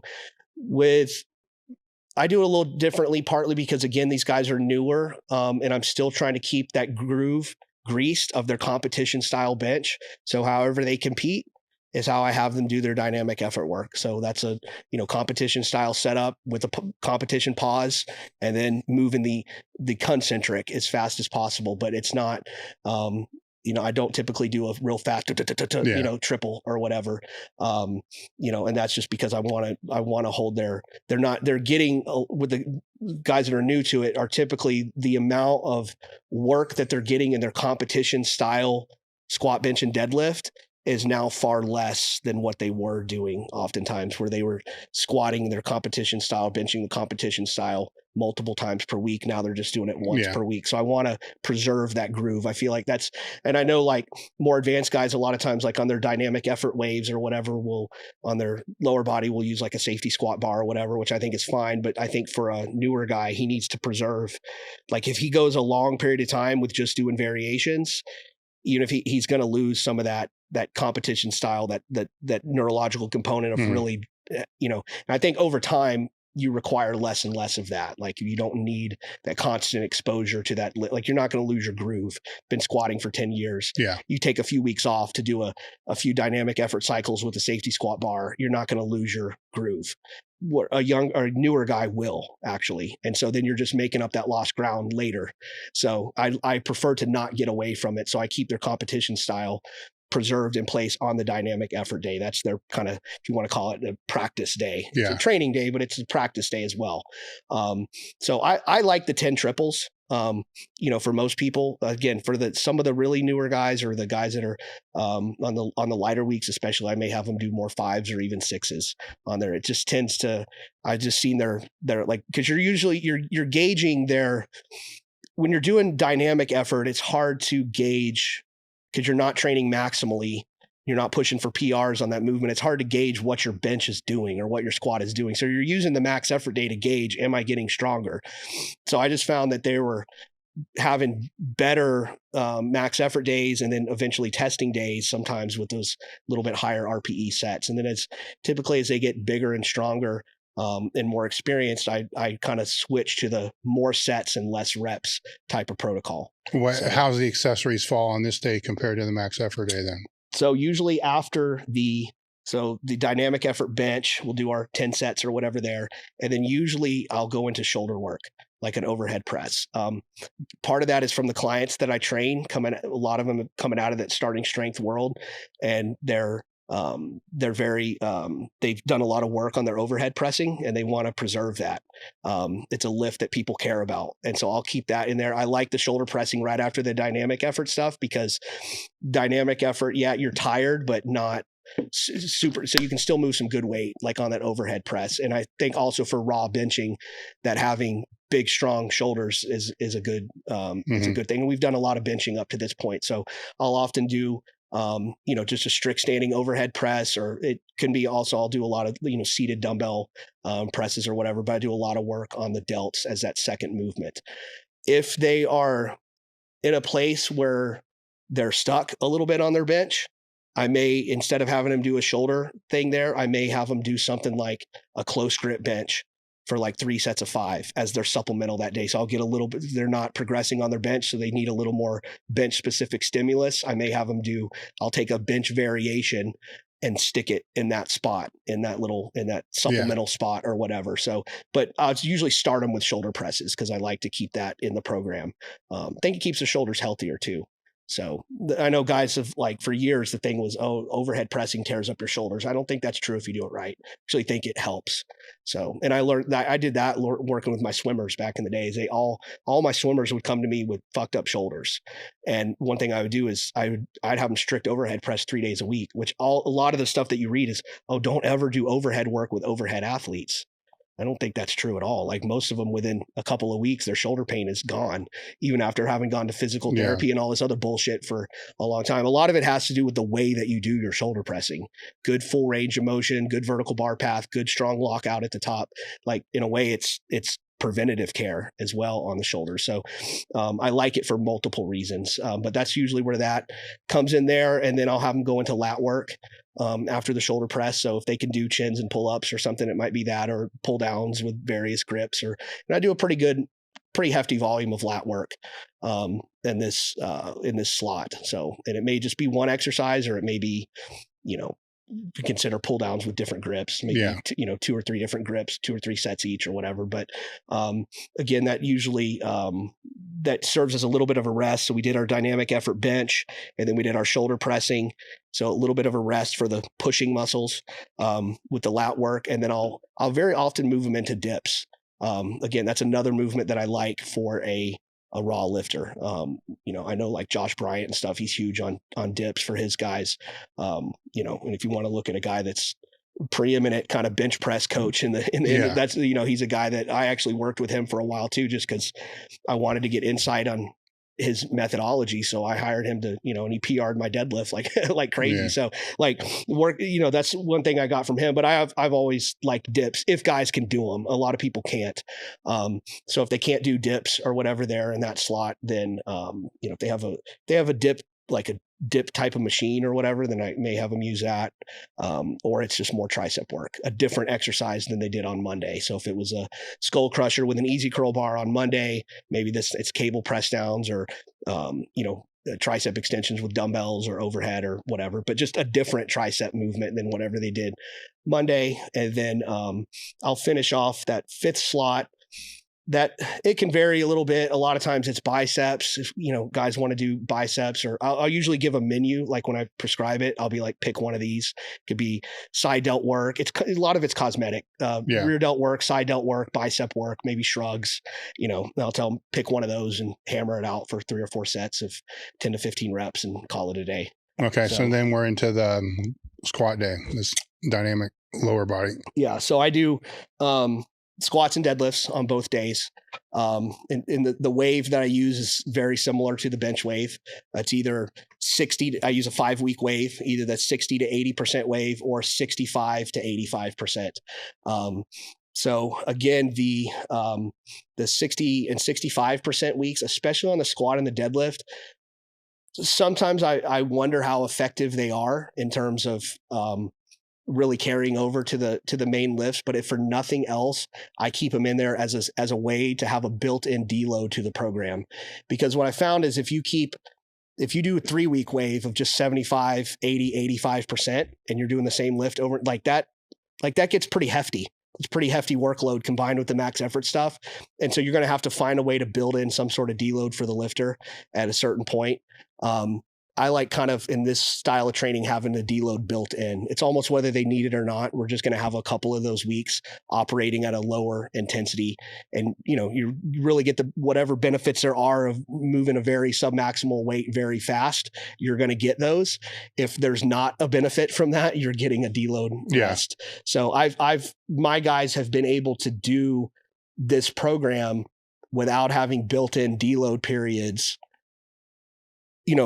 and that's in terms of programming it makes things simpler to have the built-in deloads in there. So, and it seems to work. So I stay with it. So, and then the 70, 75, 80, 85% weeks, as like most coaches do, as the intensity on the volume or dynamic effort work ramps up over the weeks, I bring the volume down a little bit. So 60, 65 on the squat, 60, 65% weeks will often be like 5x5s.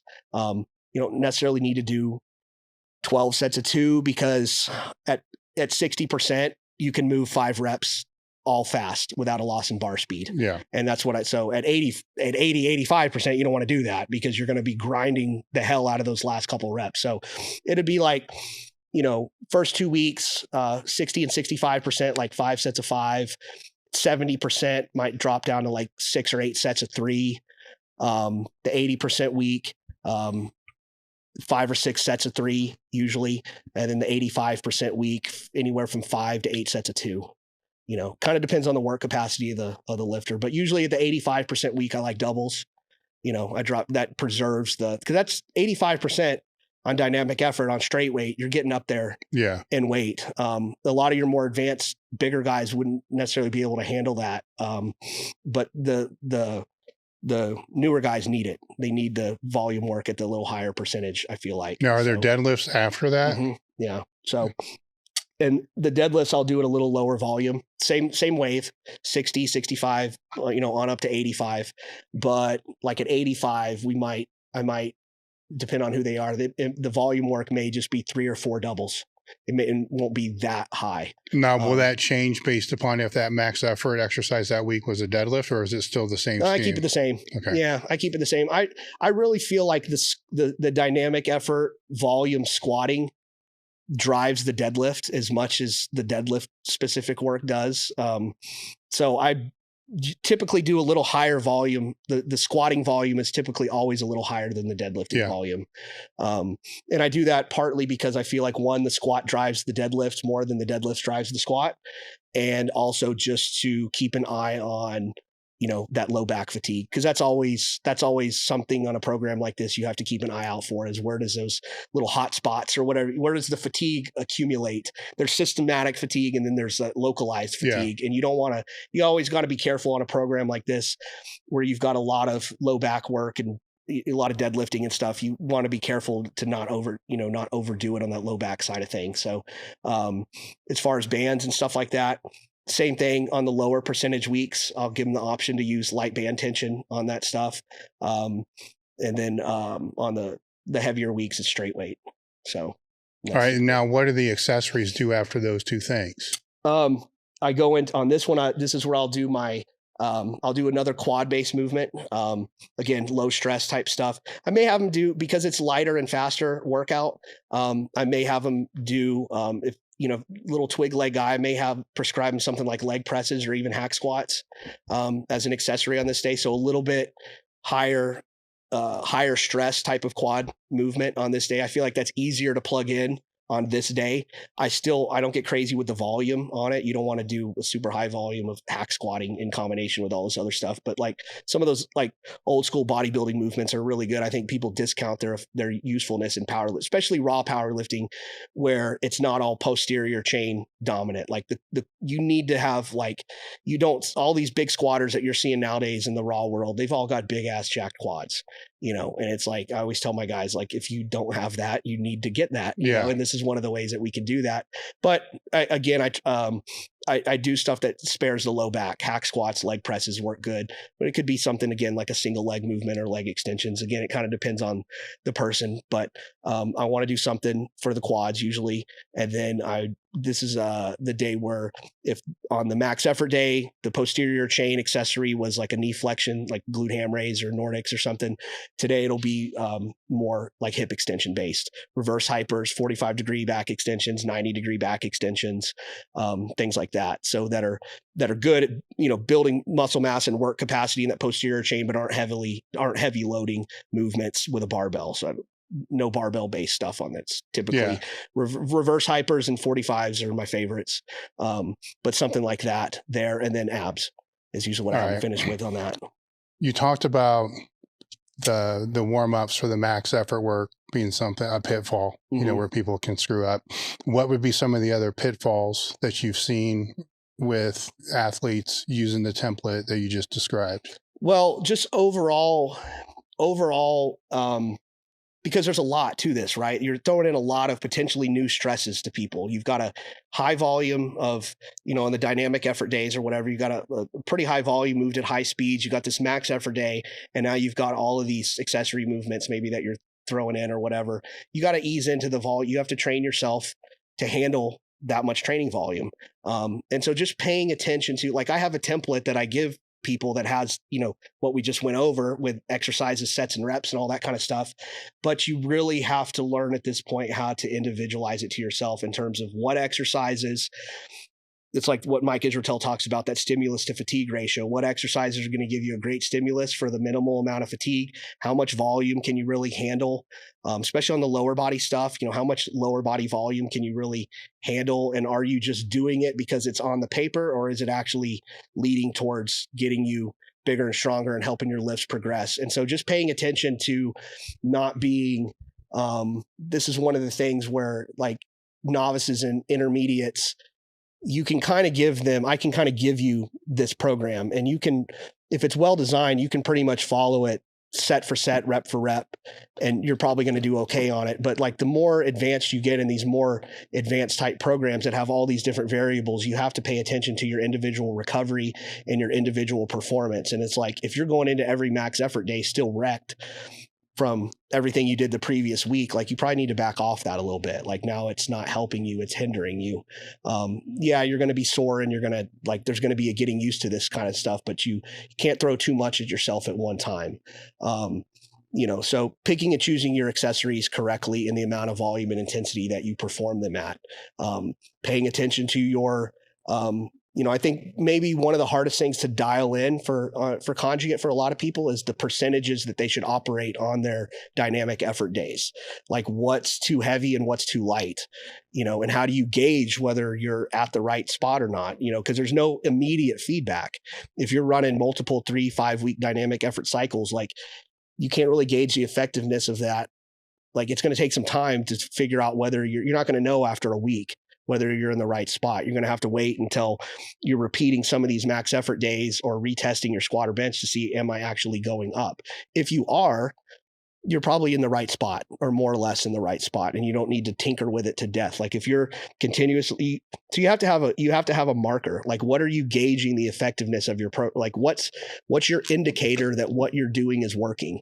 And for me, it's the max effort days. Like that's one of the beauties of conjugate is if your kid is coming in and he's routinely setting PRs, it's working, right? I mean, or something. It's pretty close to being optimal. We never like optimal is a pot of gold at the end of the rainbow. We never really know if we're at optimal or not because there's no way to know.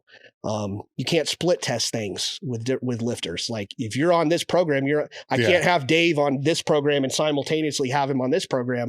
Like even if I change it later, you're a different guy than you were 12 weeks ago. Like you're in a different state of fatigue. And so it's like, but if these indicators on these max effort days, like if you're going up, week to week, cycle to cycle, you're probably in a pretty good spot. If you feel good, you're probably in a pretty good spot. If you are going up, but you feel like shit constantly, maybe you're making some progress in spite of what you're doing and you could still stand to bring it down a little bit, because I think a lot of lifters probably make progress in spite of their program. If they're doing their nutrition right and they've got the grit and the work ethic and all that kind of stuff. But if you're training and you're routinely not setting PRs on that max effort day, or when it comes time to retest your bench or your squat or whatever, and you're not going up, okay, you got to kind of look at things. And the way I evaluate that is usually just looking at the lifter's program and talking with the lifter. It's usually one of two things. You're either not delivering enough stress to your body to force an adaptation, or you're doing too much. It's one of those two things. So, and it's really not usually that hard to decipher what it is. You have a conversation with let me look at what you're doing. Oh my God, look at the amount of exercises and the volume that you're doing. This is a extraordinarily high workload for almost anybody. And for you, the guy that's running a business and maybe not getting all, like, this is way too much for you to do. So it's no wonder you're not setting PRs, like you're overtrained. But if you have that conversation with the guy and you're looking at, maybe he skips his accessory work a lot or skips his supplementals, or, he's operating really, you can look at it and go, you're not doing enough work. You're not operating at a high enough threshold to force an adaptation, and that's always the hardest part about dealing with advanced lifters is you're always walking that razor's edge. Like the amount of stress that you need to continually progress has to go up over time. Like you need more stress over time to progress, but it's more stress. So the ability to overtrain is easier. And the consequences of overtraining, especially a big, strong, more experienced guy, you really don't want to get them overtrained. It's hard to get somebody out of that. Yeah. And so it's constantly that balancing act of figuring out the optimal amount of stress and recovery. And so, but that takes, at that level, as you get more and more advanced, it's a partnership between the coach and the lifter. And somebody said your best assistant coach is your client. You have to have that conversation with them, and being able to watch their training and their progression, everything, to figure out if they're doing too much or too little. But you have to learn how to individualize things as you get more advanced, for sure. Were there any topics you wanted to go over that we didn't discuss? No, I don't really. No, not really. I don't really have anything on the agenda. I just showed up cold turkey and just said, whatever you guys want to do is fine by me.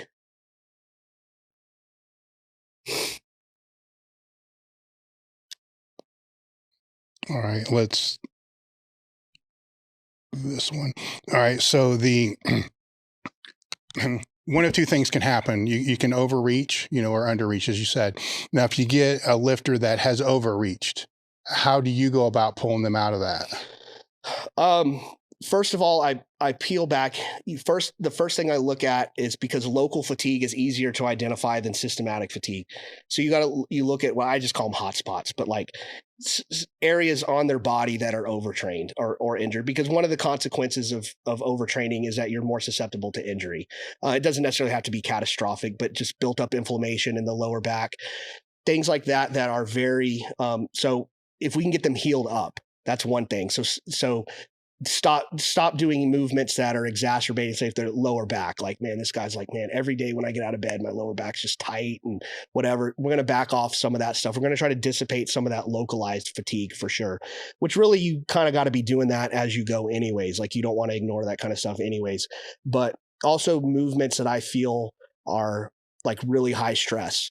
I'll pull back on, like for me, and that's different for each lifter. Like I always struggled, like in my own programming, like how to effectively program rack pulls for myself, because those were one of those movements that for me, when I was doing them heavy all the time, like I had a hard time recovering from those. Like, I could rack pull and then like the next week go into deadlifts and just have terrible, like it was different. And that may just be because of the way that I'm structured or whatever, that certain movements are more systematically fatiguing. So some of those movements that are real fatiguing for a lifter or require them to use like really, really heavy loads, we might pull those out of the program, not going up, for a period of time and not hitting, not hitting true max effort singles for a little while. Still keep the same basic structure of the program, operating their volume at a lower intensity. I feel like I don't like to drop the volume out of the program too much. I'd pull back on it a little bit, but one of the things, it's like with deloading, like deloading is one of those things I think as coaches, we haven't really figured that out yet. Like the most effective ways to deload people, because you're reducing fatigue and reducing stress, which is necessary, but you're also detraining. And so like, that's always the case. Like when I'm working with an athlete, like when I struggle or like when I program a deload in there, is how much do we deload? Because I want them to get recovered, but I don't want to get detrained where we're having to make up a bunch of lost ground. And a lot of older guys, especially, detrain really fast when you pull back on things too much. So I will pull back on the volume some. I'll pull back on the intensity that we're doing the volume at. So maybe not doing the 85% weeks, but if we do, like keeping it really low, like 3 or 4 doubles, as if we were doing 6 or 8, maybe we'll cut that in half, or just, capping the volume work at like 80% or something like that. So pulling back on the volume stress, pulling back a little bit on the really high intensity movements, especially movements that tend to take a lot out of the lifter. Like in my circumstances would have been rack pulls, cutting down on the volume of the supplemental work for sure, or even reducing that completely so that all the assistance work is basically low stress machine and body weight stuff. So like on the max effort day, like, whereas let's say maybe I had them, they do like a max effort squat, and then the second movement is like a stiff legged deadlift, like not doing those type, because those are pretty high stress too. Like even if they're like for 5 or 8 reps or whatever, replacing that with something like a 45-degree back extension or, a lower stress movement. So you're not completely detraining them, but you're backing off, you're pulling a lot of intensity out of the program via some of those supplemental movements. So, arranging the assistance template to be lighter and lower stress, type of stuff. So those would be the 3 areas that you can really pull from, which is the max effort, the dynamic effort, and then the accessory work. And a lot of that comes down to exercise selection on the accessory type work. If their elbows are all beat up and inflamed or whatever, maybe you're not doing skull crushers and stuff like that. You're doing press downs with bands for a few weeks, stuff like that. So taking care of the local stuff first, and then the systemic stuff second. So, and you want to do that I may just run a cycle like that 3 weeks and then build it back up. And when you go back into it, you got to go through that process of building them back up again versus, this is why you don't want to overtrain people, because you lose a lot of time. You got to deload them, but then you don't want to, after the 3, let's say you do 3 weeks of, okay, we're going to back off for 3 weeks and really lighten things up and cut the volume down. You don't just jump right back into where you were necessarily. You're going to have to kind of build back up a little bit. There's potentially a lot of lost training time, all of which are better than an injury. So injuries, that tends to derail. If you don't do what you're saying, that's where it's going to lead. Exactly. So you're going to still have the time. Yeah. So you have to, and the injuries wind up, that winds up that whole process of rehabbing an injury and then, working back up from that. Now you potentially cost yourself months or even a year, of training. So you have to, and I feel like most injuries for most people are fatigue related versus some technical error certainly when I tore my bicep, it was a technical error. It was, but we could still say that may not have happened had you been in a better physical condition at the time. It's possible. Yeah. I pulled one bad rep out of many and boom, there it went. And, but yeah, you never know. You don't know, but certainly the cost of just ignoring fatigue and continuing to push is almost always injury. Yeah. And so you have to, when that happens where you overdo things, you have to back off. You have several programs that are on your site. Out of all the programs that you have, which one is the most popular? Oh, probably my of the downloadable templates, my power building program. It's been on there the longest. It uses that 852 methodology that I was talking about. And it's that good, most guys, when they contact you, their goals are almost always going to be, I want to get bigger and stronger. Less people will, when offered the choice, most people will want to do both. They want to put on muscle mass and develop their physique, but they also want to continue to, with an eye on their squat, bench, and deadlift. So programs like that, where you can kind of do both. Power building gets, like, that terminology, it gets shit on now all the time. Like, I don't really understand that because it's what most guys do.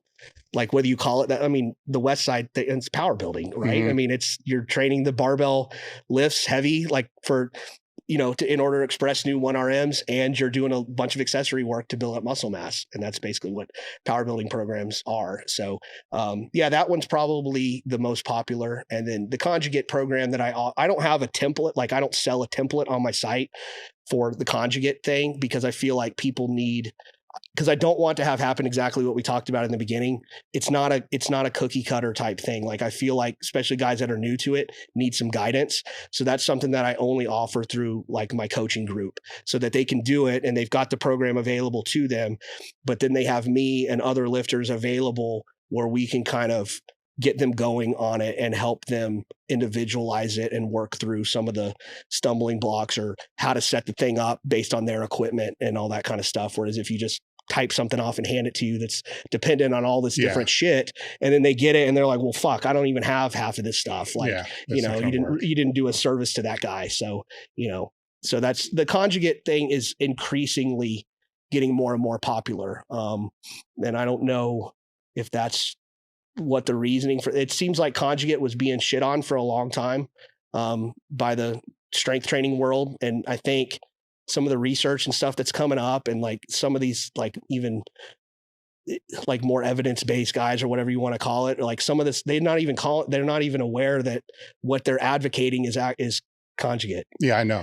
You know what I'm saying? Yeah. And it's like, I've seen guys like shit on conjugate that use safety squat bars in their programming for like variety. And it's like, well, who the fuck nobody was squatting with safety squat bars until, and so like, but just doing stuff like more, like you're seeing more and more people talk about, like, accumulating your volume with, submaximal work, more focused on bar speed and all that kind of stuff. Like, you're seeing more and more of that. And it's like, like, people have been talking about this for 20 years and it was being shit on for a long time. But now a lot of the stuff that's coming out, like, people are actually advocating for conjugate without even knowing they're advocating for it. It's interesting to me, because if you step back and have really done a deep dive into all programming, everything's phasic to a degree.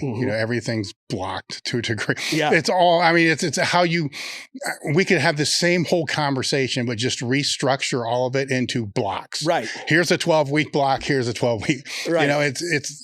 It's just how people twist. Sure. In the industry that we're in, and it's wherever the light's at that current time. Yeah. And over a period of time, it just moves to another place, and it will move to another place, but it's still programming. It is. When you get down to the basics of it, it's still exactly that's and what I found too is that, like, there's like, that's why I'm not just like on one specific type of program, because a lot of different stuff works. Yeah. And it goes back to, is it organized on sound principles? And even things like just the preference of the lifter. Like some guys that are real, like, I've noticed like some guys that are real type A, like engineering brain or whatever, they like repetition and structure. Like it's hard for them to buy into conjugate. Like they don't like all the variety of that, because they would rather have, I want workout A, B, and C, and just put that on autopilot. So they're going to want something more, with a lot less variety, and maybe just messing with the sets and the reps and all that kind of stuff. Some of it's like personality based. If you can't get somebody to buy into a programming structure, it's not going to work. I've never seen anybody reach advanced or elite status with programming that they didn't believe in. No. I mean, have you? I never. You have to have buy-in from the lifter. So some of it's like personality based. And you just look at all these lifters, over the past 30 or 40 years. I mean, everybody's used different programming structures. And even like with my own clients, guys will switch up. They'll do conjugate for a while, which I always tell people, like, you really need a year. Like, you can't do like conjugate for like 6 weeks and evaluate it. Like, because there's a lot of variables to tweak and adjust and all that. Like, you got to give it a good solid year. But guys they'll do conjugate for a while, and then they'll switch to something else, and then they'll switch to something else. And what you notice is like the good lifters, like that do all the little shit right, they have success on whatever they do, right? And the bad lifters fail at whatever they do. Yes. Because there's other stuff, in terms of just consistency, diet, nutrition, just mental toughness and stick to itness, having good instincts, things like that the good lifters will probably, it's hard to say what would a great lifter like an Ed Cohen or a Kirk Karwoski, how would they have done training West Side? I mean, I don't know if they would have been as good as they were, but my chances are they weren't going to suck. Well, either way, they figured out what worked for them. Right. Which at the end of the day is what it all kind of comes So it's down like to. there's a lot, like is organized and good principles. It's gonna work if the lifter has buy-in, and the coach the coach knows what he's doing. There's a lot of different ways that can work. What would be the best way for people to get a hold of you? AndyBaker.com. Just go to my website and you can look at what I have, and there's plenty of contact forms and stuff on there if they want to hit me up for coaching or just ask questions or whatever. So it's all the information I have is at AndyBaker.com. Perfect, man. I want to thank you for coming out. Yeah, do you have any final thoughts? No, that's good, man. I'm good. Thank you for having me. I was so stunned when I got the invitation to be here. I was like, wow, because I kind of operate in my own little world, it's like, well, somebody noticed. So that was cool. All right. So, thank you again, guys. We're done. Thanks.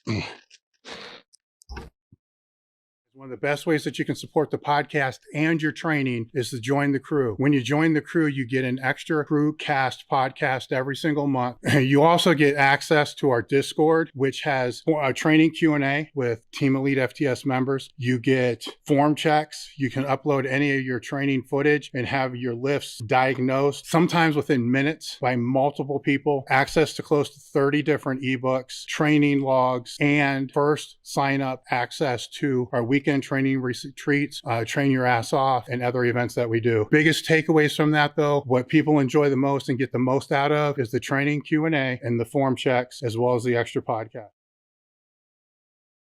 Hey guys, I'm back in the gym with another limited edition apparel drop. This is the new Live, Learn, Pass On shirt. I'd be remiss if I didn't talk about our cambered grip American cable attachment. This attachment has 4 grips and it's cambered. So when you flip it, it actually becomes 8 grips. And if you turn it upside down, there's actually 16. This is one of our most used cable attachments out in the gym. Even got that full range of motion. We got a second limited edition drop this month as well. Head over to elitefts.com, pick up the shirt, pick up the cable attachments, and we'll see you next time. Merrick Health is a premium telehealth platform specializing in hormone optimization and preventative medicine. Are you looking to optimize your health in and out of the gym, improve recovery, sex drive, and quality of life? Have you tried speaking to your health professional about this and have gotten the cold shoulder, stereotyped, or just told as part of getting older? You just go to merrickhealth.com/table talk, and you can create your own lab, or you can take labs that we've had set up for them, which are based upon the same labs that I've been doing over the last 15 years. Or you can use their guided optimization. With this, they'll put you in touch with a patient care coordinator, which is actually pretty cool because you get to sit down and speak to somebody that can understand what you're looking for from hormone optimization and the preventative medicine standpoint. After that conversation, they'll determine which labs that you should and which tests you should have done, and then from there, get the labs done. They'll review those labs with with you and put you in touch with one of their hormone optimization specialists that can determine which supplementation that you should use over the counter or prescription. AmericHealth.com/Table Talk. The discount code is Table Talk. Hey, Matt Goodwin here with elitefts.com equipment sales. Just wanted to put this out here to let you guys know that our team of equipment specialists are here to help you guys. So whether it's a high school, a personal training facility, a garage gym, we've got years and years of experience on building these things out and laying them out and designing them and making sure you're buying the things that you need and not necessarily the things that you will never use. So myself, Nate Harvey, Chris Bartle, we've got years of experience. Chris and Nate have both been strength coaches, business owners. We can help you guys in any aspect of your gym build. So never hesitate to reach out to us. There's a contact us page on the website. All of our information's on there. You can reach me directly at mgoodwin@elitefts.net. The phone number here is 888-854-8806. And we can answer any questions you guys have. The website's a little hard to navigate at times. We have different ways that we can kind of guide you through that process as well. We can help you with layout. We can help you with pricing, quotes, anything else you need. There's other options that are not necessarily on the website as far as customizations, different dumbbells, plate options, cardio equipment. So feel free to reach out to us at any time. We're always here to help, and we look forward to hearing from you.